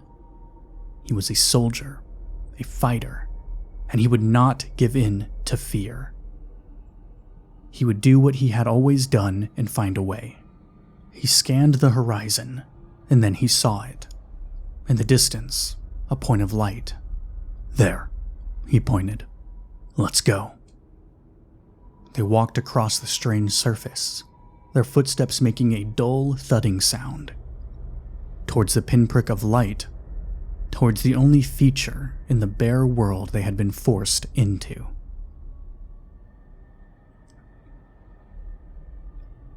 Sentinel had been restless all morning. He wasn't used to having entire days without anything to do, so he bled out some of the uncomfortable energy by going on a long run. It helped center him, but the feeling didn't fully dissipate. It all made sense when he made it back to his apartment and saw the two Umbral agents posted outside. "Major," the one on the right said, "we have a problem." He was the second to arrive in the briefing room. Aegis had apparently been the easiest to find, since she spent her downtime working in the clinic. Jester and Raptor arrived next, still in their workout clothes and smelling of sweat. "What's going on?" Jester asked. The agents had explained the problem to Sentinel as they escorted him to the briefing room. "Hawkeye and Tempest are MIA. We're being deployed to track them down. You've got 30 minutes to get your gear and meet me in the hangar." There was a beat of silence before Jester said, "I think we might need a little more information, boss." "Yeah," Raptor chimed in. "Agreed." Sentinel could sense the annoyance rolling off of him. The co-commander was in the dark, and it gave Sentinel a tiny twinge of satisfaction. Umbral had sought him out first. Sentinel shook his head. Their post was compromised. They were ambushed by some kind of enemy. As far as we know, it was a single unit, but they're saying it was strong. Hawkeye and Tempest have both disappeared, and we have no idea what happened. The rest of the site is on lockdown until the situation is resolved. Jesus. Jester whispered, while the rest of the team digested the news. Aegis was silent. Sentinel spared the medic a glance and noticed she had gone so pale that he could see the vasculature beneath her skin. He waited for her to speak, but she said nothing. "I'll brief you in full when we're airborne," he finally said. "You've got 30 minutes. They all muttered in agreement and exited the room one by one until it was just Sentinel and Aegis left. 25 minutes now, Corporal." She swallowed once, and then a second time, crossing her arms. They weren't on good terms, he and the medic, and it took a significant amount of patience not to either press her for whatever was bothering her, or just walk away. Finally, she spoke. "Can we pretend for 1 minute that we're the people we were before the Genesis operation?" Sentinel ground his teeth together. "No. 2 of your teammates are MIA, and you're wasting my time." She seemed frustrated, but wasn't finished. "Tell me the truth then. At least, do you think Hawkeye might have... Might have what?" Getting her to say the words was like squeezing blood from a stone. "Sentinel, what if Hawkeye did something to Tempest?" "We have no reason to believe that, and no time to talk about it now," he told her stiffly. "They are 2 of the highest-ranking Eclipse Initiative members, just like the rest of us. They'd never jeopardize one another, or the mission, over some personal grudge. But get your gear. Be in the hangar in 20 minutes, he told her. "That's an order."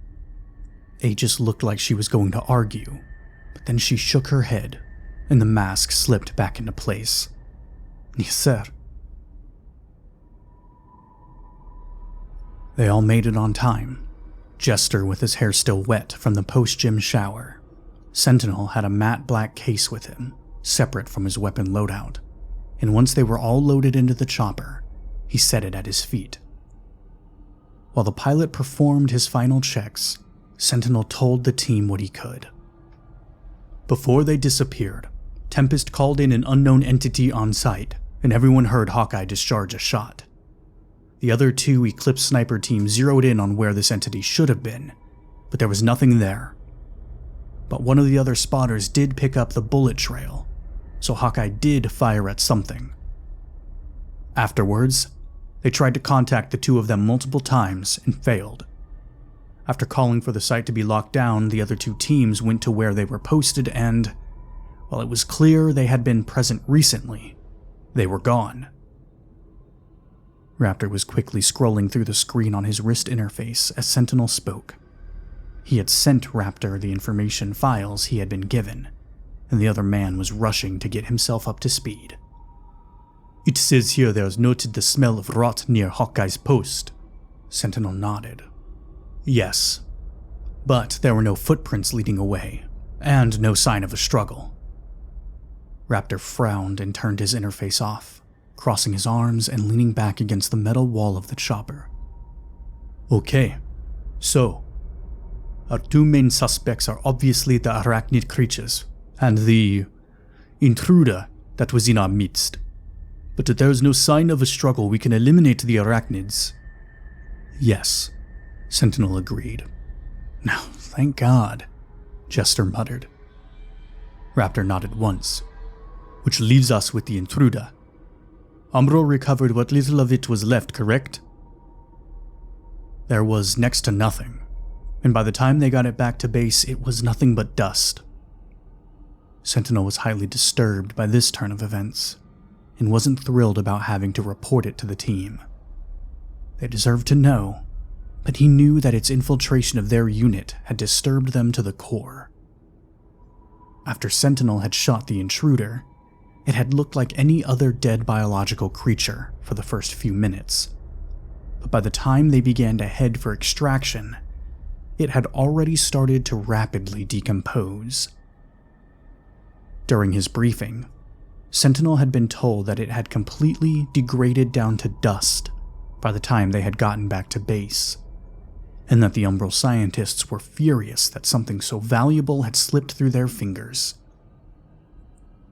To make sure that there were no more of the creatures interfering with the mining and excavation crews, they were forced to check in via a video feed every 2 hours. Each crew leader was equipped with psionic inhibiting headgear as a backup precaution. And while there hadn't been any other incidents regarding the intruder, Sentinel had the impression that Umbral wasn't relieved by this, but disappointed. Who knows what they could gain from a creature like that? Raptor's mouth thinned. Dust, huh? Not great. He paused, thinking. We're in agreement then, that it's almost likely something like the intruder interfering with Hawkeye and Tempest? Yeah, it makes the most sense, Aegis added. Do the other teams on the ground know about this? The bare minimum, Sentinel confirmed. Neither the other 2 sniper teams nor the excavation teams have any idea just how seamlessly it managed to infiltrate our ranks. It doesn't help that we don't know what its intentions were. But don't lock yourself into this theory either. Something else entirely could have happened to them. And that is why we have this. He leaned down and picked up the box at his feet, opening it to reveal what was inside.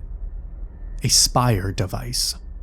The same sort they had to retrieve on the Crescent Springs mission. It was smaller and more compact. Black and thin silver wiring running across the outside, and a small green light slowly blinking. Since none of us are trained to use it, Umbral had it programmed to constantly emit a passive field of psionic interference. You remember that Dr. Eldridge was able to cause hallucinations with the Spire prototype, and whatever the intruder was doing to us was similar enough that this should protect us. This Spire doesn't have any offensive capabilities, so even if it were taken off us, it won't cause any harm. But I was told to warn you that if you start to experience any headaches or breaks in reality, to tell me right away. Jester leaned forward. How did you manage to get us the prototype? Umbral was pretty eager to have it in our possession after the incident.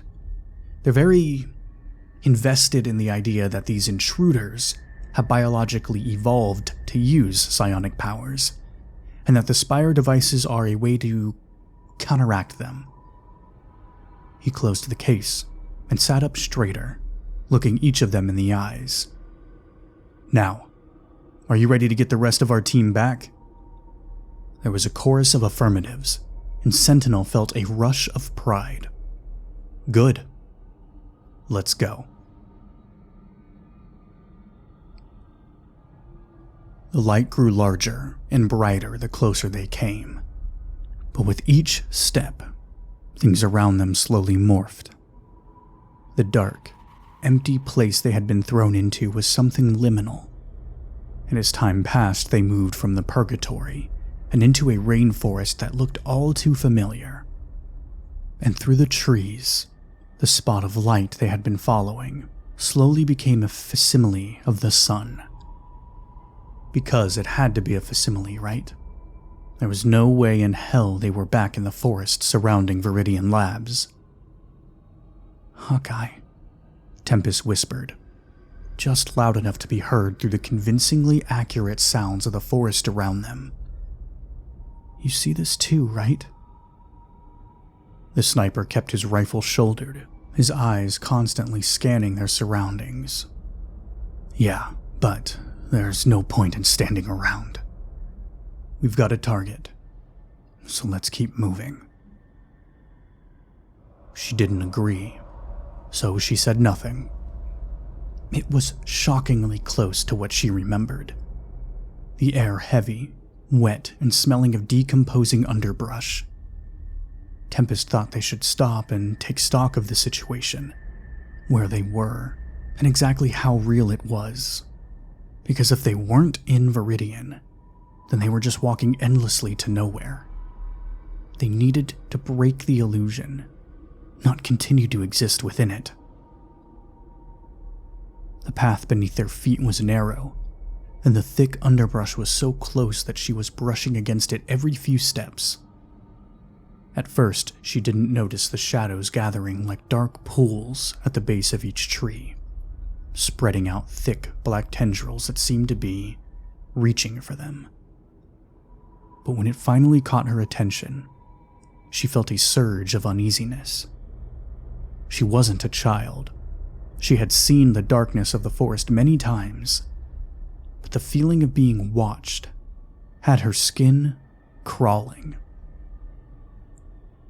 She was about to mention the shadows when something grazed against her side. She jerked away from the sensation and turned to see a branch hanging limp, its leaves fluttering slightly. Tempest turned back around, her heart pounding, and found that the darkness had spread and the trees were much closer. Her steps stuttered, but Hawkeye didn't stop. The message was clear. Keep moving. Shadows continued to move, silently rushing through the trees and coalescing into something that grew bigger by the second. At first, the darkness was on both sides of them, but when they had grown to the point the entire underbrush was nearly black, the shadows spilled forward and into the path. Both of them stopped in their tracks, forced to, when the shadows combined and grew. The blackness rose from the ground, slithering through the air as it formed first 2 legs. A torso followed, then 2 arms, and finally, a disturbingly long head. The entire thing was featureless, rough, and crackling at the edges like television static.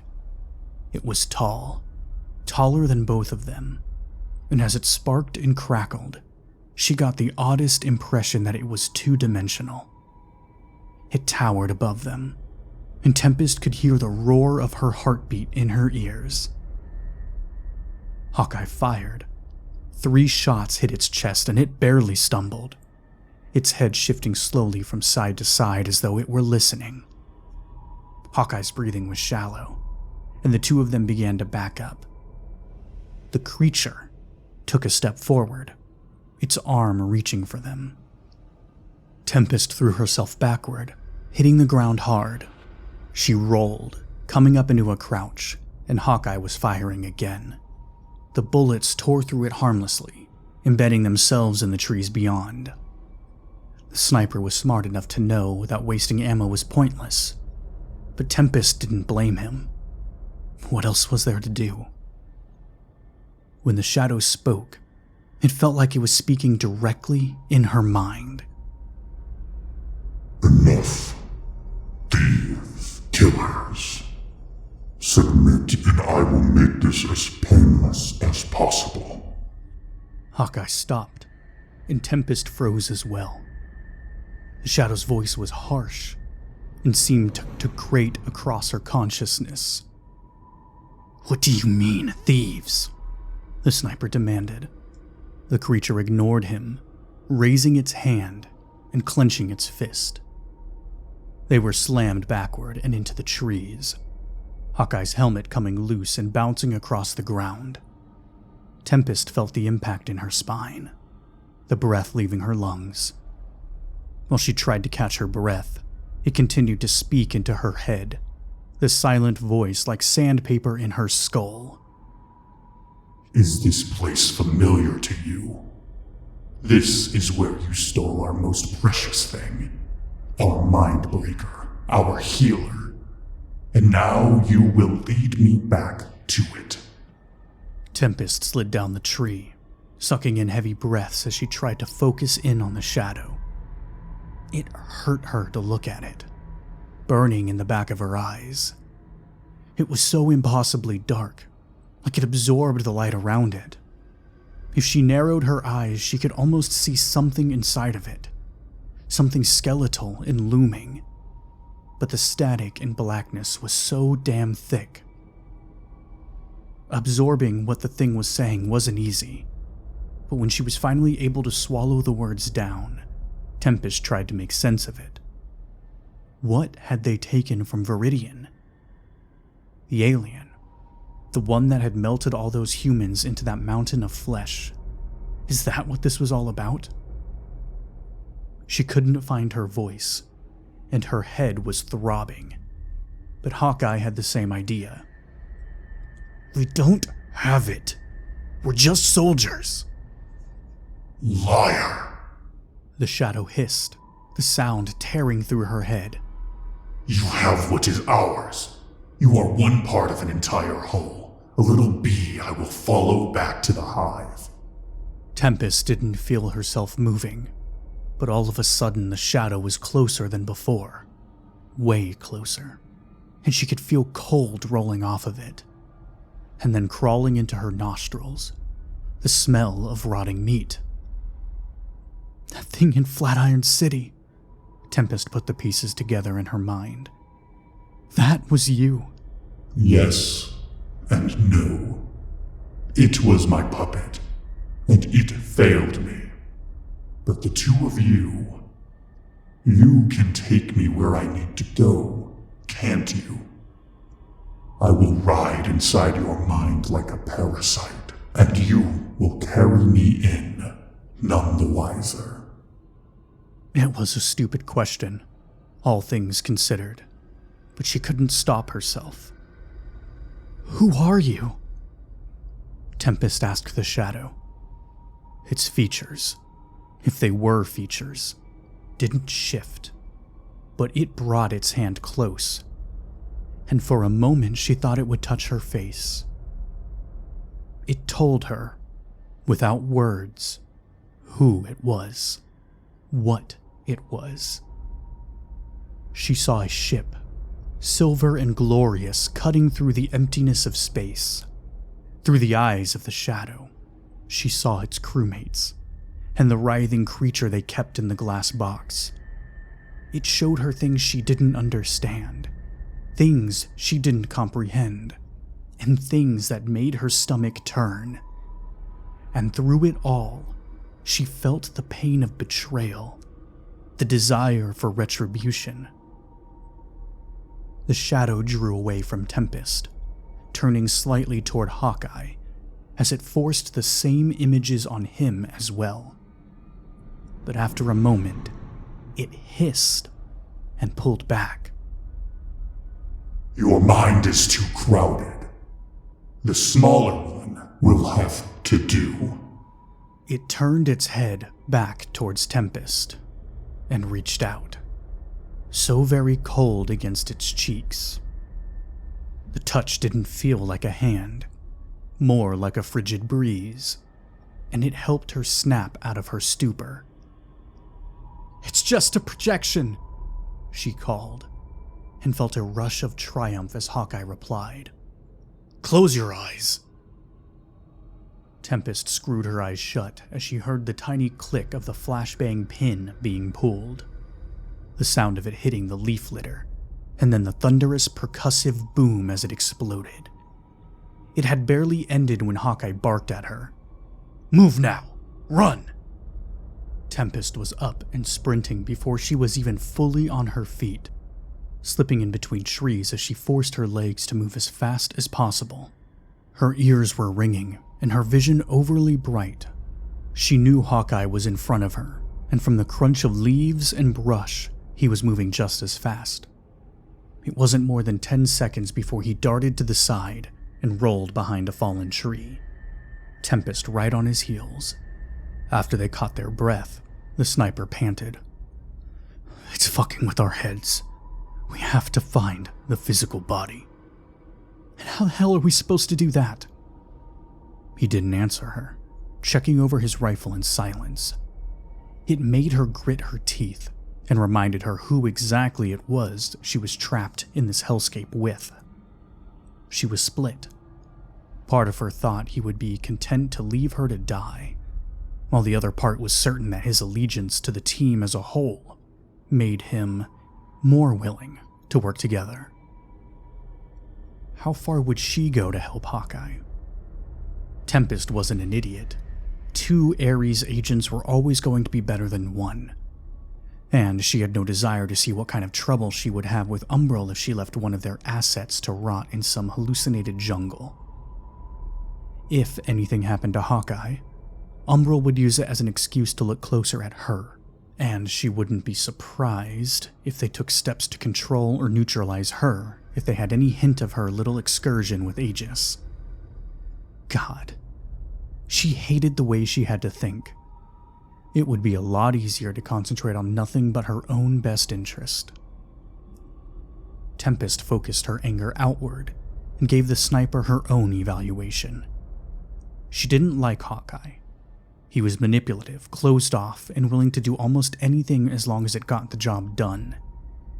Within the team, it didn't make him obviously dangerous to work with, but she had her own conspiracies about the sniper. Her mind moved briefly back and paused on the memory of the man she had come through the Eclipse ranks with, Cypher, his death, and much later, his voice falling from Hawkeye's lips. It was too tangled of a knot for the moment, so she let it pass.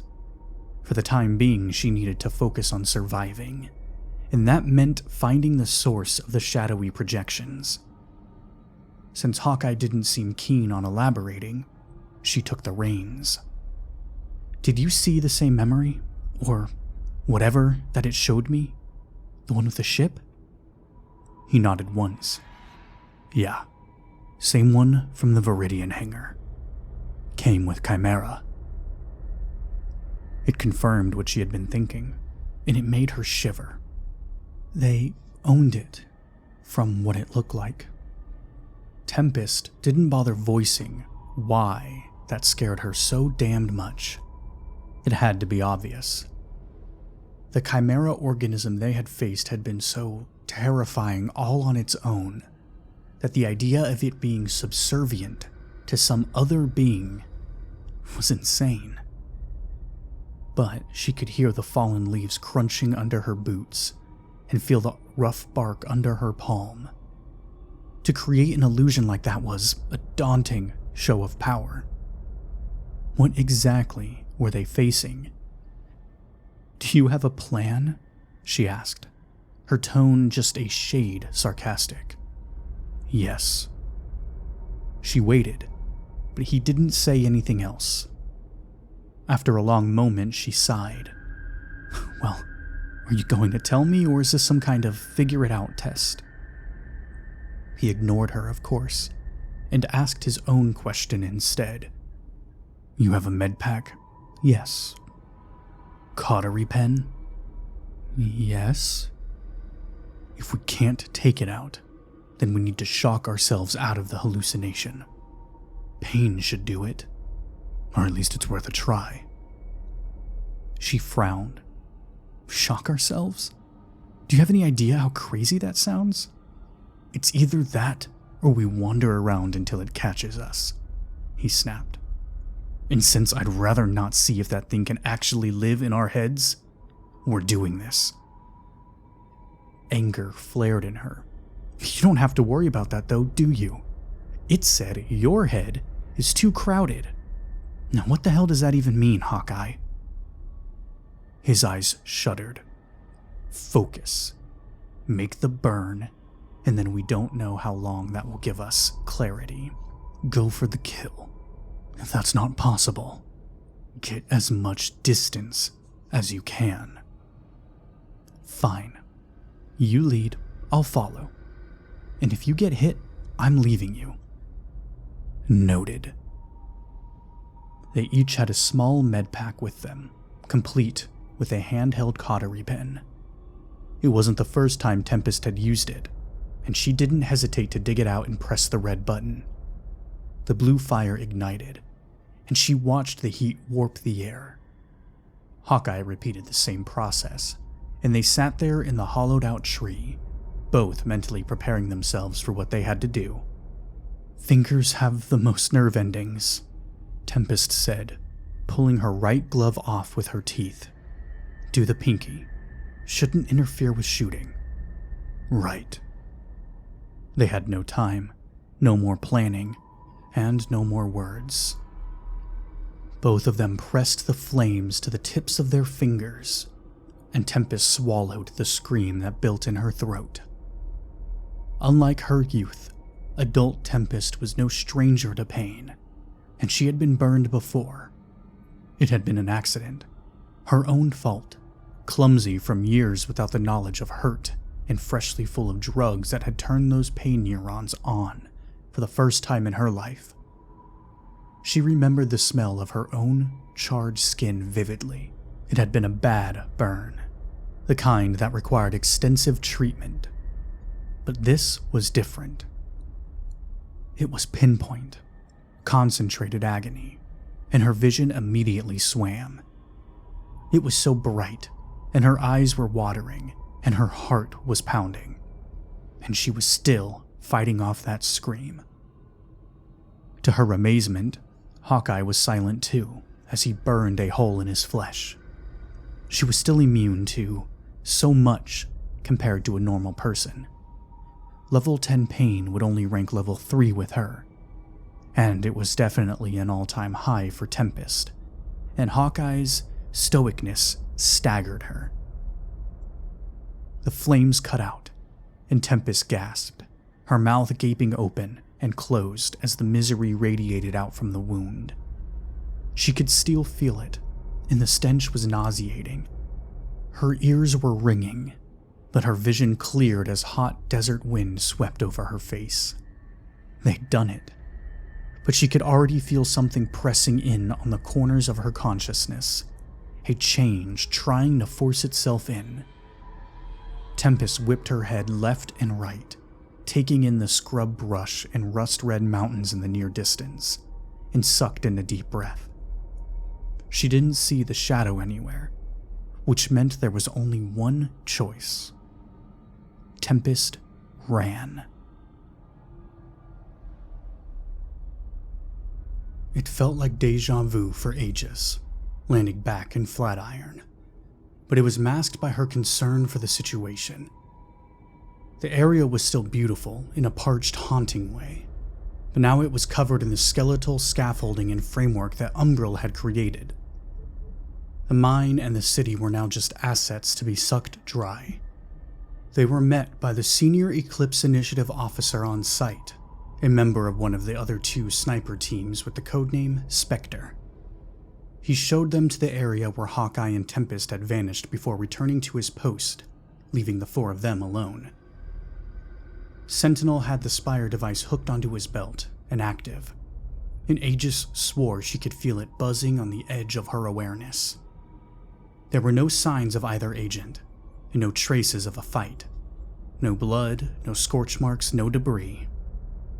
She expected the command to spread out, but Sentinel kept them together, wanting to make sure that they were all under the umbrella of the Spire. Combing the area was slow going, the sand of the Sonoran Desert fluttering in the wind and obscuring footprints in a matter of minutes. There was an odd sense of something in the air, something that felt wrong, almost oily on her skin. It made her want to pick at her uniform, pull it away from her body just to feel some air, but she didn't.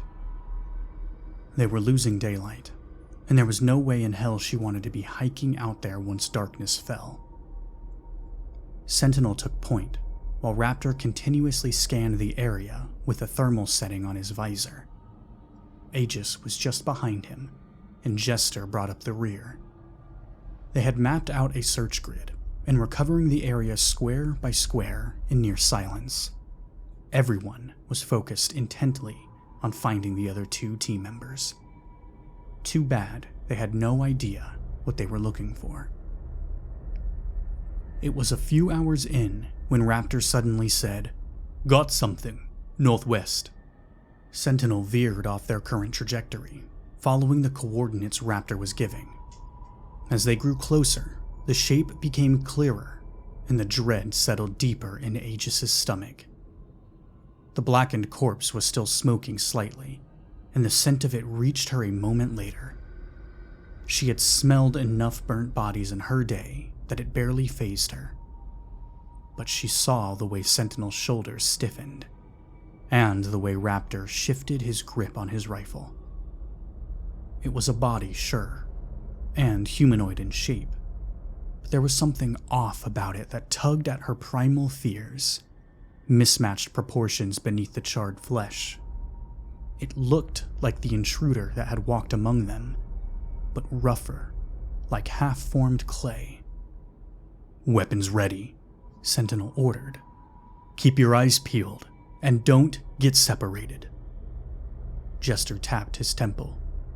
"Still no answer via comms. Visual contact is preferable." Aegis could feel the unease radiating from the others. This was the same thing they had faced before, and it was clear the memories were still fresh in their minds. Then Raptor said, "Look around." At first it wasn't obvious, because the body at their feet was fresh, black and striking against the pale sand. But as she looked more closely, she could see the lumps scattered around them, partially buried by the shifting sand. First 2, then 5, and at her last count 11 bodies. Aries investigated each of them, and each time found the same thing. A human-shaped creature, dead and disfigured, abandoned in the dunes. Some of them were almost bone by that point. At Sentinel's command, Aegis knelt down next to one and brushed the detritus away from its face with her gloved hand, looking for a cause of death. Like the first body, this one too had been burned. Aegis stood, brushing her hands off on her pants, when the first attack happened. Raptor had gone further out, and his shout rang through the quiet desert. His weapon opened up, firing round after round. Instantly, the 3 of them were moving, sprinting toward him as the rounds exploded and echoed across the wasteland. But by the time they had gotten to him, the shots had stopped. Raptor was standing, panting, his gun pointed out, and the dust still swirling around him. There wasn't time to ask questions.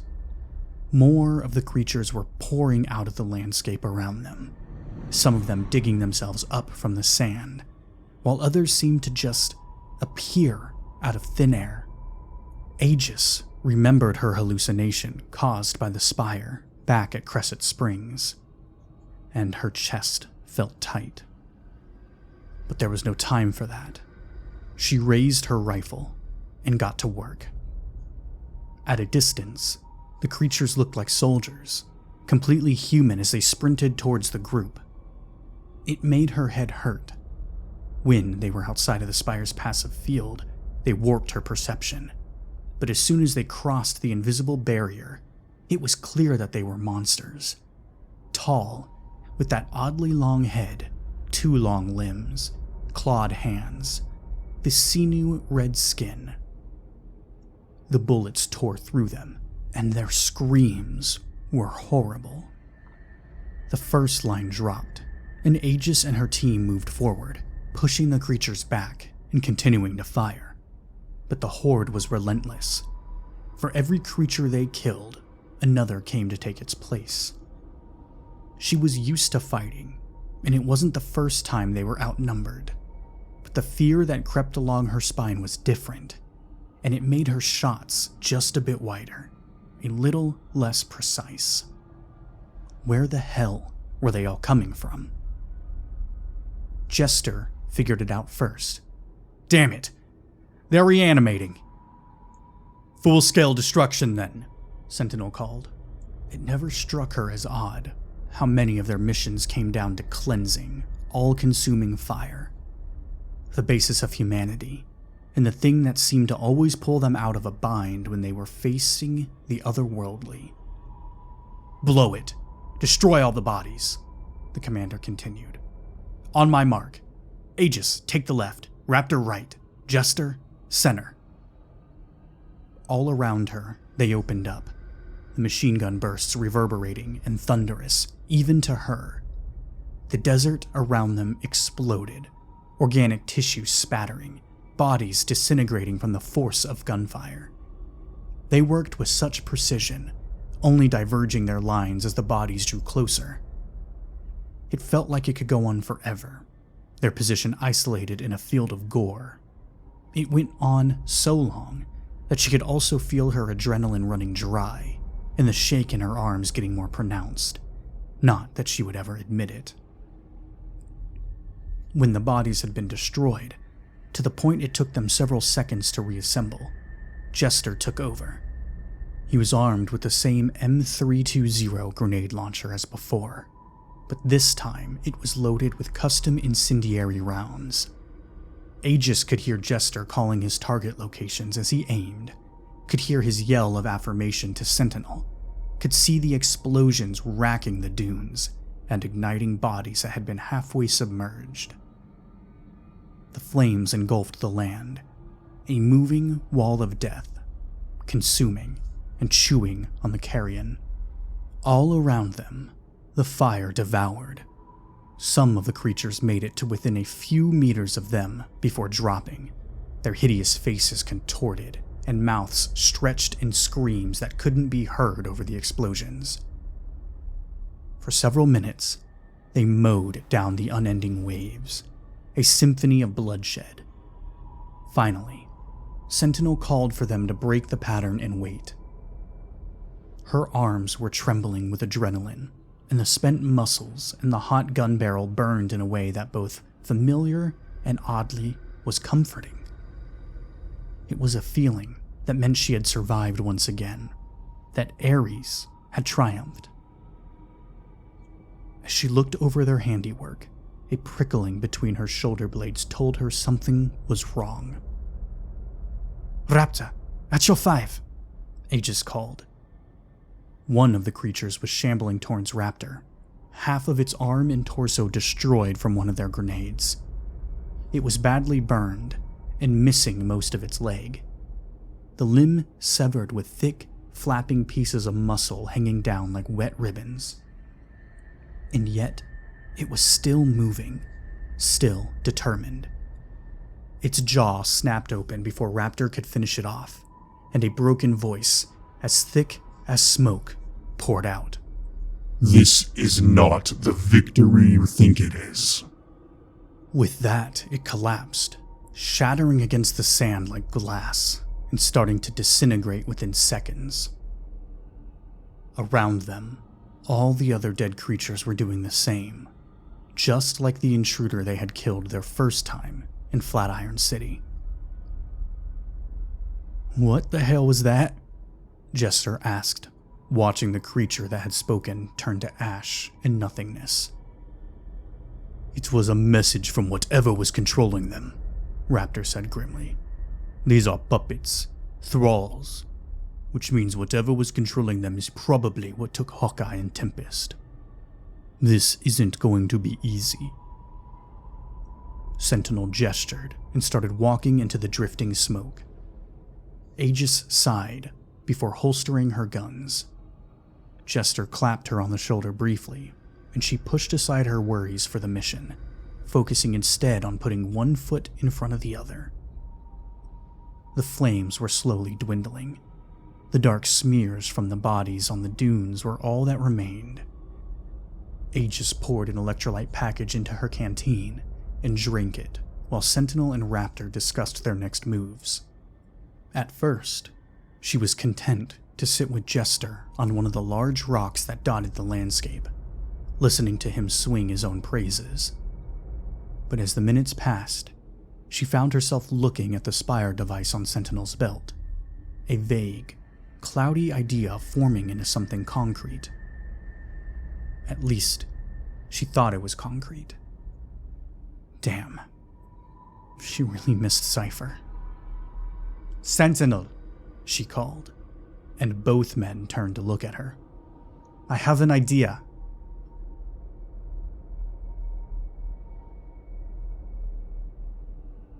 Without a single means of communication with Tempest and Hawkeye, and no trail to be found, it felt impossible to track them.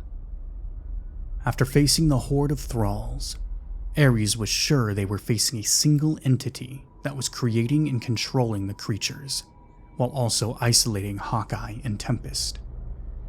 If Raptor understood everything correctly, it worked similar to the Spire's psionic dampening field, except massive, which, as much as he hated to admit it, was exactly why Aegis's idea had so much potential.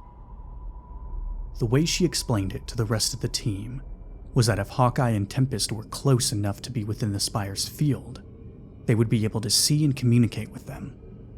But since they were obviously much farther away, it was like looking for a needle in a haystack to find them.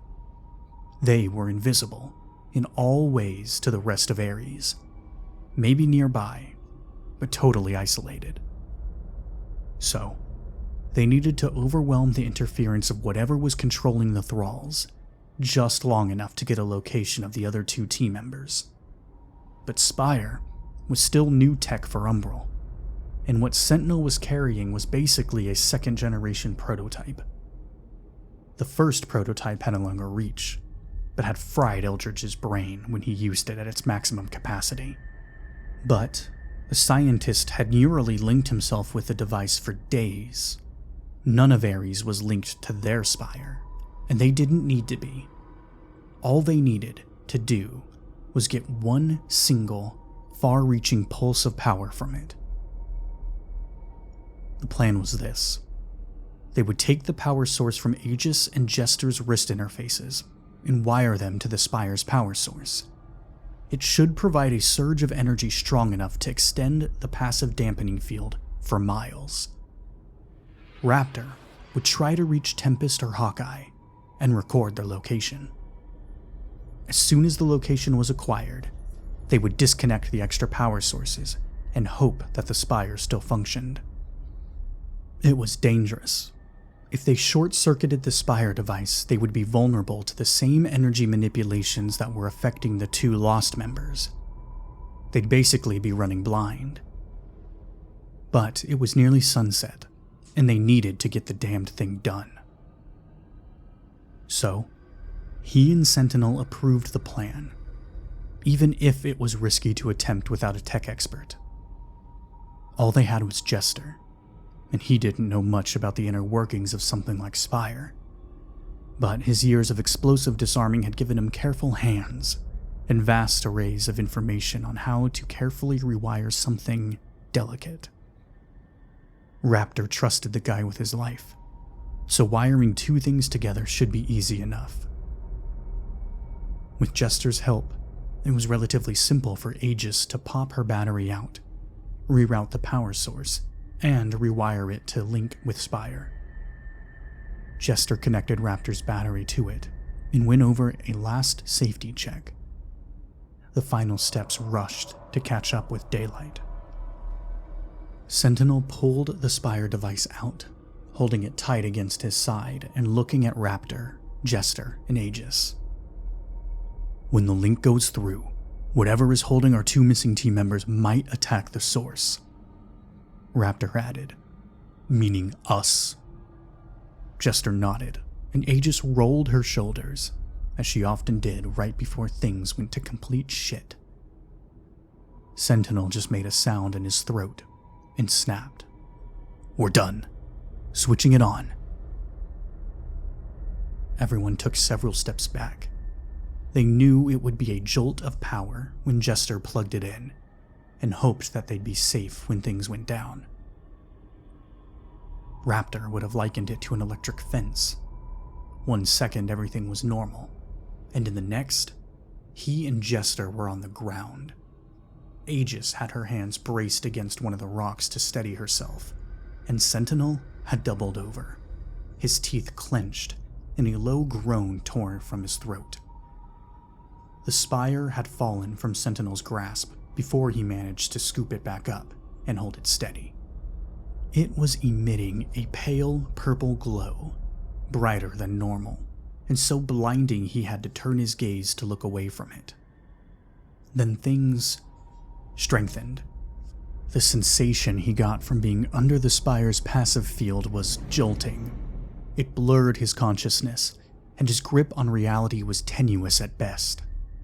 This was being knocked off a goddamn bridge. But he was altered, faster and stronger than the rest, and he'd be damned if this would keep him down. As Raptor pulled himself up, it all happened at once. Jester and Sentinel's interfaces, the only two still working, lit up at the distress beacon from both missing soldiers came in. Raptor activated his comms and called out for them. Hawkeye, Tempest, come in. The response was garbled but instant. Tempest's voice was laced with relief, even as it cut in and out with interference. Rapt, coming through? Hawkeye chimed in a moment later, their voice also strained and words garbled. Are you actually? It won't stay. Go underneath. Not enough. Stay linked. Have to. Sentinel got onto his feet while the voice died in and out, his grip on Raptor's shoulder so hard it was close to breaking. Hurry, 2 seconds. he said to Tempest and Hawkeye. Give me what you can. Hawkeye's voice was unintelligible, and Tempest's wasn't much better, but he got one word out of her. Waterfall. With a curse, Sentinel yanked the cord connecting the extra batteries to the Spire device, and the suffocating net of power dissipated in an instant. Raptor blinked a few times to clear his vision, and on the map he had pulled up on his own interface, 2 red distress beacons pulsed, the last recorded locations of his 2 teammates. Sentinel shoved the Spire back into his belt. Raptor split their current route with the location Hawkeye and Tempest's pulse originated from. To everyone's surprise, the waterfall and oasis was close, but that meant that whatever was controlling those thralls was likely close by as well. Tempest, Hawkeye. He called again, but this time there was no response. He tried a few more times for good measure, and the only thing that met him was static. Sentinel shook him on the shoulder and started doling out the marching orders. Let's move. The Spire device still has a little juice, but I don't think it's going to give us nearly the range it had before. If one of us sees Tempest or Hawkeye, get your hands on them. Tie them to you. Whatever you need to do to make sure we won't lose them again if the Spire dies. Immediate and complete destruction of anything that stands in our way. We aren't going to have the luxury of formation or maneuvering. This enemy is a complete unknown, so let's just kill the damn thing and be done with it. No one argued with Sentinel. The sunset was beginning, and time was of the essence. He didn't care about extracting once it was dark, but he desperately wanted to have the other 2 Aries members in hand before nightfall. The idea of facing something like whatever was commanding the thralls without the light of the sun made him uneasy. It took a decent amount of backtracking to reach Tempest and Hawkeye. Following the signals proved difficult, and he had the fear that the Spire wasn't nearly as effective. But by the time the sky started to morph to orange and pinks, Aries had followed the beacons to the top of a rocky outcropping that circled down. There, in the center of it, was a waterfall. The oasis was a massive pool of water, and the trickling, earth-digging noises as it churned and poured under the desert rumbled beneath their feet. With a sweeping gesture, Raptor ordered them to begin moving down, weapons at the ready. He wasn't sure what was in store for them, but he wasn't leaving until he had his soldiers. Hawkeye sprinted, his heavy gear thumping against his body as he struggled to keep up with Tempest. Damn, she could move, but like him, she was running blind. They were back in the desert, but at the corners of his vision, the blackness of the liminal space was starting to creep in again. His plan had been to outrun the alien, but it quickly became apparent that it was going to be impossible. All they could do was find some kind of landmark before the unreality swallowed them again. Something that might help the rest of the team find them. The ground underneath his feet shifted from sand to stone, and in front of him Tempest came to a skidding stop. He slowed and came to stand beside her, looking down at the pool at the bottom of the cliff, and the waterfall that cascaded down into it. It was all eerily silent. They were losing their grip on the real world, and fast. Hawkeye looked over his shoulder. saw the oncoming darkness rushing up behind him, and made a split-second decision. The sniper clutched his rifle to his body with one hand, the other arm sweeping over his head as he dove. It was a Hail Mary decision, and there was a good chance he would crack his skull on the rocks in a shallow pool, but he did it anyway. He heard Tempest yell above him, right before his body cut into the water, and by some miracle, it was featureless and deep. Fighting against the weight of his gear, Hawkeye swam, swinging one arm and kicking both feet, refusing to drop his gun. When he felt the deluge of the waterfall hit him, he faintly heard the splash of Tempest hitting the water behind him. Finally, exhausted, he crawled up onto the stone shore of the small hollow behind the waterfall. Just as reality winked out, and they were back in the red purgatory. Tempest crawled up into the rocky ground beside him and collapsed on her back, breathing hard. Hawkeye looked around. It was the same as before. A black earth shot through with white veins, all in a crimson haze. But somehow, the waterfall in front of them hadn't disappeared like everything else. It was fully present, and their view was distorted by the falling water. It was enough to ground him, to remind him that they weren't really on some other world. At least, he hoped they weren't. He would pick Earth any day. Tempest rolled onto her side and propped herself onto one hand. She opened her mouth to say something, but before she could, both of their comms crackled to life. Raptor's voice sounded tiny and far away, but it was there. Tempest was quick to respond, scrambling onto her hands and knees to sit closer to Hawkeye. Her fingers tangled in the neck of his armor, trying to bring him closer, as though they could amplify the weak signal that way. Raptor, we're here. Are we coming through? He didn't answer. Are you actually there? We still don't have any way to get to you.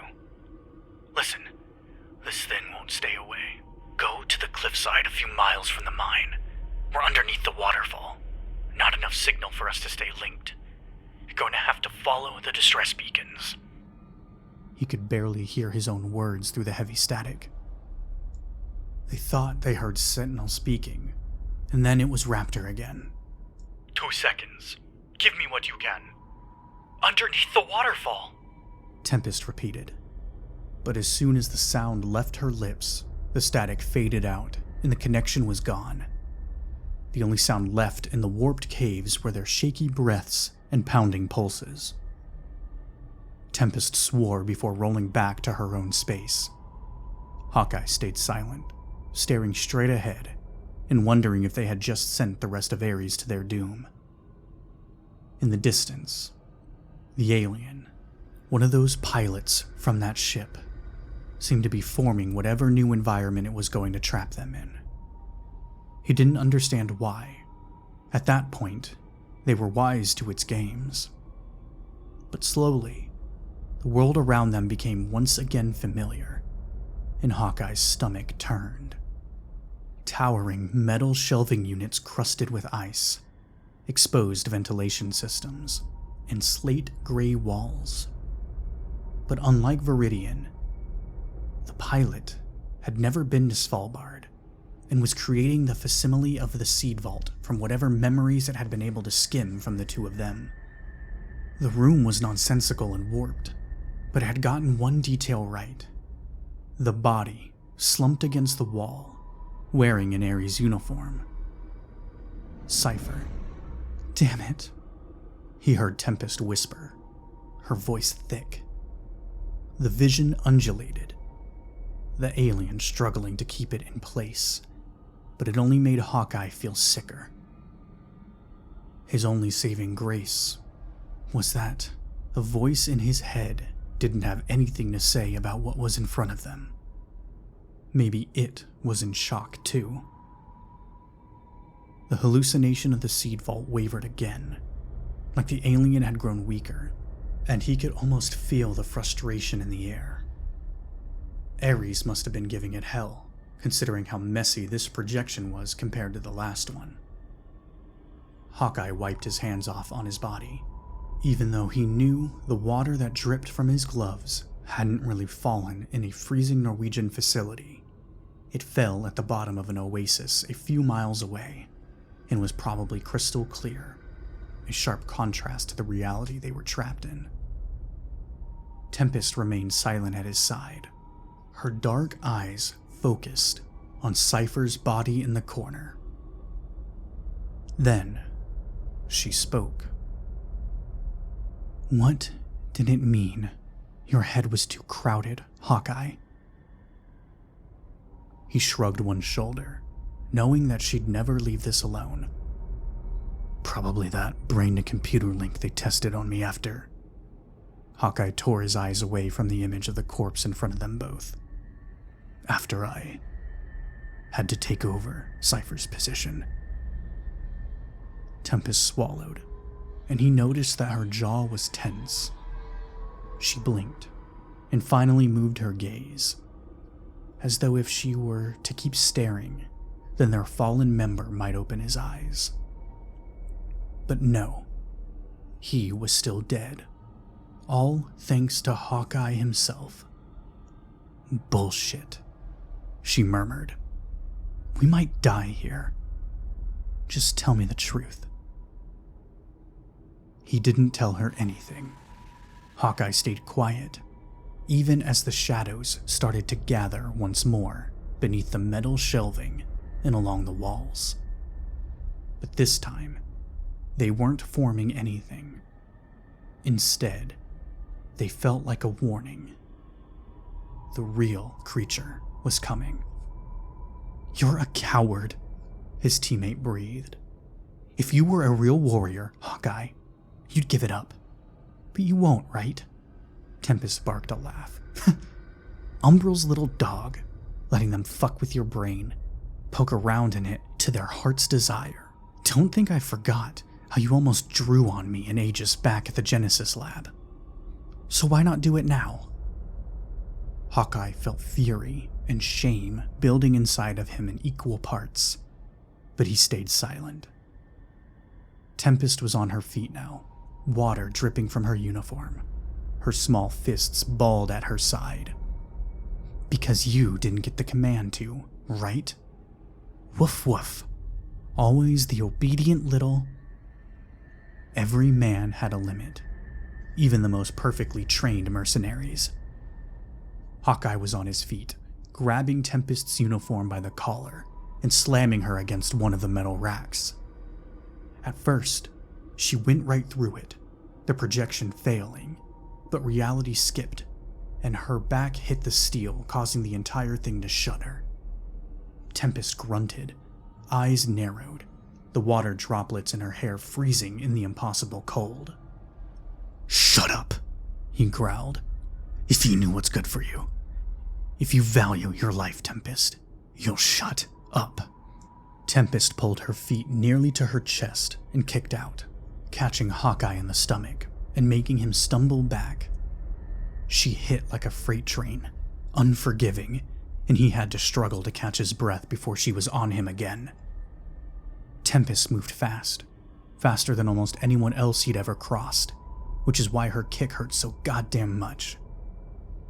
Hawkeye pivoted and raised his fists, blocking her next punch before charging her with his shoulder. She took the hit and rolled, but was on her feet again in the blink of an eye. "Yeah, maybe you're right." Her words were interrupted between harsh breaths. "Maybe I'll shut up, and we can end this now." There was a faint sound of the waterfall in front of them before their comms suddenly screeched an otherworldly, guttural static, and Tempest and Hawkeye stopped, stunned in their place as it sent pain through their whole beings. Then, the Spire's signature net of power surged up over their bodies, and Aries finally burst through the veil.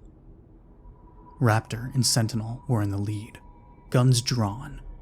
Jester and Aegis came up behind them, the four quickly fanning out to cover the area around Hawkeye and Tempest. They looked disheveled and sweaty, but they were alive, and their presence shattered the illusion, erasing Svalbard and bringing the Sonoran Desert back around them. The last thing to disappear was Cypher, standing now, milky eyes wide open and watching them both before he faded into nothing. In his head, Cypher's voice whispered, "She knows." Hawkeye and Tempest hastily abandoned their scuffle and picked back up their fallen weapons, bringing them to bear just in time. The alien must have followed Aries' progress across the desert in its disorienting liminal world, because it was there, floating just on the other side of the waterfall, so much more solid than its projection from before. Their positioning was terrible. They needed to get out of the hollow behind the waterfall, or the six of them would be completely pinned down. Tempest and Hawkeye went in the same direction, slashing through the falling sheet, the cold water enveloping them before the desert. The rest of Aries wasted no time following after them, pressing close to the wall off the cliff so they didn't fall into the pool. Raptor raised his fist, and Aries came to a halt once they were out of the small crevice and back in the fading sun. The alien had shadowy tendrils gathered around its body, like a cape. Hawkeye swallowed hard. Whereas it had been strange before, now it was terrifying. Instead of the anger he had felt rolling off it after Viridian, this time, the being was wary and predatory. Like its projection, it was tall, elongated and skeletal, but much more solid. It drew the shadowy tendrils back into itself, growing even clearer as it did so. Its jagged body was encased in a sleek metallic suit that radiated some sort of shimmering shield. The thick, sticky blackness of its face and hands were the only real bits of it visible. And those eyes, the solid glowing slants in the side of its elongated head, the burning slits in the mask, locked straight onto him. Hawkeye felt chills run up his spine. This wasn't any projection. The alien was there, in the desert. It was corporeal, ready to meet Aries head to head. Then, its head rotated towards Raptor, and a grating, clicking sound filled the air. They heard it speak in their minds. You feel so familiar. They used our little piece of the hive mind to fix you, didn't they? No one answered, except for Sentinel, who closed his fist and punched it forward. Attack, full tilt offensive, kill on sight. Tempest and Aegis surged forward, the sniper close behind her. Sentinel hung back beside Jester, whose own weapon was drawn. Hawkeye had the sudden realization that maybe Aries was undermanned. This alien, it hadn't even needed a ship to follow them to Arizona. The six of them were taking on something that existed in separate realms, all at once. But all the doubt melted away as he fell into his practiced pattern. Hawkeye began to fire on the alien pilot while Tempest laid down covering fire. Aegis launched a smoke grenade, and when it exploded, the alien had no warning as Tempest came leaping through it, her monomolecular blade sailing from her hand and hitting home in the thing's chest. The alien gave a bizarre shrieking sound, throwing the knife from its body. The blade skittered across the sand. The pilot flexed, gathering those shadow tendrils like weapons, using its long arms and legs to tear and sling at his teammates, who were right up in its space, hacking and shooting and screaming for blood. Raptor got in close, but the tendril shot out towards him, trying to spear through him. But as fast as the pilot moved, Raptor was quicker. Hawkeye thought of Tempest kicking the shit out of him minutes ago, and how she might match the second-in-command step for step if they ever trained together. Because right as the tendril arced over Aegis' crouched, shooting form, Raptor surged up to it with the superhuman speed and closed one gloved hand around the inky stalk of blackness, stopping the thing in midair, as though it was the soft, slow curve of a bat.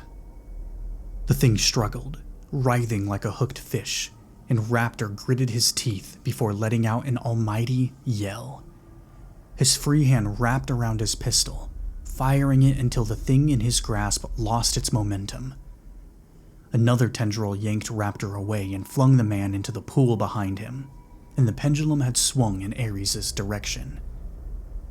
Aries pressed their attack. The 5 of them covered the being from almost every angle. Hawkeye worked with Sentinel, pulling his secondary weapons so Aries was attacking the alien with full bore with 1 pistol, 3 rifles, and Jester's shotgun, pelting it with high-powered bullets from their custom-modified armory. Meanwhile, Raptor climbed back on shore. The pilot fought back, calling thralls from the desert around them. They looked unfinished, and with a sickening lurch, Hawkeye realized what exactly they were. Biological masses of desert fauna, stitched together with the psionic power of the pilot until they were one single, mutated creature, crafted into a vague shape similar to the pilot. But unlike their extraterrestrial commander, they had no metallic suit, only flesh and rough armor made from bone. But these unfinished thralls were the last of the small army it had created. They were nearing the end of this fight. The alien was clearly struggling. They saw Raptor launch forward.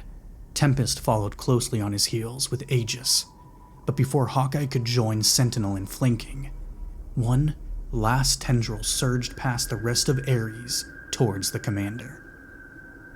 Hawkeye felt reality slip around them.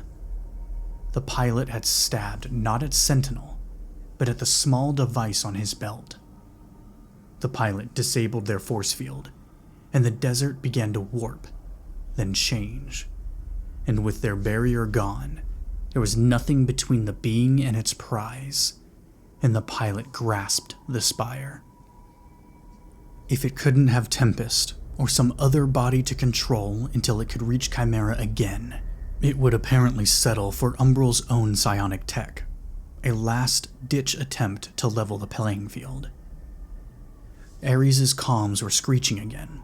Even Sentinel flinched, but the pain was nothing compared to the overwhelming power they felt rippling through the air. Ares couldn't fire their guns, and they couldn't even get close. Hawkeye tried running, but he couldn't fight the sudden pull. As a team, Ares felt gravity yanking them towards the pilot. Hawkeye's feet were digging deep into the sand, but not moving him out of the drag zone. Ahead, Tempest and the rest of her teammates hit the ground. Jester made a sickening, choking noise, and Aegis clutched at her helmet, but Raptor and Tempest crawled on their hands and knees. Hawkeye's vision blurred. He felt his eardrums screaming, and there, as he inched his head to look at the alien being, Hawkeye thought he saw the spire vibrating in the pilot's grasp. "Be ready to take a shot," Cypher said, deep within his gray matter. "The spire won't hold." The ghost was right. It was too much for the device. The earlier power surge, plus whatever energy the pilot was pushing through it, shattered the spire, and reality fell around them once more like a comforting cloak. It wasn't the same for the pilot, though.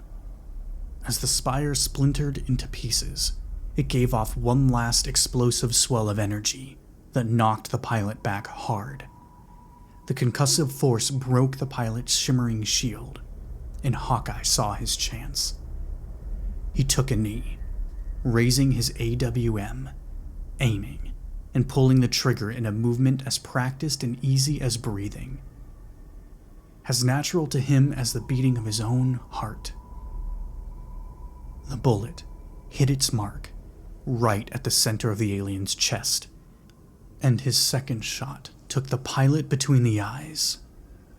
It screeched like razor blades on glass, shuddered, blinking, in and out of view, sinking into the water where it lay dying. Aries advanced. Hawkeye kept his rifle trained on it just in time to see the inky darkness seep out from the holes he'd put through its body, its strange face rotating to look down at where its blackness was melting back outwards. The liquid-like shadows began to leach down into the azure water, like poison. They all formed a line at the water's edge and watched it sink beneath the surface. Finally, the sun dipped below the horizon. It was over. Night was settling in, but the team was breathing hard, shaking with adrenaline.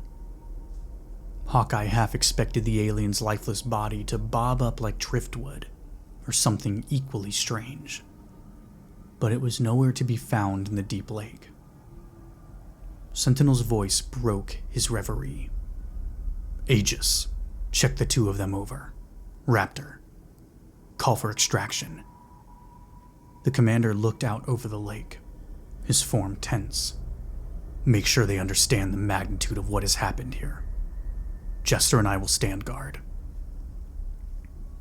Hawkeye slung his rifle over his shoulder and rubbed one hand across his bare face, exhausted. Tempest passed by him on her way to Aegis, who was setting up a small medical area, and stopped. She didn't look up at the sniper, but spoke low enough so only he could hear her. "This isn't over." He laughed once, and to both of their shock, there was a single thread of humor in it. It never is.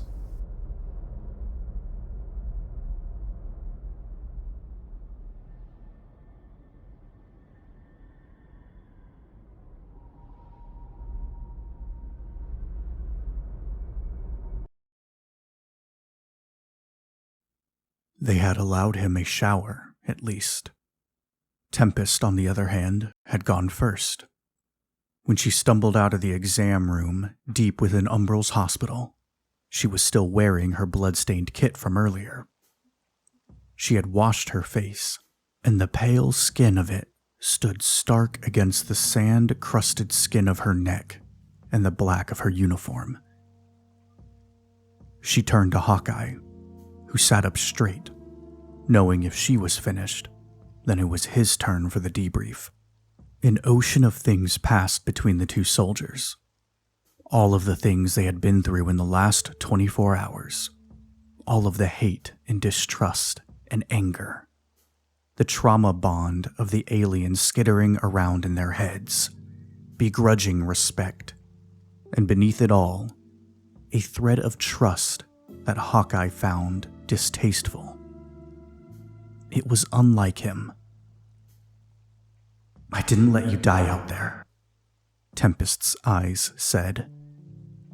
"I didn't let you die out there either." Maybe he should have. At one point, she had been ready to put her hands around his neck. "You didn't kill her when you had the chance, huh? I guess even an old dog can learn new tricks sometimes," Cypher added, unwelcome and nauseating.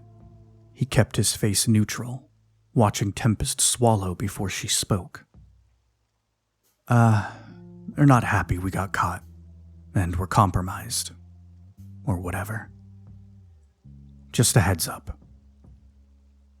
Hawkeye gave her a single nod, satisfied that she had done her social duty of speaking to him at least once.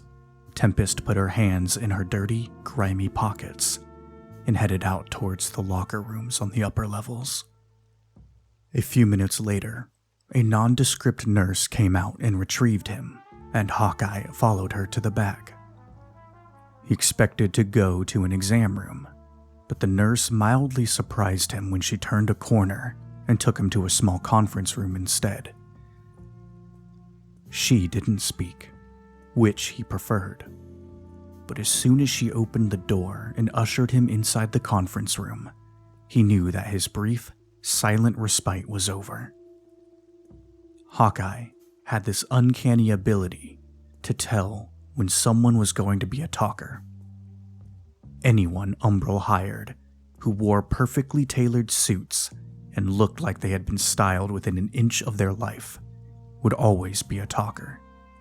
The intensely clean-cut look was just another sort of armor, one that made people think they were entirely professional, while they slowly stripped their entire lives down to the bone before taking ownership. The conference room looked like all the others he had spent miserable hours in. Clean, sleek, metallic, and soulless. The Umbral agent in question was standing behind the dark wood table, while a small grouping of medical professionals was sitting, not even bothering to look up from the notes they were taking. "Corporal Carmona," the suit warbled, his voice sing-song and saccharine. It made Hawkeye flinch from a combination of hearing his name and the promise of machinations held within that voice. "Have a seat." Hawkeye did, suddenly wishing he had been the one to come into this interrogation, dirt-crusted and still in his full kit. Sitting in front of all the people dressed in whatever sort of armor their jobs provided, the suit and the 3 doctors in crisp white lab coats edged in different colors to represent their specialties. Their clothes said, "This is who I am." Hawkeye, in the gray sweats available to the team in every one of the locker rooms, was without an identity. He missed the weight of his rifle on his back and the pressing comfort of his helmet on his head. The suit lifted a tablet from the table in front of him, flipping through digital pages before he began speaking. "You are now being recorded for our files. I have here Corporal James Carmona, a sniper for Team Aries under the Eclipse Initiative. He briefly went missing during the mission at Flatiron Mine today, along with Private Pack. But they were both recovered by the rest of their team. The cause of the disappearance was an unidentified entity we've currently labeled Flatiron Entity 2. The agent looked up from his tablet briefly. "Your file was an interesting read. It isn't often we have second-generation Umbral assets. Your father was Sergeant Jack Carmona, right?" Feeling uneasy, Hawkeye nodded. "We lost him at Operation Blackwater Ridge, right? You must have been young, 14 or 15 if my math is right." Putting his hands in his lap under the table, Hawkeye clenched his fists until his short nails began to dig into the flesh of his hands. He nodded. The suit shook his head sadly. What a tragedy. Umbral weren't as thorough as they are now. There was no way to know that the ridge was rigged with so many explosives. Hawkeye closed his eyes, and for a beat, allowed himself to remember.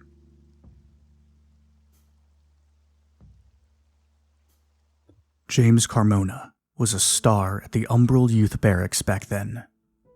His father was a legend, and while his grandfather had fought for a superpower that Umbral and the other megacorporations had cowed completely, there was still quiet respect and awe attached to the American Medal of Honor recipient. All of which made James a prodigy, and prodigies got away with a lot more than the others at Umbral's brand new military academy. At the age he should have been learning to ride a bike, his father had instead deposited the youngster in front of a rifle scope, and from there, the story told itself. In front of his father, Jack Jr., James was all salutes and yes sirs. But at the academy, well, it wasn't like he had as much time as a kid to let loose, not with Sergeant Jack as his father. So, he was just making up for lost time. He was incorrigible, always sneaking out, talking over instructors that he thought weren't nearly as talented as he was, getting into fights, and at the same time, earning the highest marks possible, just to even stuff out. He couldn't be all bad, after all.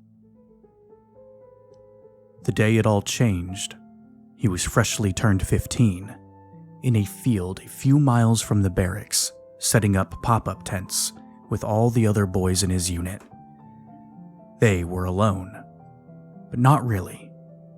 Their instructor camped nearby to keep an eye on them and rate how well they were doing in their survival test.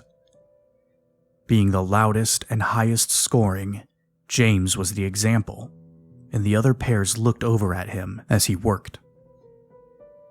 He first noticed that something was up when all the other kids stopped working, standing up straight and looking east. James stopped and turned too, holding his hand over his eyes to see better. A jeep was approaching over the bumpy ground, hunter green and way too clean to belong to the youth barracks. It stopped directly in front of James's tent. His heart skipped a beat and kicked into overdrive, dread settling over him before he even saw the occupants. He just knew that something was wrong. It was the sixth sense that the Carmonas had, the sniper's sense. 3 men exited the vehicle. First was the head of the youth barracks, Commandant Whitmore, followed by a tall man he didn't know, dressed in the black-on-black gear he recognized as the Eclipse Initiative kit. His father wore the same. The third, though, rendered the other 2 men pointless, because the third was old. His left leg ended at the knee before continuing in a gleaming metal prosthetic, wearing a jacket with a camo pattern that hadn't been used in decades. First Sergeant Jack Carmona Sr., his grandfather. Around him, the boys had popped into salutes when the commandant had appeared. But as soon as his grandfather exited the jeep, their salutes had gotten so intense, backs curved with the force of it, that it was almost comical. James wasn't saluting. His grandpa wouldn't want him to anyway. The stranger cleared his throat, fixing James with a gaze that held an untold amount of regret. I'm First Lieutenant Delacroix of the Eclipse Initiative. I'm afraid there's been an accident involving your father. I'm going to need you to come with us. James didn't hear him, because his grandpa was opening his arms, and there were tears on the lined cheeks of a man that barely spoke, let alone cried. James dropped the tent stakes he was holding and ran into the arms of his grandfather, who held him as the boy started to sob silently. Jack Sr. smelled like Old Spice aftershave and the astringent scent of pain relief gel. He held James like the world was ending. Probably because it was. For the 2 of them, at least. I've got you, kid, Jack Sr. said, voice breaking. I've got you. He was snapped out of the memory when the agent spoke again. Mr. Carmona, are you... Swallowing an ancient grief, Hawkeye cut his hand through the air, the same signal they would have used on the battlefield for silence. Hawkeye. The other man raised one perfectly arched eyebrow. I'm sorry? It's his code name. The small doctor, the one with his coat edged in navy blue, said without looking up from his notes. Hawkeye looked closer at him, and under a pair of thick glasses, he saw the shining scar tissue. Howard Brighton, the exobiologist they had worked with. They're weird about that. Just go with it. We're not in the trenches. I hardly think... Hawkeye's jaw worked. I don't know you. You don't know me. Strangers don't get to use my name. Just Go with it.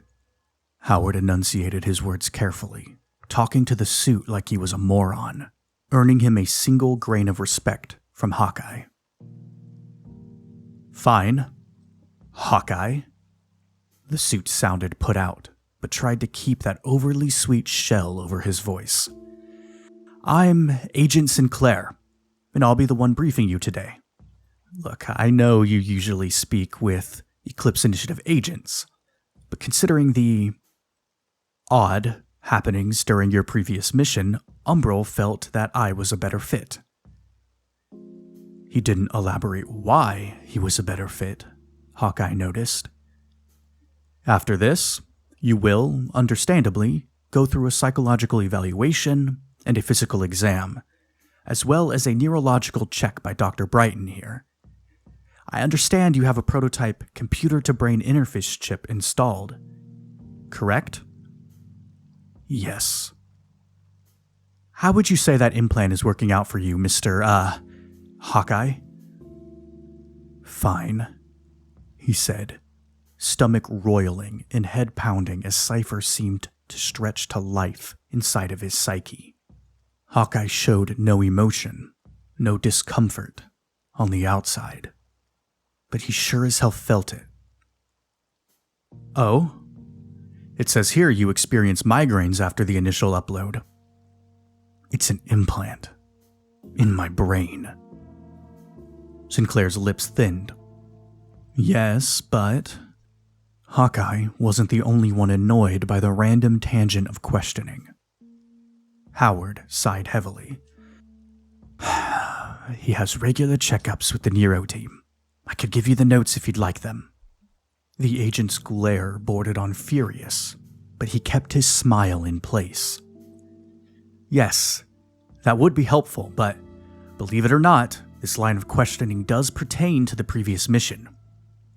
All the members of Team Aries described being mentally affected by the unidentified entity, with Miss Pack being the most affected. Were you similarly affected? Your mind is too crowded, the alien had told him. Hawkeye repressed a shiver.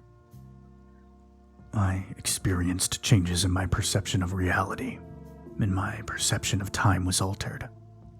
But I never felt out of control of myself, or that the unidentified entity had any effect on my implant. It seemed to evaluate the two of us, and found Tempest better suited to whatever it needed. But she and I managed to escape. I feel no after effects besides the physical fatigue that is to be expected. Anything else? The entire team in front of him seemed flabbergasted at his long, almost eloquent speech. He felt a spark of amusement. Just because he was normally quiet didn't mean that he was an idiot. I took that my insights, if you wanted, Sci-Fi offered, and was ignored. Thank you, Hawkeye. The agent cleared his throat, while the doctors whispered amongst themselves. The room was filled only with the sound of pencil lead on paper. So, just to confirm, you are experiencing no physical or mental effects? None. Right. After all, how impactful can an alien even be when you live with ghosts? He wanted this to be over, desperately. When he was exhausted, hurt, or emotionally unstable, Sci-Fi filtered to the forefront of his thoughts. It wasn't unlivable. Sci-Fi really, rarely took control. If the dead man really was some biological ghost in the machine, he had picked the worst candidate. Hawkeye was, in most cases, unmovable. Still, every once in a while he opened his mouth, and the Russian's voice came out. It would have driven a lesser man to insanity. But either Hawkeye was already insane, hence the dead man's voice, or he was successfully withstanding the intrusion. For now. Sinclair paced around the table, circling like a shark. Aries has had a rough go of it lately, What, with the death of Private Kozlov, the injury of Sergeant Gideon, the accidental death of one of our top Marine specialists, and the little incident where we lost contact with Private Pack and Corporal Alvarez. I see you didn't attend any sort of counseling after Private Kozlov's death. You were the only one of Aries that didn't. The agent let the words hang in the air. Hawkeye narrowed his eyes, taking in the subtle cues of Sinclair's body language and the expression on his face. Is this guy fucking with me? Hawkeye thought.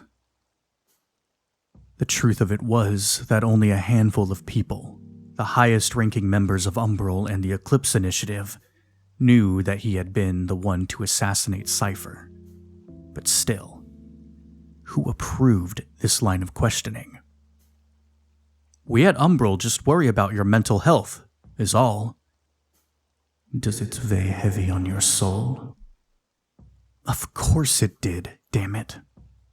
When he agreed to be Umbral's spear all those years ago, their assassin, their fist, he had been young and hot-headed. The last dredges of the dumb kid he had been shining bright like a supernova before they burn out forever. He had wanted it. Wanted the glory, wanted a special place at the right hand of some of the most powerful people on the planet, wanted to fill his father's shoes, and then some. Because maybe if he could be better than his dad in every single way, if he grew past his accomplishments, the hole left in Hawkeye from the loss of him might finally be filled. It wasn't.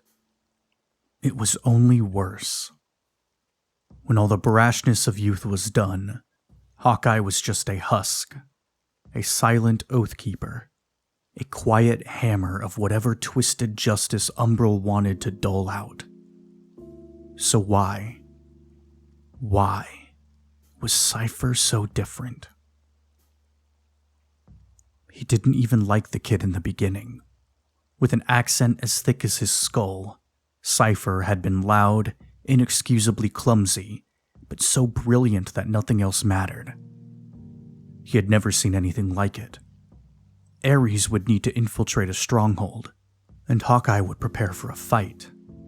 But security systems fell at Cypher's feet, like worshippers kneeling in the pews. Cypher would clear the way, cut the lights in buildings, whatever they needed. It made Aries unstoppable. Cypher allowed them to move like invisible wraiths. The kid had come in with Tempest, and he disliked her so much that it tempered his annoyance with Cypher. She lived up to her name, and Hawkeye had no room for hurricanes in the sniper's nest. Sentinel would pair him with Cypher, Hawkeye guarding the hacker's back while he worked, and Cypher in turn monitoring the situations from high up next to Hawkeye. Gradually, he warmed up to the kid. Cypher liked Hawkeye, for some damn reason. He could go entire days ignoring him, and he'd still be just as thrilled to be paired with a sniper on the next job. He was young, earnest, and unlike the other young blood, precise. He respected precision. I respected you too. Thought you'd be a good leader, that you had it in you to take over after Sentinel. Until you put a gun to my head and pulled the trigger. Hawkeye remembered with crystalline clarity assassinating Cypher.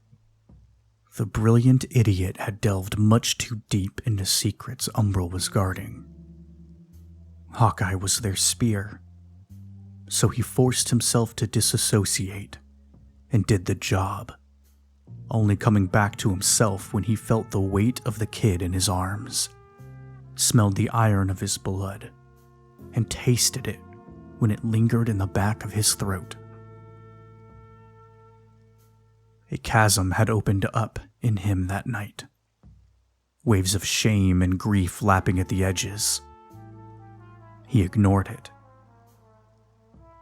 The tour through his life's history was getting to be too much, and Hawkeye finally told Sinclair as much. Great. Mental health. Got it. Are we done here?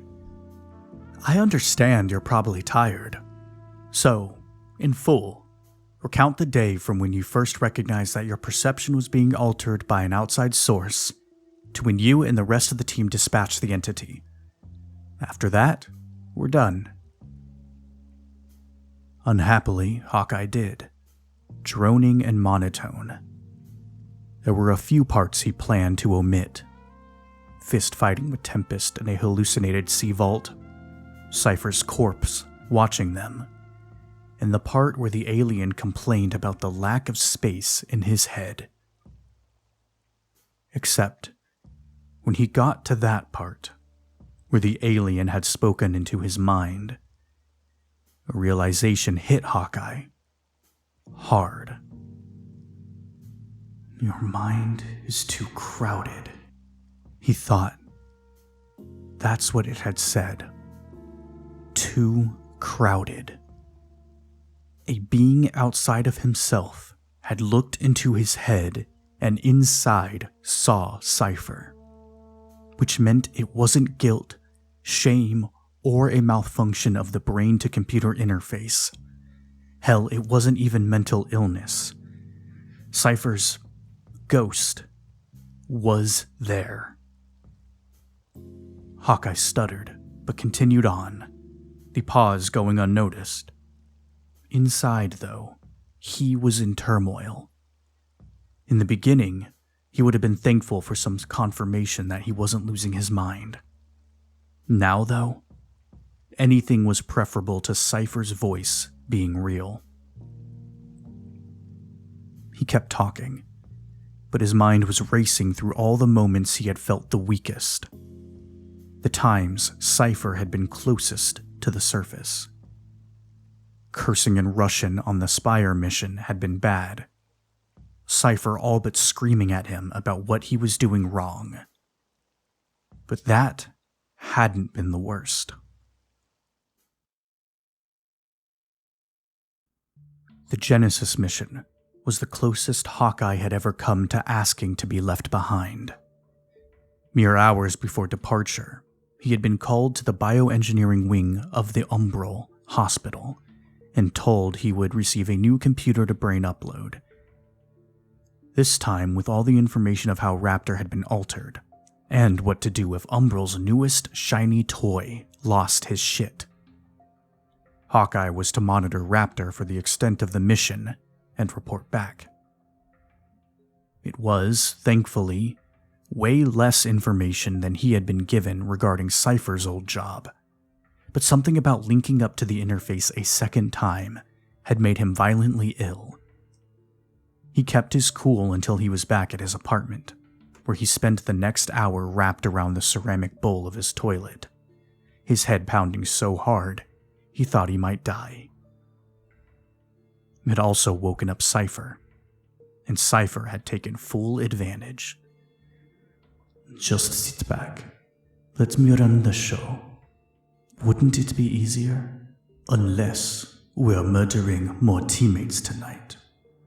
I'll sit that one out. It had gotten so bad that he called Aegis. He knew she wasn't fond of him, but she was a professional, at least, and dosed him with something that took the pain out of his skull in an instant. Instead, it just felt like his head was stuffed with cotton. He remembered looking at Aegis as his pain abated while she shined a light into his eyes, checking his pupils. Cypher was right there, looking back at her, right along with Hawkeye. As clear as day, he was assaulted with the vision of her deep in his guts of Svalbard, wiping her forehead with her hand, unaware that it was covered in Cypher's blood. The red against her pale skin, the smell of iron and copper, Cypher offering Hawkeye half a chocolate bar he had snuck into the seed vault just hours before Hawkeye sunk a bullet into his gray matter. He had shoved Aegis away just in time to make it back to the toilet and vomit again. Nothing but yellow, foamy bile. The doctor-turned-soldier wiped his head with a damp cloth, even when he pushed her away, called him an asshole, and gave him a double dose of nausea medication. "She regrets not being able to save me," Cypher had murmured. "I regret not being able to save you," Hawkeye replied. Nothing improved from there. He was on edge the entire mission, watching Raptor constantly, and then being faced with a kid that could move things with her mind, all while Cypher was trying his damnedest to take control of his. Hawkeye had been shaking, sweaty and shivering all at the same time, pissed that Raptor needed to be babysat while being clearly earmarked to take Sentinel's place instead of Hawkeye, mentally exhausted from pushing Cypher back. He had never been in worse shape in the field. And then Aegis, the same Aegis who had worn Cypher's blood like war paint, who had fought tooth and nail to save Raptor, who had come to his apartment half-dressed in her battle kit before the mission, just to help him with a headache. That same Aegis had stepped out of line, out of the perfectly crafted, always obeyed formation of Aries and the Eclipse Initiative, to protect some kid. And in doing so, reminded Hawkeye who he was. Umbral's spear. "Don't you fucking dare," Cypher had said, racking invisible hands across his brain, the pain bright, discordant. "Don't." He didn't even remember pulling the gun, looking down the iron sights at Aegis's bared face. His arms shook, the ghost of his squadmate fighting for control. Sentinel's voice booming in his ears. "Stand down." And then, only in his mind, the echo from decades ago ringing in his ear. "I'm afraid there has been an accident involving your father." He didn't shoot the medic, and stood by while his commander let her and Tempest abscond with what should have been Umbral's property.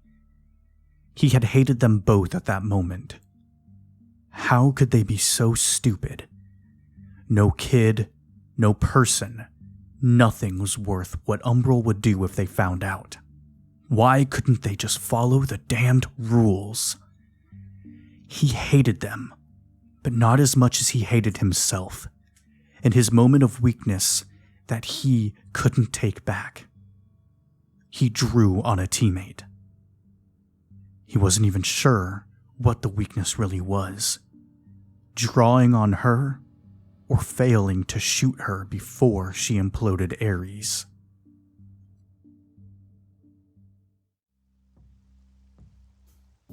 After finishing his statement of events and answering a few more inane questions, Hawkeye was finally released to the doctors. He felt hollowed out. His exhaustion had affected him so much that the past had slipped in and picked at his carefully sewn seams. First was Nero, then Psych, and finally his physical exam. It was well past midnight when he finally left the exam room, so distracted that he almost ran over Howard Brighton. The smaller man looked tired, but he perked up when he saw the sniper. Howard held up 2 paper bags, the bottoms of them dark with grease, the tops rolled closed. "Here." He all but shoved the bags into Hawkeye's arms. "It's a bunch of garbage food. Don't argue. I had to wrestle with the cafeteria people to get this stuff." Hawkeye scowled. "Why?" "Research suggests that high caloric intake is highly beneficial after a significant psychic event like the one you just experienced.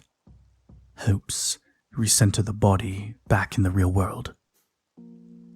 He hated to admit it, The smell of meat and onion was making his stomach growl. 2 bags, though. Take one to Tempest. She disappeared too fast for me to get it to her. All you soldier types live in the same apartment building, right? The last thing he wanted to do was see Tempest. But something told him Howard had gone out of his way to feed the 2 of them. Some leftover gratitude from them pulling him out of the rubble of Viridian Labs. Fine. Great.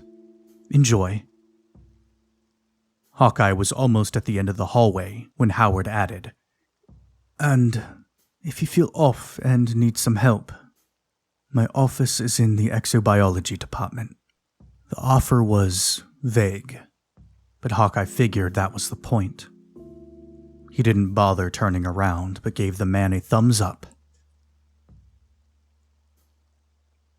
Tempest lived on the first floor, so it wasn't terribly out of his way to deliver the bag of, as Howard described it, garbage food.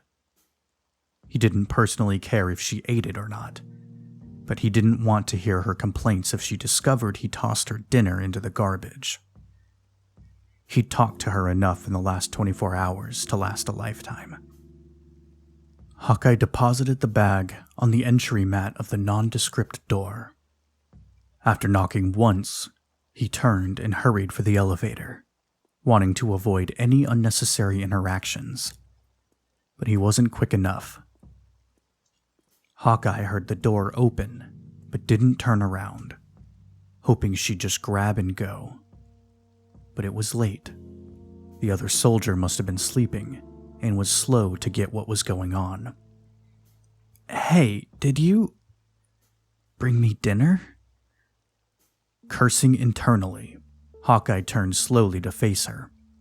No. Tempest was holding the bag, confusion written all over her face. Dressed in a sweatshirt and bike shorts, her dark hair down, she looked nothing like the woman who wanted to kill him so recently when they were both trapped in their shared delusion. Then, what? Dr. Brighton said to eat it. Something about calories and recentering. I don't know.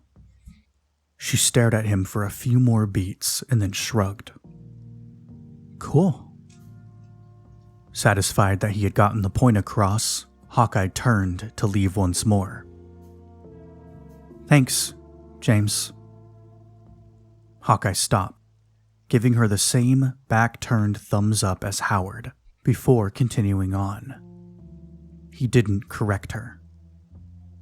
Asshole. Hawkeye didn't correct Cypher either.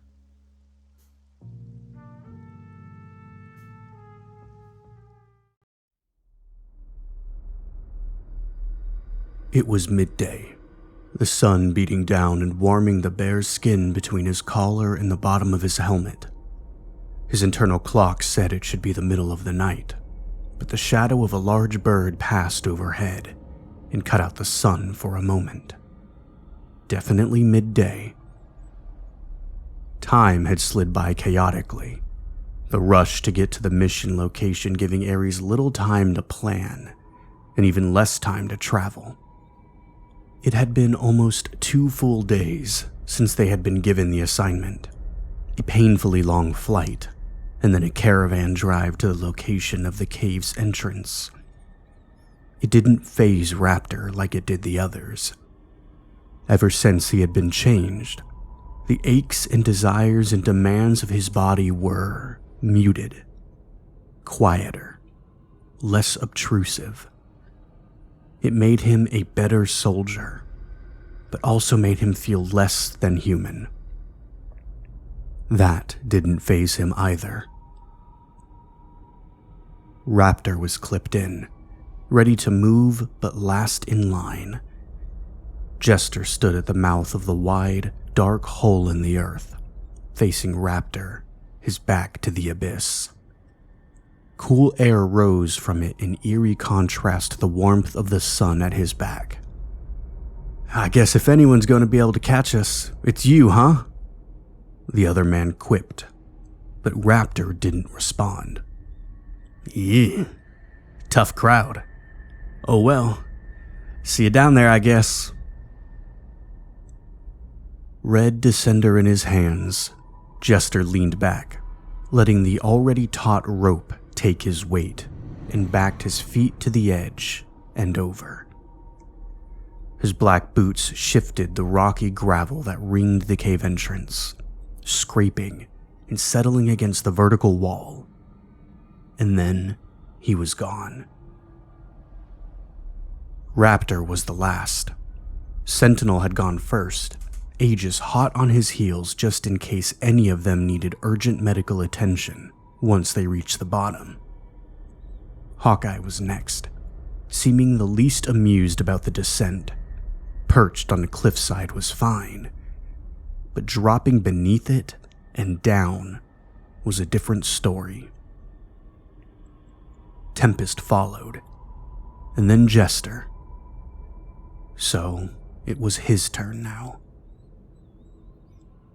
Raptor checked his harness and descender again, fingers tugging and testing, double-checking that they were secure, that he would be safe. Satisfied, he took a step, letting the red descender take his weight, and then went over the side. The cavern yawned above him, the circle of sunlight shrinking and disappearing. Cold, damp air rushed up past him, the faint smell of minerals and water growing stronger as he dropped. The rope sang as it slid through the descender, and the cave walls closed around him briefly before opening back up again, wider than before. Beneath him, he could hear the sounds of the rest of his team, those still on the rope and those on the ground. Their breathing, the sizzle of their ropes through their descenders, and their feet shuffling against the floor. It was all so damned loud. 1,000,000 little echoes. The descent slowed, and Raptor looked down, realizing he was close to the ground. He released the descender and landed on the rocky floor, boots making a soft noise against the stone. The light from above gave them enough light to function, but he knew that wouldn't be the case for long. The cave was huge, impossibly huge. A pillar of rock shot up from the center, a monolith reaching to the surface. A small river flowed from somewhere behind it, cutting through the cavern and disappearing into another tunnel on the far side. Raptor's hand found the grip of his rifle, fingers sliding over the trigger and barrel, assuring himself it was there. "Everyone good?" Sentinel asked. There was a murmur of acknowledgement from all of them as they checked their gear, flipping on brilliant white LED headlamps in place of the night vision goggles they would usually use in such circumstances. Here, in the belly of the world, there really was no need for stealth. "Now that we've got our feet under us, let's run through the objective one more time. Don't groan," the Major snapped when a few of them voiced their displeasure. This would be the third time Sentinel had given them this speech, but Raptor at least understood why. It had been a long time since they had worked underground like this, and none of those previous missions had been recent enough for Tempest to have been present. Their mark today was maybe the most valuable one they had ever been sent to retrieve. Sylvain might be the key to unlocking Chimera for Umbral. "We're here to recover world-renowned mycologist Dr. Esme Sylvain, or, if she is deceased, to recover her and her team's research. She and her team of mycologists and biologists had planned to spend a month at the bottom of Soli Cave here to record the behavior and attributes of what Dr. Sylvain was calling the..." Sentinel paused, tapping on his wrist interface. Mycogentrix Nexus, or Myconexus for short. Because of potential ricochet and the possibility of natural gas leaks, we need to keep firearm discharge to a minimum. That's why we've got our new toys here. He patted the arrow rifle that was slung across his chest, secured for the descent. It was slightly bulkier than average, the attached miniature quiver with 3 slick silver arrows inside giving its identity away. Sentinel, Hawkeye, and Raptor carried them, while Aegis and Tempest had the smaller pistol version. Jester alone was in his normal kit. There wasn't much for a demolitions expert to do without at least a little bit of a spark. A little over 48 hours ago, the above-ground portion of the team lost contact with Sylvain's group, and their biomonitor stopped transmitting data. All of them except for Sylvain. We're operating off the possibility that she might still be alive, and Umbral wants her under their flag. The university that she's partnered with agreed to give Umbral a full copy of Sylvain's old research, as well as complete access to anything she's discovered during this expedition. They will also transfer her contract over to Umbral's labs, which is why it's imperative that, if possible, we bring her out alive. There was more, but not that Aries needed to know to complete their mission. A possibility of other enemies, more flesh and blood than some fungal anomaly. He also knew just how important Dr. Sylvain was to Umbral. Howard Brighton had made that very clear. Raptor, and from what he had just learned before leaving, Hawkeye, had been under the care of exobiologist Howard Brighton for certain modifications. Hawkeye's was, from what Raptor understood, a single brain implant. On the other hand, Raptor's entire being had changed. He was never told exactly what Umbral had used to pull him back from death's doorstep, but he wasn't a fool. Aries had pulled Howard out of the ruins of Viridian Labs, where he had been one of the lead researchers on the Chimera Organism project. The genius, cocky little man, wasn't exactly a medical doctor, but he functioned much like one with Raptor. It was easy to put 2 and 2 together from there. Something relating to the Chimera Organism had been used to heal and strengthen Raptor.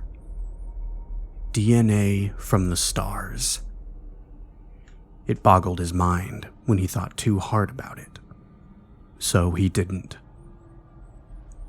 Raptor had been subjected to his usual once-over by Howard before deploying for this mission, and the exobiologist had been buzzing with energy. He wasn't very much for conversation these days, but for some reason, Raptor had asked him, "You okay, man?" Yes, Brighton had huffed, making notes on his tablet but still not quite hiding that something was up. "It's just... Aries is a competent team. I should know as well as anyone. But I can't help but ask you, what are the chances, you'd say, that you'll be able to pull Sylvain out of that hole?" "Fair," he shrugged. "Hell, there's even a chance the entire team is intact and their monitors just failed. Or maybe they're all dead, including Sylvain, and it's a malfunction indicating that she's still alive. We have no idea until we get down there." Raptor examined Howard closer. "Do you have some stake in this rescue, Dr. Brighton?" He sighed, running a hand down his scarred face. "Actually, yes. Mesme Sylvain never worked at Viridian, but we've met before. Her work on the Mycogentrix Nexus is groundbreaking, and before she began her current project, I had been desperate to have her as a consultant on my research with Chimera. She isn't fond of corporations like Umbral, which is short-sighted, of course. She could be a rich woman. Umbral would give her unlimited funding, unlike the university she's partnered with. But the woman's moral compass is too strong for her own good. Eyes trailing up to the black and white clock on the exam room wall, Raptor grunted. "Get to the point, Howard." "Yes, fine. Esme's myconexus is one of the most intelligent and complex examples that we have of a functioning, successful hive mind organism native to Earth. She's barely scratched the surface of what it's capable of. But I believe that her research can directly relate to my work with Chimera." He lowered his voice conspiratorially. "I'm sure you aren't aware of this, but Chimera is ill-suited to our planet. It can survive, but it can't thrive. If we were able to splice the myconexus in Chimera in some way, give Chimera the attributes that allow myconexus to be so successful, well, I'm getting ahead of myself, and I fear I'm probably at the far edge of your understanding of these matters, but Raptor, if you can get her out alive, it will be very, very beneficial for Umbral. For me." Raptor stood, stretching, and Howard continued. "As usual, I'll be monitoring your vitals from here. If you find Dr. Sylvain and she's injured, make sure to hook her up to the biomonitor you'll be provided. It will send me any relevant data I might need to keep her alive." "You, specifically." He understood why Howard monitored him separate from the rest of the team, which rarely had real-time biodata transferred during missions, but why the target? Howard nodded once. "Yes, there's a chance that the micronexus may have compromised her somehow, but at the same time be subtle enough that the changes aren't visible. From the little bit I know about her research, she observed deceased organisms being ambulated by the fungus, but I expect you'd be able to recognize anything that extreme. I'll be able to assess the situation much better than all of you. I've briefed Aegis on everything, but I still feel like I need to be as hands-on as possible." "We've taken you into the field before," Raptor pointed out. Howard paled. "Oh, no thank you. The communication delay should be minimal. I'll stay right here in my lab. Safe." Listening to Sentinel finishing up his briefing, Raptor suppressed a smirk at the memory. He liked the exobiologist despite himself. There was a respect between them, where it always felt like the other Umbral doctors and scientists were looking down their noses at him, smug. Howard was smug too, but it was never directed at him. "Sylvain's team is in the deepest camp. The area is called Starlight Gallery. Reference your interfaces for the map. We're going to move by headlamp light and reserve night vision for tricky areas or combat situations to reserve battery. Not that I think we'll see combat." "You doubt we'll encounter combat, but we're in our full kits?" Tempest asked, quickly adding, "Sir." The Major exhaled. "Yes, it's protocol." Tempest didn't look like she was buying it. If it was up to him, he'd tell the team everything, just to get it out of the way. The full spectrum of possible dangers. But Sentinel was walking this straight and narrow after barely escaping demotion. They all knew good and well that Umbral had subterranean specialists who would have been a better fit, but not combat-trained subterranean specialists. It wasn't odd for them to take a consultant with them on jobs like this either. Mariner on the Haven project, and Howard on their return to Viridian, but they were suspiciously without one on this mission. It wasn't like Aries wasn't trained for subterranean work. They were trained for any situation between heaven and earth. But there was something to be said for someone who spent their lives focused on a singular thing. Sentinel checked his rifle again, and Raptor watched, eyes taking in every detail of the team and surroundings. Jester, Tempest, and Hawkeye were gathered loosely around Sentinel, Aegis standing slightly apart, headlamp bobbing as she looked around. There are some areas that are going to require us to move single file. If we have to extract Sylvain and she can't walk, Aegis is carrying a collapsible litter, which we will take turns with. If she can walk, she goes dead center of the group. Now listen, this is important.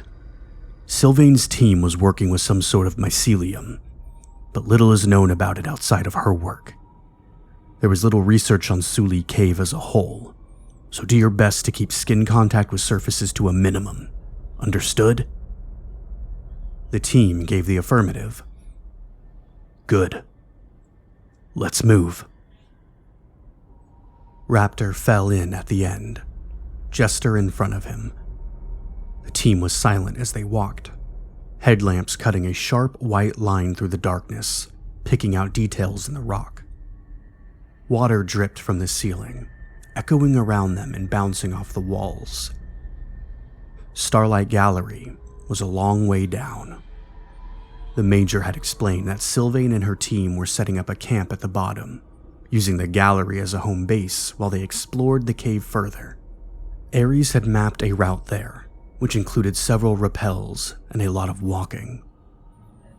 Their trek down into the depths would take hours, and they were 2 hours in when they entered their first squeeze.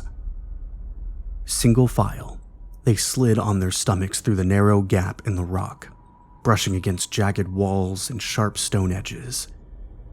Raptor again went last, the tight space pressing him on both sides, the rough rock digging into his tactical vest.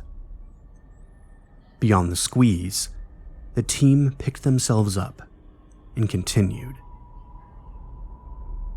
Jester had to duck, and Raptor had to bend over, while Tempest alone could stand fully upright in some places.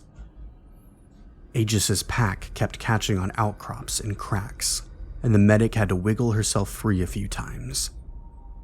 Hawkeye, while nearly as tall as Raptor and Sentinel, had less of an issue. He had an almost preternatural sense of every inch of his body at all times.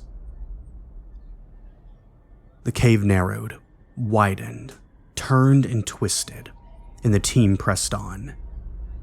At the entrance, Soli had resembled the more magnificent caves always portrayed in magazines and movies.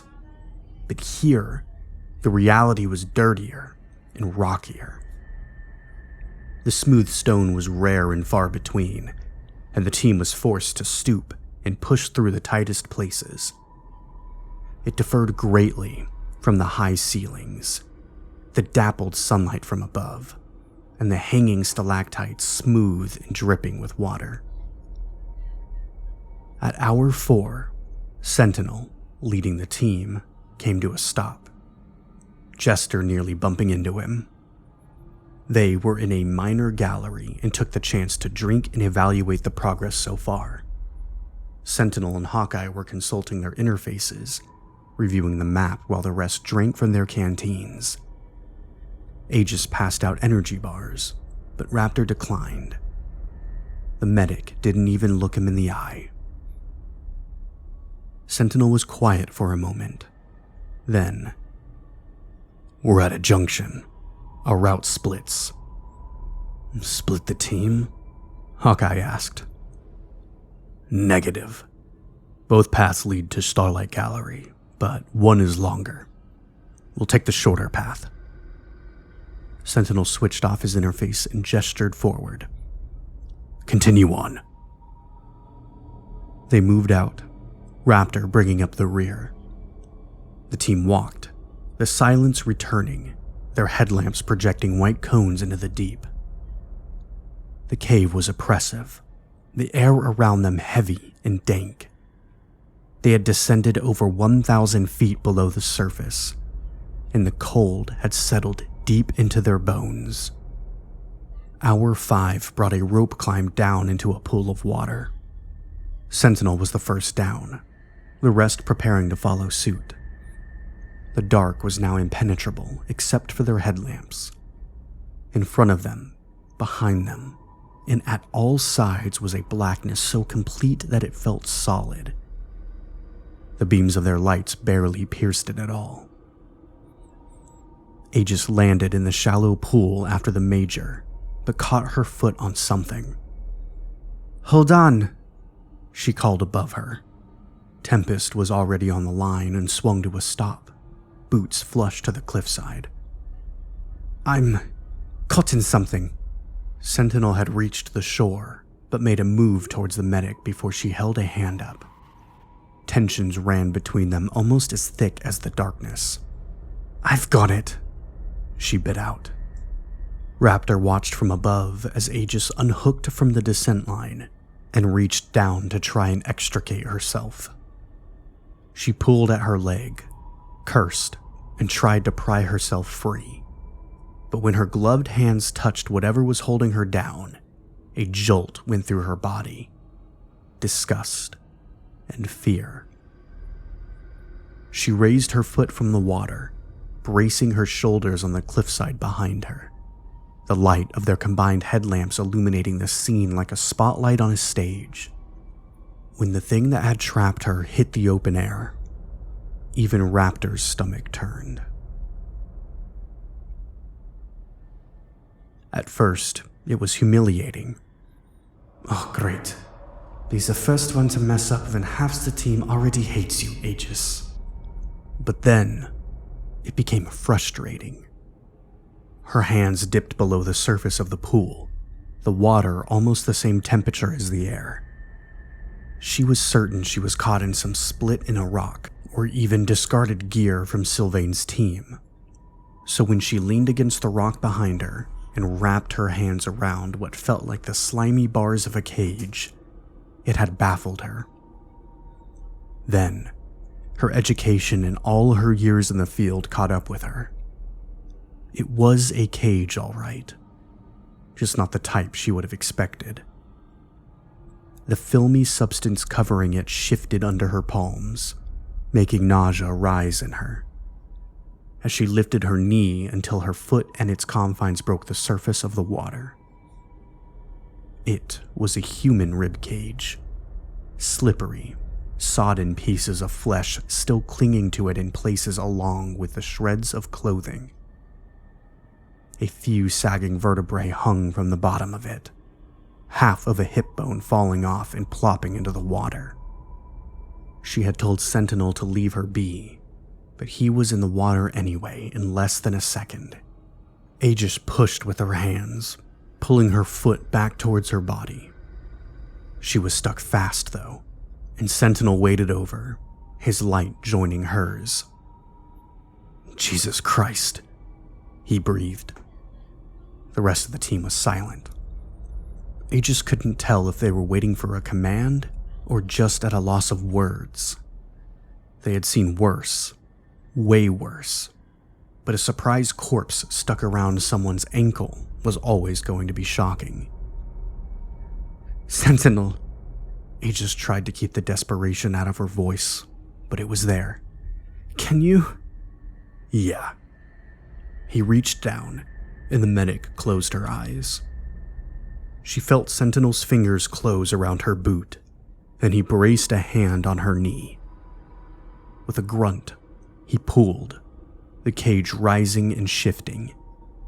Aegis opened her eyes as her ankle finally came free, and the corpse's ribcage slipped into the water. "Jesus Christ," Sentinel repeated, Aegis echoing the sentiment in her mind. "Should we leave it?" he told her. "It's too far gone to be any part of Sylvain's team. Not our problem." She took one last look at the dark water, sure she could see glints of rotting, ivory white beneath the surface, before gathering herself and heading towards shore. The rest of the team, still up top, shifted right 10 feet and restarted their descent. Aegis waited on the shore, Sentinel and Raptor conferring at the water's edge with their visors up. She couldn't hear what they were saying, but the Major's face was grim. Raptor's expression was unreadable, as always, and they exchanged a nod before Sentinel turned away. In the distance, she heard the subterranean river roaring, driving forward.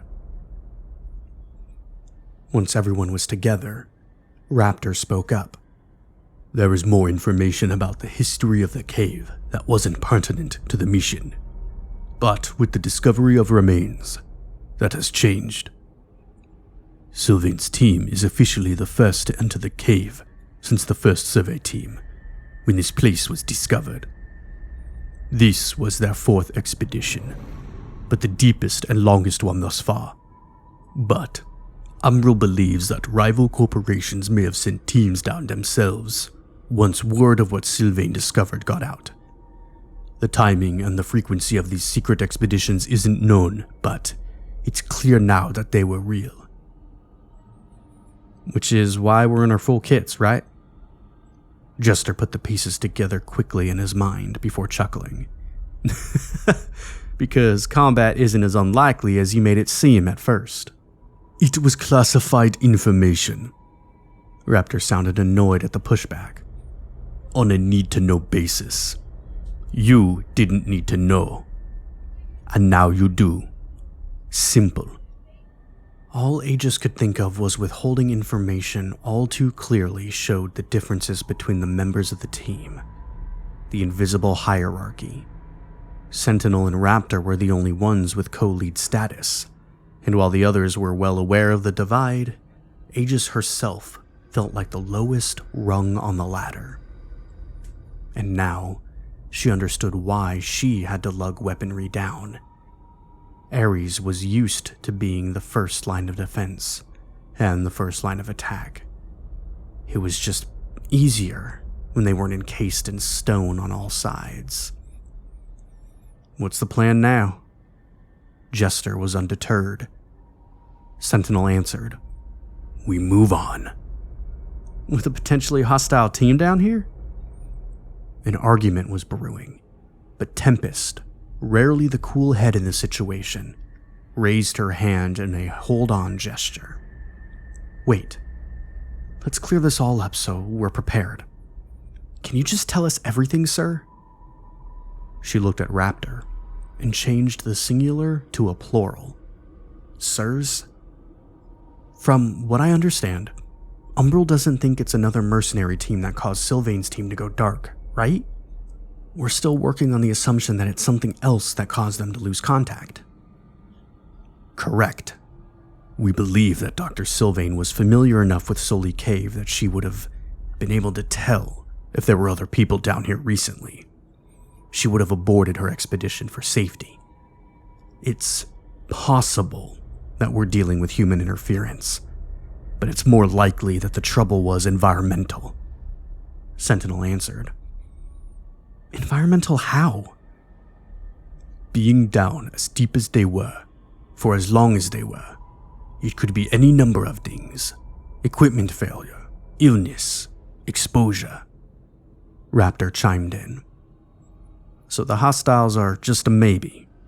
Jester asked. That's right. The hostiles are just a maybe. Our primary mission is Sylvain and her team, and getting them out safely. Sentinel affirmed. Now, any more questions? Because we still have a ways to go. Tempest and Jester looked at each other, silent. Hawkeye shrugged. Good. Let's move. Keep your guard up and watch your step. Rifles at the ready. Sentinel turned and headed deeper into the cave, the team falling in behind him. Discreetly, Aegis wiped her hands on her pants, sure she could feel the slime of the rib bones even through her gloves. The cave narrowed and widened, and they had to push their packs in front of them, rifles still slung across their backs now, to make it through. Of all of them, Tempest fared best, and Sentinel made the rare decision to put the rookie on point. Remember, eyes up. Tempest, if you see anything, signal. Do not speak. Raptor and I will be at the rear. Jester, Hawkeye, Aegis, stay tight. Sentinel instructed. Tempest nodded and moved forward, the team following her. The silence was back, the team advancing slowly. Aegis took a breath and focused. Her interface glowed a comforting green when she tapped, showing her progress. Her elevated heart rate was displayed in the right-hand corner. Tempest stopped, and the team behind her halted. The rookie was crouched, light trained on the ground. She signaled backwards, and Sentinel and Raptor made their way to the front of the group. Aegis peered over their shoulders, Hawkeye next to her. It was a footprint. Tempest pointed, and Sentinel crouched to inspect it while Raptor stood guard.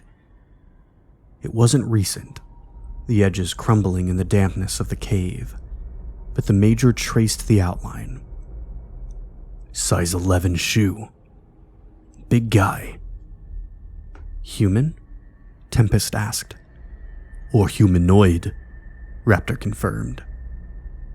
Aegis shivered. Keep moving, eyes up. Sentinel rose, and Tempest took point again. They were close now.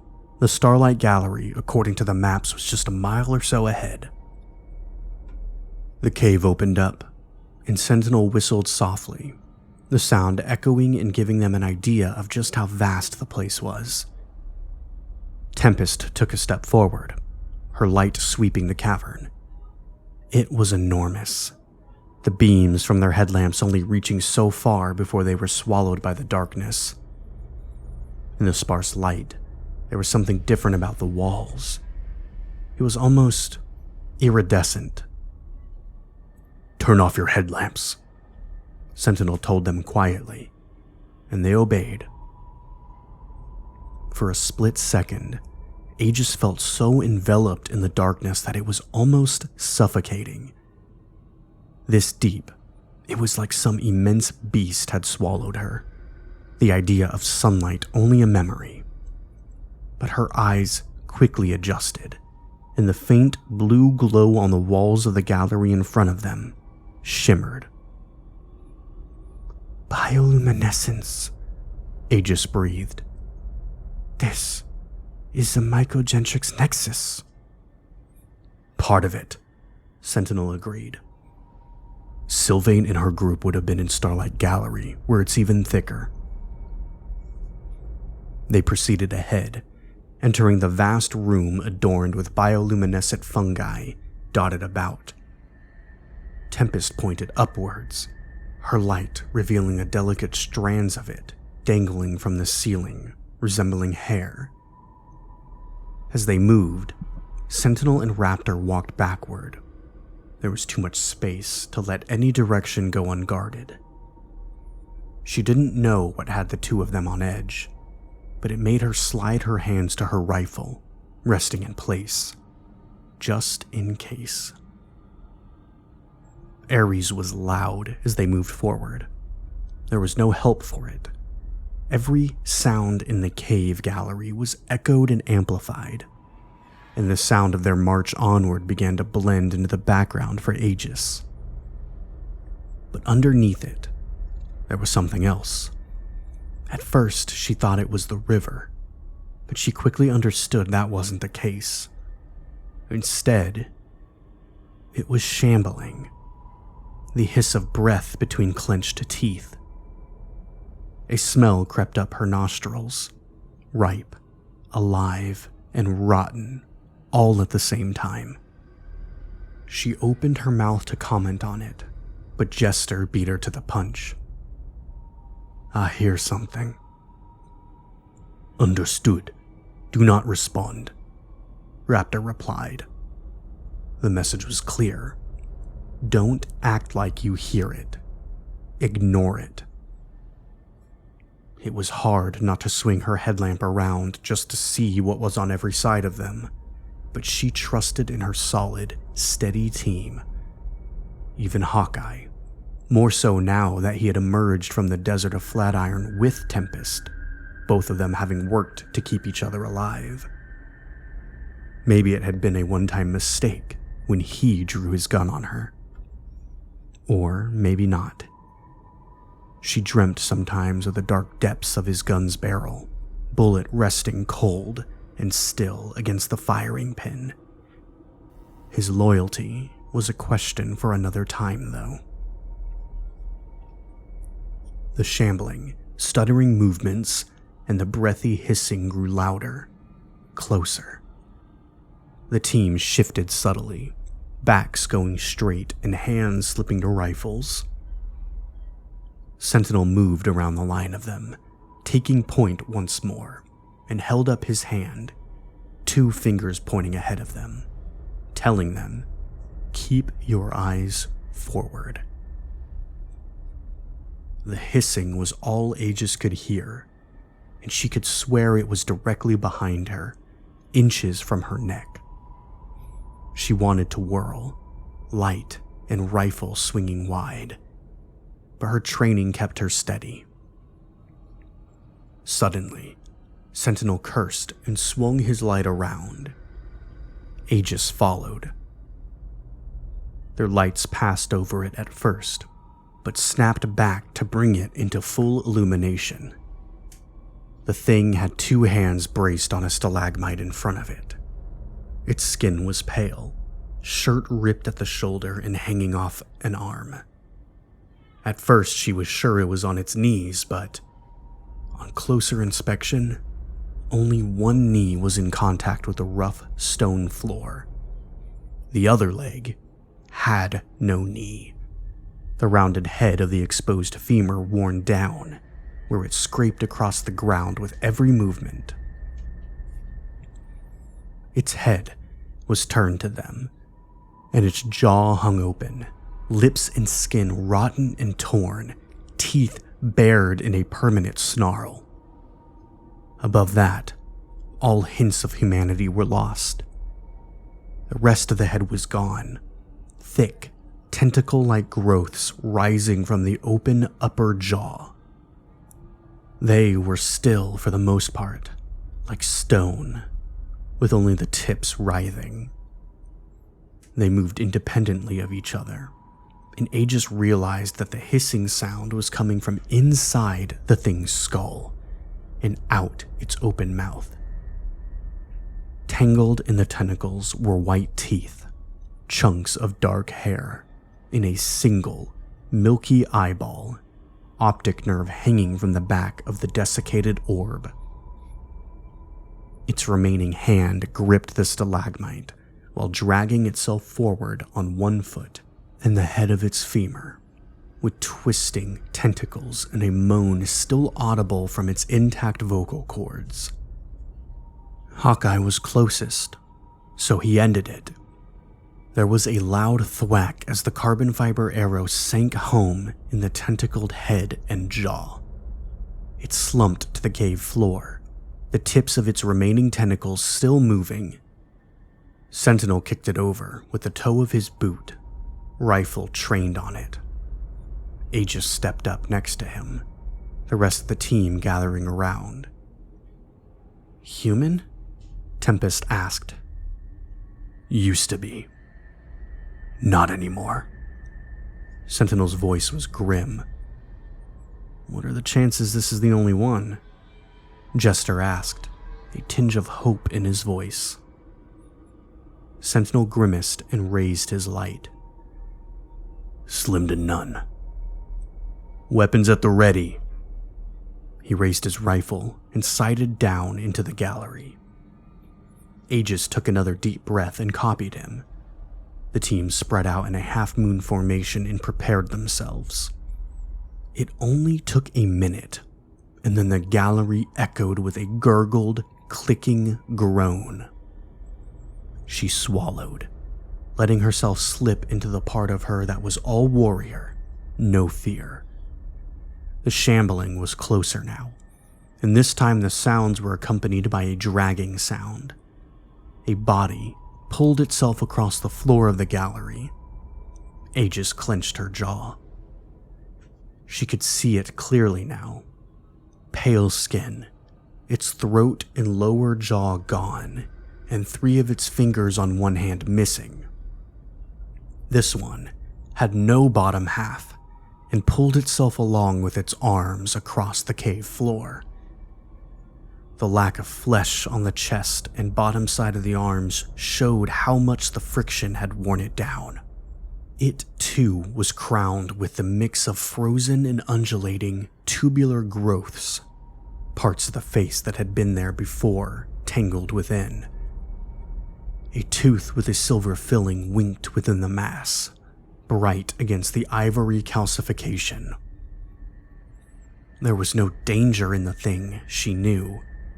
It would have never caught up to them, but Raptor put it down anyway. A mercy more than anything else. Still, the team stayed frozen in place until the hissing moan died with the thing on the cave floor. Jester crouched down to look at the remains in front of him. These bodies are too old to be from Sylvain's team, he mused, pushing it with the tip of his gun. Looks like it's been down here for a month or more. What would have made those things? Tempest asked, quiet. Some kind of infection?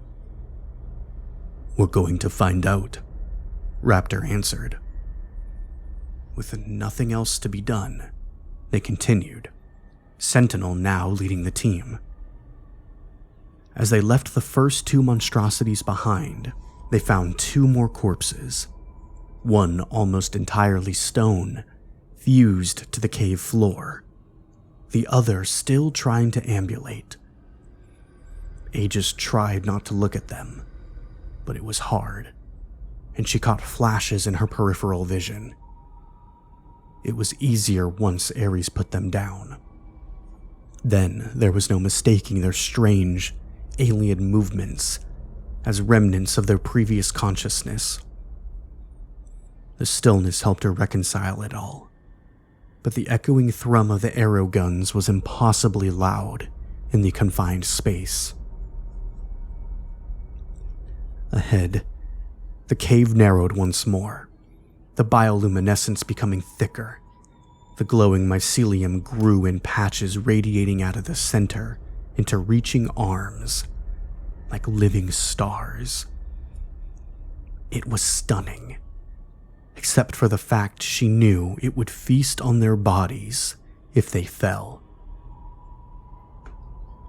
Finally, the ceiling opened up, revealing the true scale of the Mycogentrix nexus over their heads. The thin tendrils became thicker the further up they went, some as thick as her forearm. The same went for the layers on the floor. Sentinel picked his way forward, slow, only the sound of their steps breaking the silence. Tempest was walking through the center of it when it happened. The sudden eruption of light stopped the team in its tracks. A thick tendril lashed around Tempest's thigh, a near-perfect circle of turquoise against the darkness of her body armor, and yanked. Tempest, already struggling, went down. She didn't utter a sound, digging her free foot into the rocky ground and twisting her body as she pulled her blade from her forearm sheath. It sank into the tendril, the soft light guttering before Tempest dug her knee into it for purchase and used the hilt of the blade to break its grip. It let her go, almost reluctantly, and she staggered to her feet. The team immediately moved away from the walls as much as they could, feeling the pressing certainty that even the walls themselves posed a threat now. Tempest stood and took a breath. Okay, that happened. She wiped her blade off on her pants and returned it to its sheath. For what it's worth, it got me off balance, but the grip wasn't tight. I think it was testing us. All right. From now on, we walk single file. Stay in the center. We don't touch anything.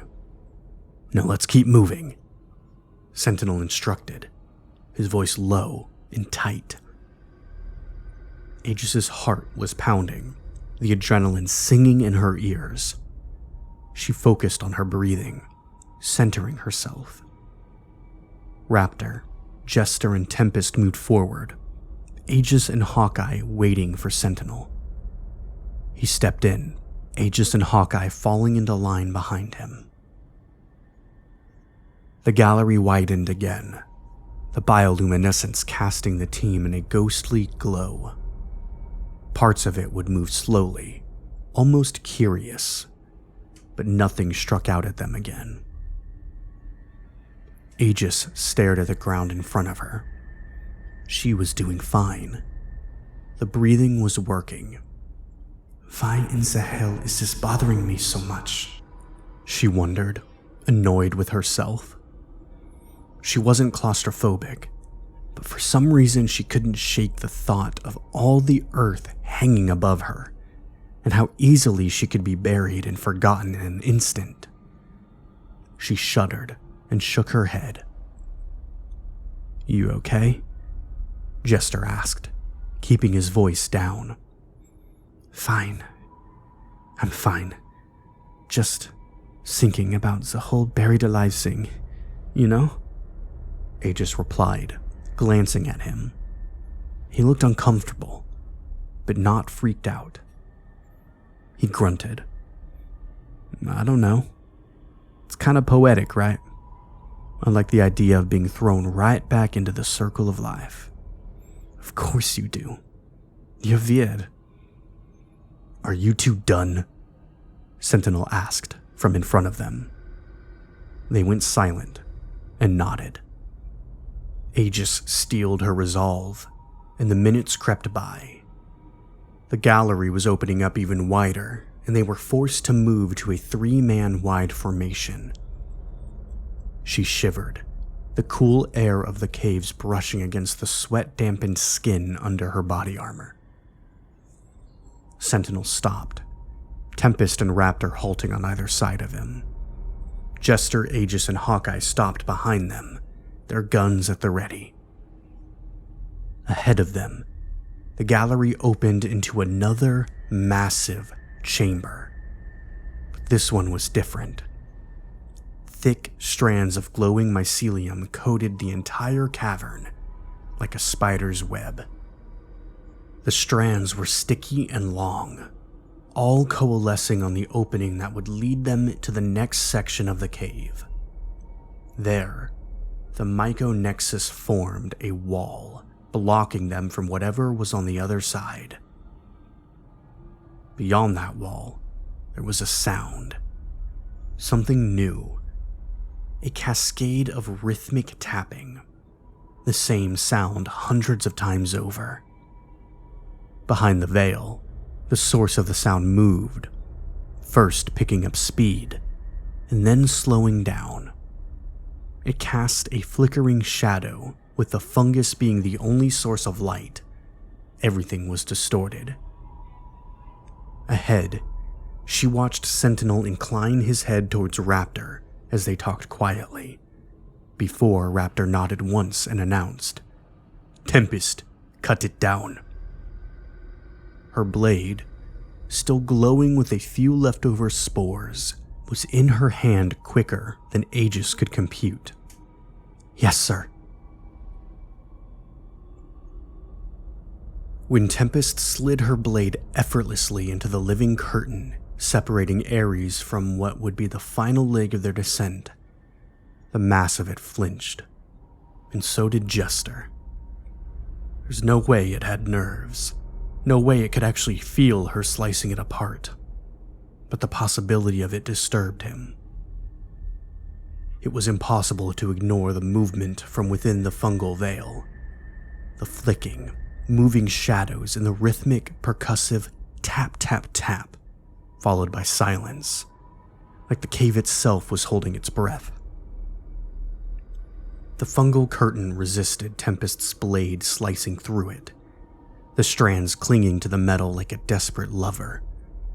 Some of them stretched and snapped, while others fell and draped over her blade.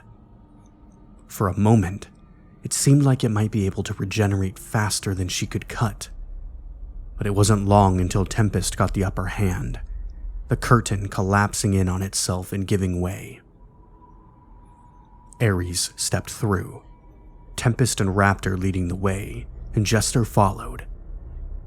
The fungal curtain had fallen to the ground and pooled in the crevices in the cave floor. He was careful not to step in it. Jester's first thought was centered on examining his surroundings in the clinical way that he was trained to do. The cave chamber was enormous, the bioluminescent fungus lining the floor like a plush carpet. What wasn't covered by the mycelium were the massive stalactites and stalagmites. They reached towards each other, some of them touching and forming pillars throughout the cavern. His second thought was wonder. There was a sense of awe at the natural beauty of the space.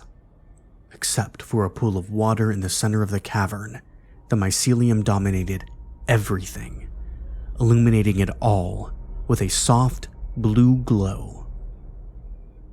The water was still, a mirror surface, and Jester could see the bioluminescence below it, lighting the pool. As it was revealed to them in full, the repetitive, skittering sounds became frantic, and then silent. There was nothing visible, but he had the feeling he was being watched. "We're close," Sentinel announced. "One more rappel at the end of this portion, and then we should be in the Starlight Gallery." Something in his tone made Jester think he didn't have high hopes for finding anyone alive, but he couldn't blame the man. Aries had encountered the walking, or dragging, dead already. Jester didn't think they would be finding any survivors down there. They crossed the glittering cerulean room, and he found himself looking down at the mycelium they were walking through. There were thick, round nodules growing out of the ground, like mushrooms that had never broken through their caps. The ones closest to him were small, no bigger than his palm. Further away, the nodules were larger, the largest ones nearly half his height. "Don't step on those," Aegis murmured. "They remind me of puffball mushrooms." Jester agreed with the sentiment, not wanting to touch them, much less walk across them. But God, was it beautiful. It felt like walking through a dream, the soft blue light playing tricks on his eyes. Jester swore he could see colors shifting and moving in his peripheral vision, but when he turned, it was just the fungus, glowing softly. A white blue that was almost purple, with the faintest hints of green. In another circumstance, another life, it might have been magical. Up ahead, the cavern narrowed again. Sentinel held up his hand, stopping the team, and then pointed forward. Jester followed the line of his finger. In the carpet of fungus beneath them, there were clear divots all the way down to the stone. The carpet was swiftly regrowing, filling in the bare spots, but there was no denying their existence. Something had been moving through the cavern. There was a strange smell, the cool, damp air mixed with a heavy, musky scent that was unlike anything he had ever smelled. One more rappel, one more descent lower into the bowels of the world, and they would have their answer. Were they escorting someone, or hauling a corpse out? Ahead, the cave walls came closer and closer. Jester was becoming more comfortable with it. The slick walls, the dripping moisture. It was still unnerving, and he was never more excited about climbing back out than right now. Sentinel raised his fist, and Aries froze, every one of them instantly on alert.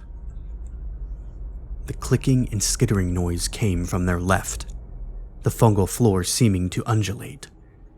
Like a ripple, the fungus in front of them shook and stirred, the glow pulsating. Jester raised his gun, looking for the source of the disturbance. Aries drew into a tighter formation. The fungus moved in front of him, the glow guttering, the mycelium crawling and stretching like something was under it, forcing it upwards. Jester swallowed, the hair rising on the back of his neck, but he never faltered, his aim steady. They waited, tense and unmoving, but nothing appeared.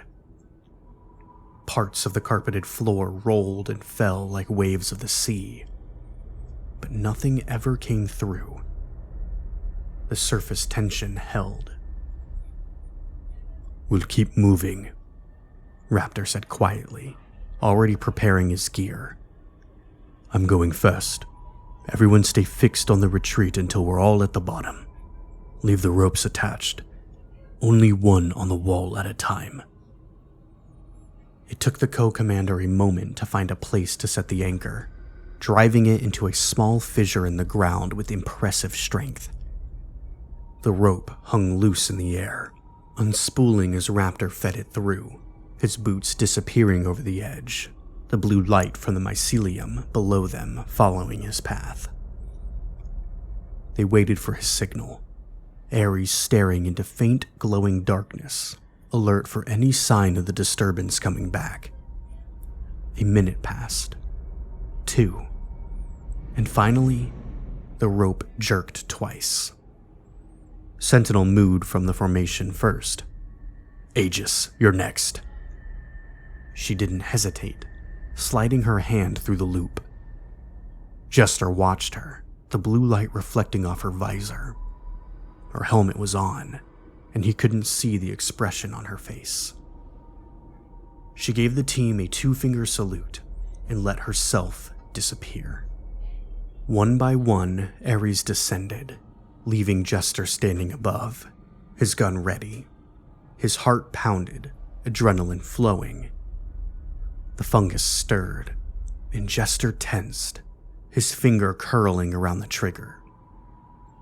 But nothing appeared, and the fungus settled. "Move out, Jester," Raptor called. He spared one last look into the enchanted, nightmarish cavern before he holstered his weapon, put his hand through the loop, and followed the rest of Aries into the darkness. He hated the feeling of being helpless, knowing that if anything came from the top and cut his line, he was screwed. But nothing came. He landed beside Aegis, both of them watching the line above. The others were already sweeping the cave, and once the second-to-last line was secured, Aegis and Jester tucked them in and joined the team. The Starlight Gallery was unlike anything he had ever seen. It was huge, the ceiling towering above them in a rounded dome. The mycelium was as thick as ever on the floor, climbing the incredibly tall walls, but stopping just short of the roof of the gallery. Then, there was the light show. The ceiling itself would appear dark before exploding into a sequence of bright, pulsing bioluminescence. Small, fist-sized bits of it would light up, blazing and fading, dozens of them at once. Hundreds of living stars, almost invisible tendrils connected them, before they blinked out and became dark once more. Starlight. This was their final frontier in the cave. If Sylvain or her team were alive, they would be in this massive gallery. "Full sweep," Sentinel commanded quietly, and the team split off. Jester followed Tempest, Raptor, and Aegis. They worked in perfect sync, covering ground quickly. It was otherworldly, a once-in-a-lifetime thing, but they didn't have time to admire it. They cleared the first half of the gallery in an hour, returning to Sentinel, who had posted up at the far end. Hawkeye was the only one unaccounted for, finishing up the back portion. "Anything?" Jester asked. Sentinel's head was tilted back, looking at the ceiling and its starbursts. He shook his head, tearing his eyes away. "No." He paused and sighed. "We're..." A heavy thrum of one of the arrow rifles sounded in the deep. Tempest, Raptor, and Jester sprinted, Sentinel after them. The gallery was huge, and it took a solid minute for the team to reach the sniper, their boots pounding on the rock floor. Finally, they reached the back fourth of the gallery. Hawkeye stood, arrow rifle in hand, looking unbothered. At his feet was another one of the shambling corpses, an arrow through the eye and exiting the back of the skull. This one was more complete than their earlier ones. Newer, less calcified. Jester could see patches of brown skin on its limbs and face. Ahead of them, seated on a raised outcropping of rock about waist high, was Dr. Esme Sylvain. A dirty, silver-brown braid hung over one shoulder, and her gray jumpsuit was dingy but intact. In fact, she didn't look nearly as haggard as Jester had expected, and there was even a pair of oversized oval glasses perched on the bridge of her nose. Her hands were folded neatly in her lap, and she looked up as Aries approached, her eyes moving over each member. She was silent, but the rest of her team wasn't. Dr. Sylvain employed some of the most brilliant minds in their respective fields, Jester remembered. But to look at them now, no one would know it. The other 5 of her team members were in varied states of decay and calcification, some still on their feet and swaying as if to some silent melody. Others were prone, fingers lazily dragging at the ground, fingernails in splinters. None of them advanced. None of them reacted to the newcomers. They were puppets, with their strings cut, waiting to be moved. "Dr. Sylvain," Sentinel started, his voice steady. Aries was composed, not a single one of them showing any shock at what they were seeing. At this point, the shock response has been pulled out of all of them. "Thank you so much for coming." Dr. Sylvain's voice was a rough whisper, like she had been shouting her entire life and only just now decided to take a break. "I don't know that I could have climbed out of here on my own. On the descent, I kept thinking, this feels much tougher than it has before. I must be getting old." Dr. Sylvain inclined her head. "You know, I've had a lot of time to think down here. Did you know the caves are older than the mountains they're in? You would think the opposite would be true, but it's not. They're older." Dr. Sylvain looked up, blinking. "I think they're older than us, too." The commander ignored the oddly casual, nonsensical turn of the conversation. "Doctor, are there any other survivors?" Sentinel asked. "Survivors?" Her eyes scanned the swaying, scrambling remnants of her team. "No. No, not anymore. I'm sorry, ma'am. We'll debrief you once we're on the surface, but for now, we need to move. Dr. Sylvain smiled, and it was a little manic. Jester recognized the look of someone who was either still riding a wave of adrenaline or had crashed and was running on fumes.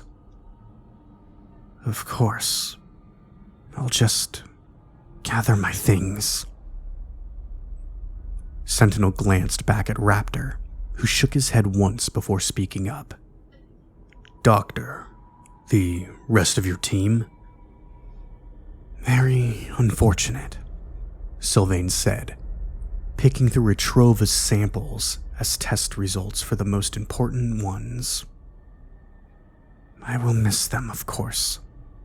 Very capable, all of them. Then she looked over her shoulders at Aries. But unless I'm mistaken, you're Umbral's dogs, right? Which means I'm about to be taken captive.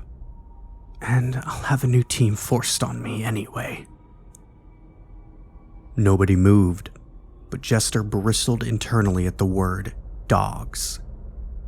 She wasn't wrong, but damn. Did she have to be so antagonistic from the jump? Out of all of Aries, Raptor wasn't the one she was going to be able to talk circles around, though. I meant what happened to them, why they aren't attacking, and why it didn't happen to you. Sylvain turned fully now, lips pursed, fine lines bracketing her mouth. It would be too much to explain. Didn't you say you were in a hurry? We have enough time for that. Fine. She resumed her packing, but kept talking. Are you familiar with the mutualistic relationships in ecology? Aries was silent, so Sylvain continued. Take the bullhorn acacia tree and the acacia ant, for example. The tree provides the ants with food and shelter, and the ants provide the tree with defense. She waved her hands at calcified figures. That's vaguely what happened to them. I couldn't stop it. They aren't attacking because the myconexus hasn't taken over enough to ambulate them. But it will with a day or so. Sentinel sighed. Doctor, we're wasting time. Yes, of course. I apologize. The fungus has a sort of symbiotic relationship with the cave. It's an anaerobic fungus. There's no photosynthesis, no need to absorb light, and it needs energy from somewhere. So, it has to live alongside the organisms that can feed it and provide this energy, she amended. The cave isn't dead. It's alive. These bodies, they're not dead. The fungus, the cave, is living within them, using them. They aren't alive anymore, but they aren't dead either. Not really. Until they're fully consumed. Jester felt the annoyed but begrudgingly accepting energy rolling off the squad leaders. But before they could accept the explanation, Jester still wanted a question answered. But you said the ants provide defense. These people aren't doing anything. They aren't defending the cave. She was too far away for him to see her roll her eyes, but he was sure it was happening. Of course not. They are the food the myconexus provides the... Well, it doesn't have a name yet, but I've been calling it the mycolopendra, which is the defense. It's a sort of centipede that dispatches intruders. The fungus digests the organic matter of these intruders, usually smaller creatures like cave crickets and salamanders, while also ambulating them to spread spores. The specific fungus that grows from these bodies is packed with nutrition, which the Mycolopendra then ingests. Simple. He was locked on, and he wasn't letting go. A childhood phobia of arachnids had made him research every creepy bug possible, and her made-up name for the defense was all too familiar. Mycolopendra? As in a play on Scolopendra? Sylvain stood straight, crossing her arms and nodding. Yes, exactly. Got a sharp mind under that helmet, To answer the last part of the question, I've been dosing myself with ivermectin since 2 weeks before the descent. It made me useless as nutrition for the centipede, which was the goal. But the Mycongentrix itself wasn't deterred. Clearly. Sylvain, wiping her hands on her coveralls, stepped away from the outcropping and into the brighter lights of their headlamps. Her face, previously in shadow, was illuminated fully. Beneath her skin, Mycongentrix spidered outward, lighting up in exploding starbursts in perfect time to the fungal network on the ceiling above them. Aries was moving, so subtly it would be difficult for anyone to notice, tightening their formation, sliding their hands into position on their rifles, readying themselves by small degrees. "You've been compromised." Raptor's tone was bitter. "Oh, this?" Sylvain cupped her left cheek. "It's nothing to worry about. I assume it will die off once I'm out of the system. For now, though, it's harmless." "For now," Jester repeated. His jaw was clenched, his teeth grinding. "Oh, you can relax. I'm not contagious. I haven't tried to transfer it. I have no interest in making it spread. It's difficult to explain." "That's your job," Sentinel said. His hand hovering over his weapon. Once we're topside. "How delightful," Sylvain drawled. "When do we leave? I assume you dispatched the Scolopendra on the way in, seeing as how you're all in one piece." "No." Sentinel's voice was clipped. In the white light of their headlamps, Sylvain's eyes went round behind her glasses. "Oh, that means..." To the right of the team, the shimmering blue of the fungal carpet exploded, and a thing of nightmares crawled out. Jester remembered the Scolopendra pictures in his books from when he was a kid, and what flowed out of the hole confirmed that Sylvain's portmanteau for the creature was right on the money. It was enormous, easily 10 feet long, and as big around as a tire. Its segmented body was covered in an armor-like exoskeleton, colored the disconcerting white-pink of all subterranean fauna. The first segment emerged with an uncountable number of legs, each foot tipped with a sickle-shaped claw. As it pushed through the fungal barrier, a thick, writhing tail followed. A deadly set of pincers curled inward, and then 2 large antennae lifted from the front, curved and reaching for Aries. It was impossible for something that big to move that fast, Jester thought, but it surged forward in a blur. "Scatter," Raptor commanded, and the team broke, scattering in the open gallery.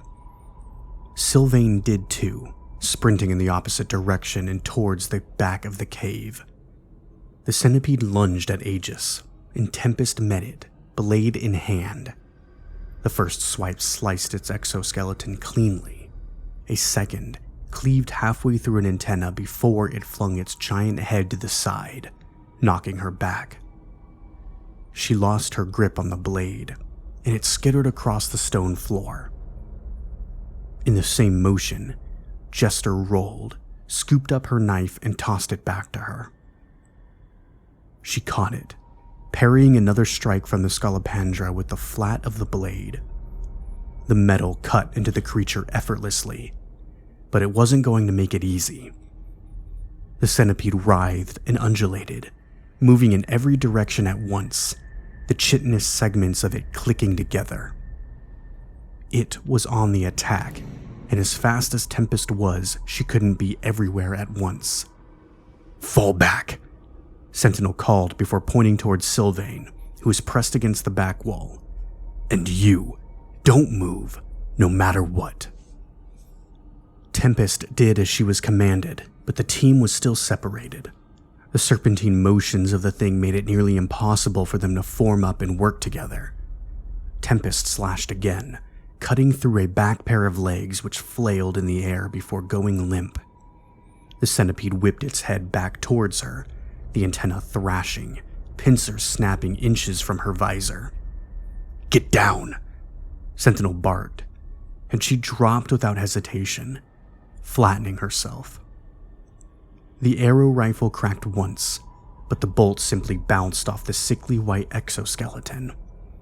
It whipped its head back and forth, and Jester could swear he could hear the thing screaming, a piercing sound that was too high for them to hear, but was vibrating against the walls of his helmet.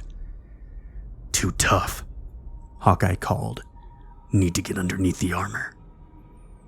Sentinel reloaded, shockingly fast, and fired again. This time the arrow found the crease between two of the segments and buried itself deep in the flesh beneath. The centipede arched backwards, stunned, and the team took the opportunity to regroup. Tempest, breathing hard, rejoined them, wiping her blade off on her uniform. Aries was centered now, moving like a well-oiled machine. "Good shot," Raptor complimented. "Not good enough. Wasted a damn bolt on the thing," the commander inhaled, thinking, the team looking expectantly at him.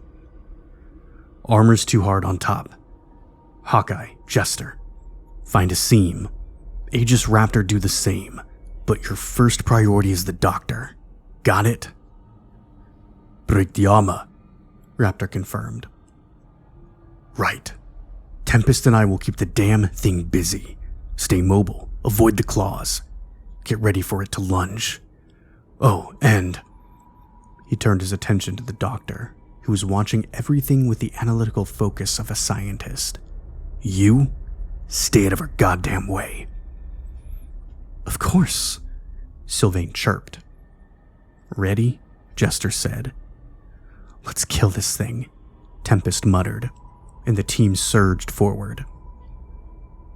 The Scolopendra screeched and shook its massive head, but Sentinel and Tempest had drawn its attention, darting around with their rifles and blades, moving its bulk in order to find a weak spot.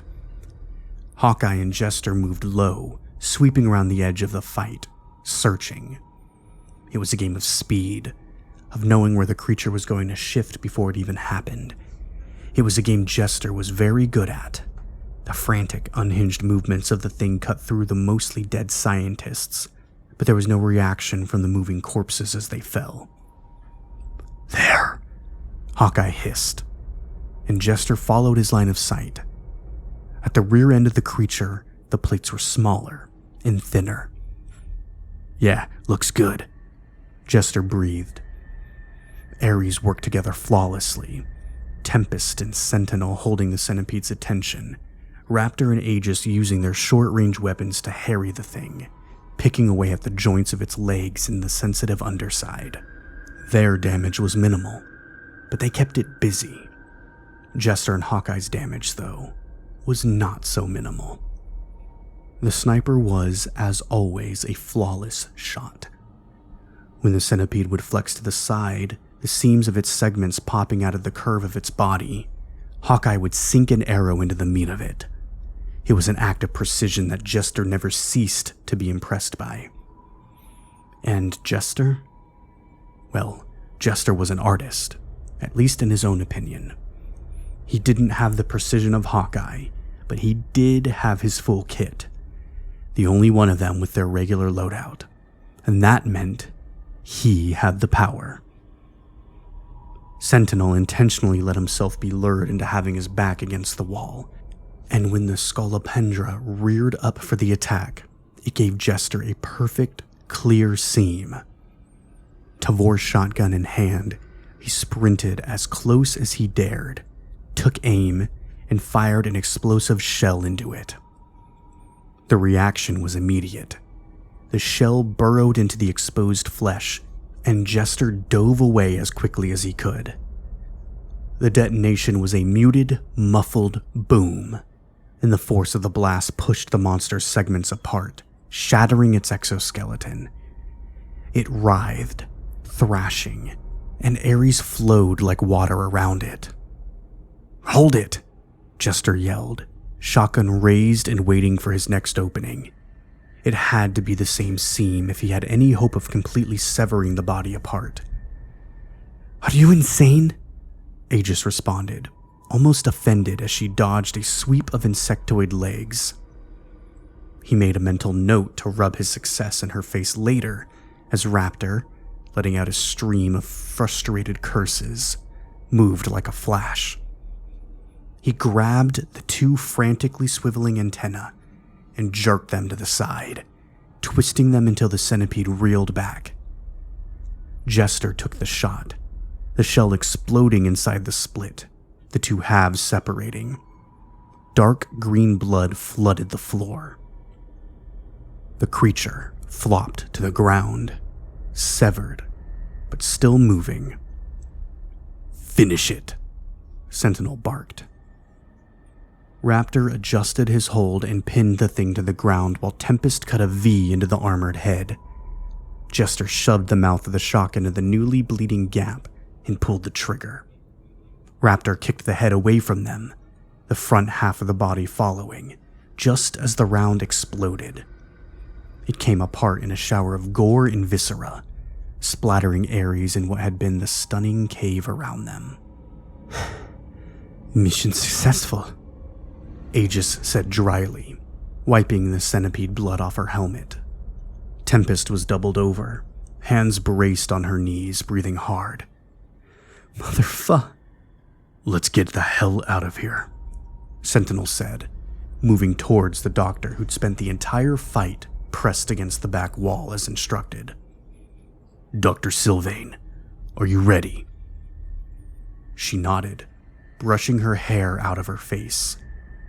"Yes, but first, if I may, I'd like to take a sample." Sentinel grabbed her elbow and began propelling her towards the exit. "You may not." Jester snorted. "Might as well let her," Tempest panted. "We're already covered in it, and you know how Umbral is about their samples. If she dies before we get out of here, then Brighton will have a field day with it." The doctor was unruffled by her hypothetical demise, taking her samples and finding a way to fit them in the small pack Sentinel was allowing her to take. "One more thing," Raptor asked, scanning the downed bodies of the scientists before eyeing the doctor. "Just for the record, you knew these centipede things were here, but didn't think to give your team the same precautions as yourself too. Why?" "I wasn't sure if it would even work."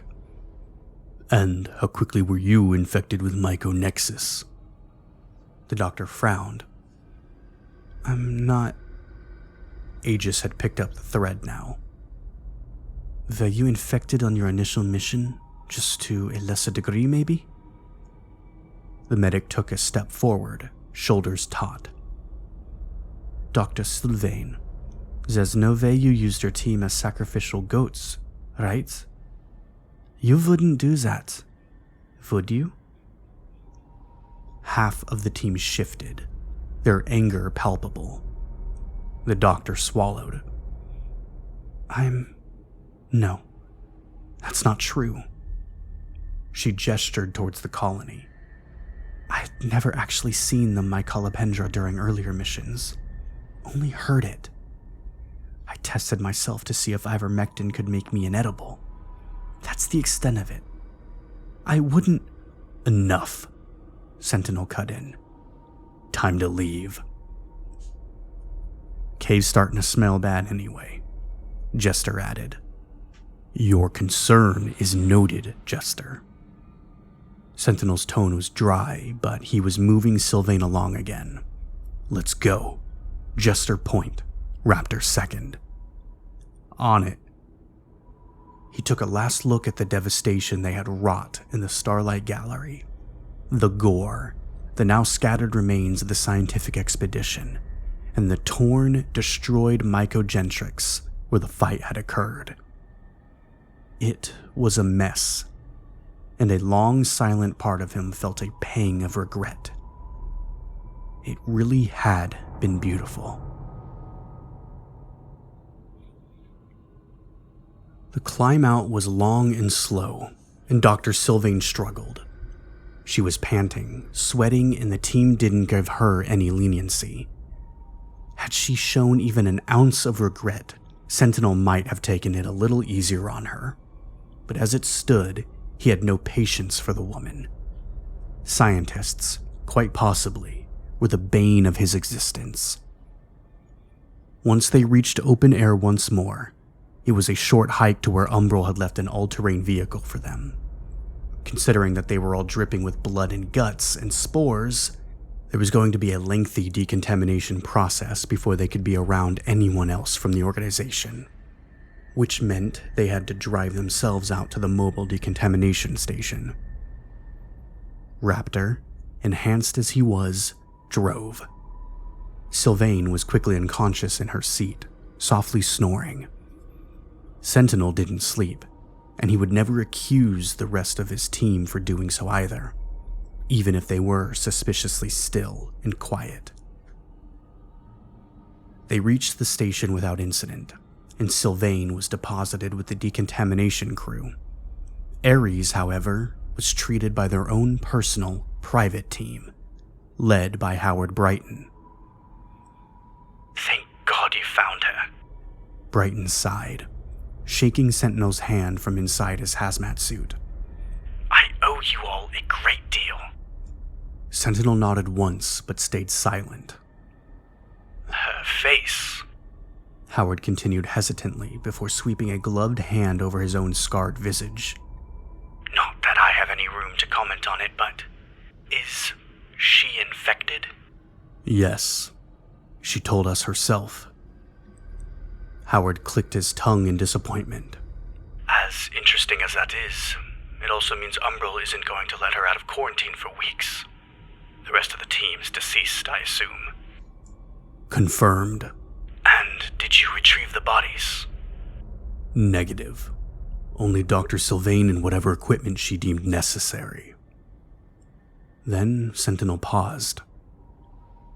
Dr. Brighton, if you had been given the choice to save the other researchers at Viridian, or have Chimera intact, what would you have chosen? Through the plastic of his face screen, Sentinel could see the smaller man go pale. What prompts that question, Major? Curiosity. He watched Howard's eyes scan the small clearing they were in. All the workers brought in for the decontamination protocol milling around like ants. I'd like to say I'd save them, Major. That's my answer. But Chimera is beyond value, you understand. It would not be an easy choice. He isn't sure, Sentinel thought. He wants to believe he's a good man, but he isn't sure. Ahead of the two of them, the rest of Aries was stripping off their armor and gear, bagging it for burning or sanitizing. Tempest argued with Hawkeye, who finally handed him her blade to be bagged. Aegis was holding one of Raptor's hands, brows drawn together as she examined a particularly nasty cut that had managed to get through his glove. Sentinel could see the fiery red of Jester's hair inside the decon pod, the rest of him obscured by mist. Sentinel's chest felt tight. The memory of a brilliant young Russian swept across his consciousness. He would never let them come to harm to save his own skin. Maybe it made him an outlier. But to Sentinel, that was nothing new.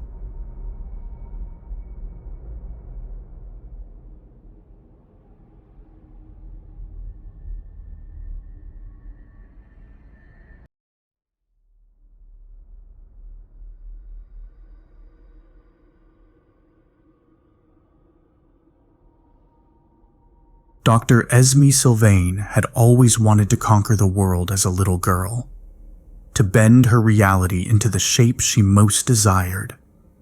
Parentless and powerless, those dreams of ruling drove her forward. As she grew, Sylvain learned that control was not an absolute thing. She would never reign over the corporations that had orphaned her, or have armies at her fingertips. No. Those were fantasies. Silly. Impossible. But Sylvain learned something else instead. Something even more important. She learned that the heartbeat of the world wasn't the thundering roll of tanks or the roar of a city burning to the ground. No, it was the immortal fibers running beneath the ground. Down low enough that the dirt was still pure, untouched by the poison of humanity. There, in the lifeblood of the earth, the vessels of it all, that is where she would find true control. She found her first foothold in biology, and as she flourished, Esme began to feel the pull of mycology stronger every year. She was undeniably brilliant, and Purdue paid for her schooling, hoping that she would remain with them once she graduated. Governments rose and fell. Mega corporations started wars, lost them, and started them again. The entire time, Esme Sylvain never looked up from her work. Her focus was singular. Her work, her research, it was her reason for existing. She discovered the myconexus completely by accident, in the belly of the planet, searching for something else entirely, a strain of mushroom that only grew when there was no light. Sylvain had pushed her team deeper and deeper into the Suli cave during that first mission, all of her samples tainted with something extraordinary, something she wanted to find for herself. And then, finally, after a grueling crawl through the pressing darkness, there was a light. Blue, fluorescent, and shimmering like the heart of a star. Alive. Sentient. The myconexus. She remembered the first time she had perceived it, looking up at the gentle flashes of the mycelium clusters like so many neurons firing. It had spooked her team, and they had quickly fled, donning respirators and full body suits before returning. Sylvain followed suit, not wanting to play her hand just yet. But when the others were asleep, she would go barefoot and barehanded and sit in the hollow cavern and simply breathe. For the first time, Esme Sylvain was home. It only took a few years after that first encounter to realize how truly powerful the myconexus could be, how useful it could be to the world, a true hive mind. The myconexus was something wholly apart, pure, and she had reached just one small tendril that stretched down into the heart of the network. When she emerged from Suli Cave the first time with her team, Sylvain had felt that she left part of her soul behind. That maybe when she would lay and breathe there inside of the glow, the molecules of her body shedding, skin cells and hair and the moisture of her breath, were incorporated into the hive. That maybe part of her was flowing through the vascular system of the deep earth, even as she walked on top beneath the sun and sky. Her and her team's research was brilliant. Megacorporations like Umbral and Volga had been after her for years, blank checks in their hands. When she emerged from Suli with the news of the Myconexus, though, their interest was tenfold, 100-fold even. Umbral was especially desperate, but Sylvain's distaste for private sector research was too high. The universities she worked for were all that she needed, and she never had to be beholden to a company that would suck the world dry just to get ahead. Her visions were much more grand. Over time, the attempts to bring her under their control became more and more aggressive, brutal and disorganized at first, then surgically precise. At first, she couldn't figure out what had changed, but then gossip began to flow through the biologist community. Emails, water cooler conversations, texts. The news flowed through the social circles until it finally fell at the decidedly unsocial Dr. Sylvain's feet. Umbral had acquired exobiologist Howard Brighton. He had been believed dead after the explosion at Viridian Labs, an independent laboratory that had only recently become an Umbral subsidiary. She knew the man, knew that his interests were outside of the Earth's atmosphere rather than beneath its surface, but he was a highly competent scientist.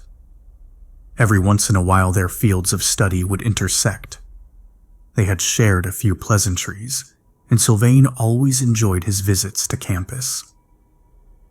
Something that Brighton was working on with Umbral could benefit from Sylvain's expertise, she assumed. Too bad. Sylvain had more important things to do. Her team made a few more trips into Suli Cave, never pressing deeper than their initial trip and always leaving in one piece. They recorded the sounds and one snippet of video of the giant insectoid living in symbiosis with the Myconexus. From what Sylvain could tell, the thing had some sort of neuroelectronic interface with the colony that seemed to understand it in a way. Symbiosis. The enormous arthropod hadn't harmed anyone on her team who had entered the chamber so far, but Sylvain couldn't let herself feel any sense of safety around it. Her final trip was set to go much deeper, to the heart of the Myconexus, to discover how vast it really was. She missed the colony terribly when she was away, and wanted nothing more than to see its true form, to discover the breadth of its sentience. She didn't know how, but as soon as Esme clipped into the rope to descend into the darkness, she knew something was amiss, a creeping sense of dread, so understated that she brushed it off as nonsense, adjusting her glasses and remaining stoic. Her research was the only thing that mattered now. It took hours to reach the deep chamber where the Myconexus lived, her team filling the silence with nervous small talk. The tension in the air was thick. Esme herself felt unsettled, but she kept it quiet. That night, when everyone else slept on raised cots, Sylvain instead lay on the ground, running her fingers through the grass-like carpet of the Myconexus, waiting, hoping it would show her just how intelligent it really was. She must have fallen asleep because in her dream, the Myconexus whispered to her. It didn't speak in words. It's a language as old as time, and Esme didn't need to understand it to know its intent. It showed her its future.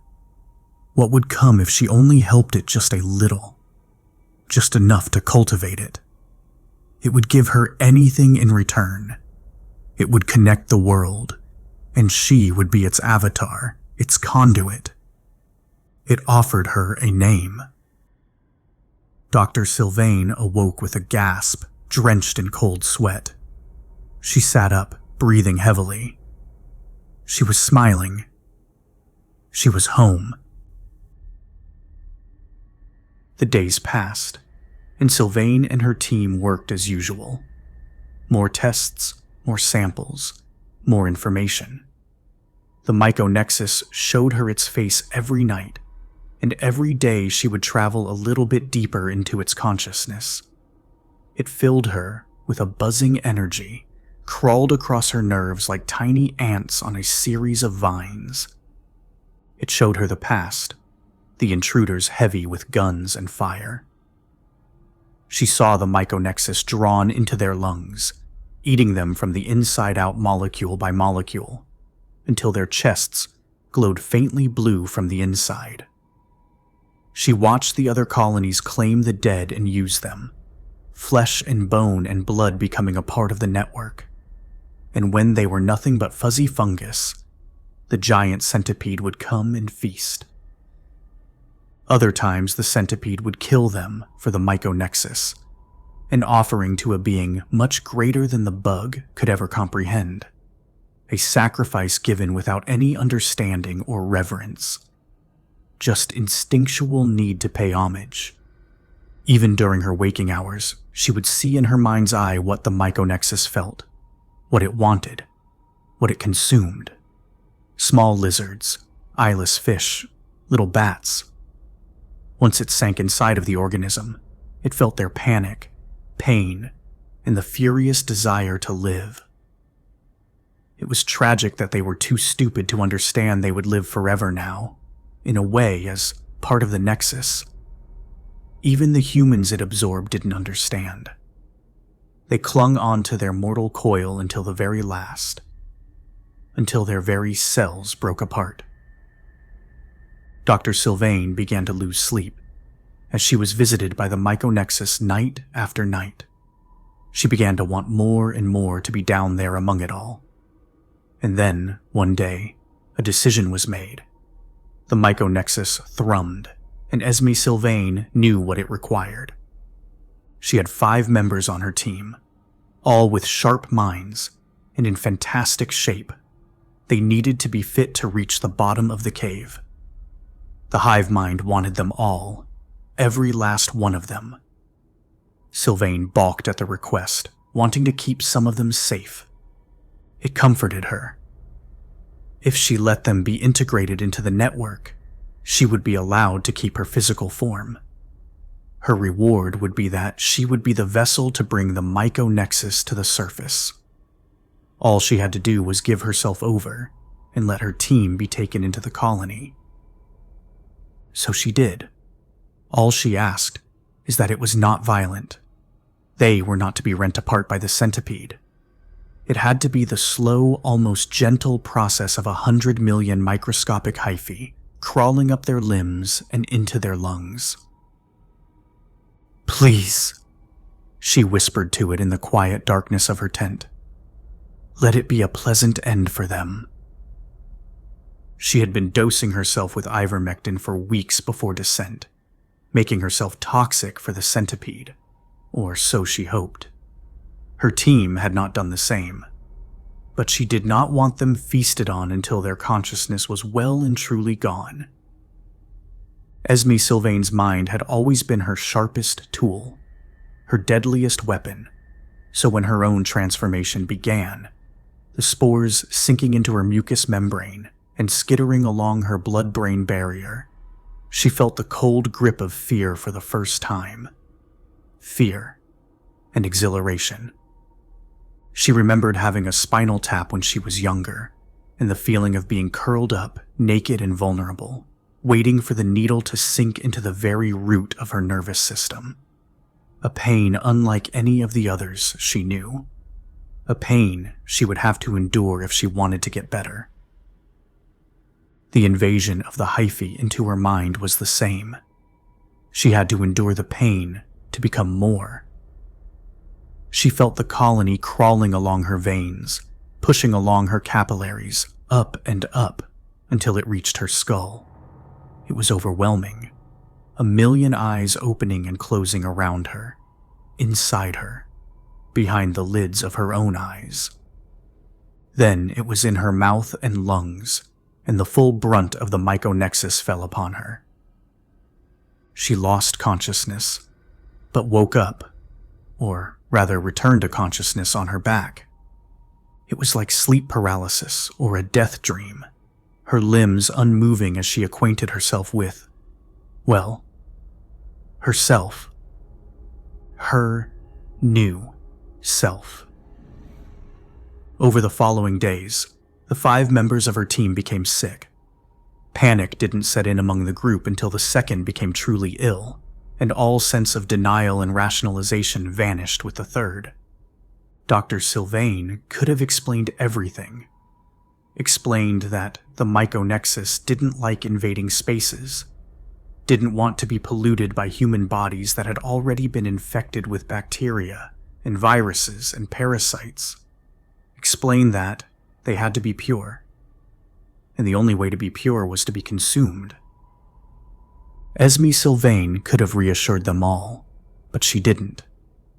As they suffered and died, she sat in the glow of the colony, breathed deeply, and descended into madness. She was falling and shattering, her neurons spreading and coursing through the veins of the earth, all of them completely aware. She was as many as the number of atoms in the universe, but at the same time as one as a drop of water in an ocean. She was alone. She was in company. She was so completely alive. She had never truly been alive before. Sylvain devoured a rotting red fox. She poisoned a school of fish in a shrinking lake. She grew in a lab, separate in a million sterile petri dishes that had been so familiar to her in her first life. Encapsulated, swallowed, and fought bacteria from inside a body. She returned to the water, to the earth, to the world, over and over and over again. She grew and died, and grew and died, and grew and died. Died. She died. Esme Sylvain died, and with a shuddering, desperate breath sucked into her human body, she was reborn. The new Esme Sylvain observed her face in the small, compact mirror one of her biologists used to shave in, and felt no shock. Beneath the pale skin of her face, myconexus stars bloomed. Dark blue, spider webbing crossed her cheek to her temple, flashing in time with the rest of the myconexus around her. Dr. Sylvain smiled. Her team was in half-death around her, mobile but mindless, when she heard the first sounds of battle beyond. Someone had been sent to retrieve her. She was a priceless asset after all, and soon she would be returned to the surface. Placing her glasses back on her face, she settled and waited. The figures appeared through the gallery, clad in violent black and carrying individual arsenals on their bodies. They were masked, separated from the world, apart from it all. "Dr. Sylvain," the tallest one said. Her smile was slow, the first expression she had made in days. Just like that, she was Esme Sylvain again, or at least a perfect facsimile. "Thank you so much for coming,"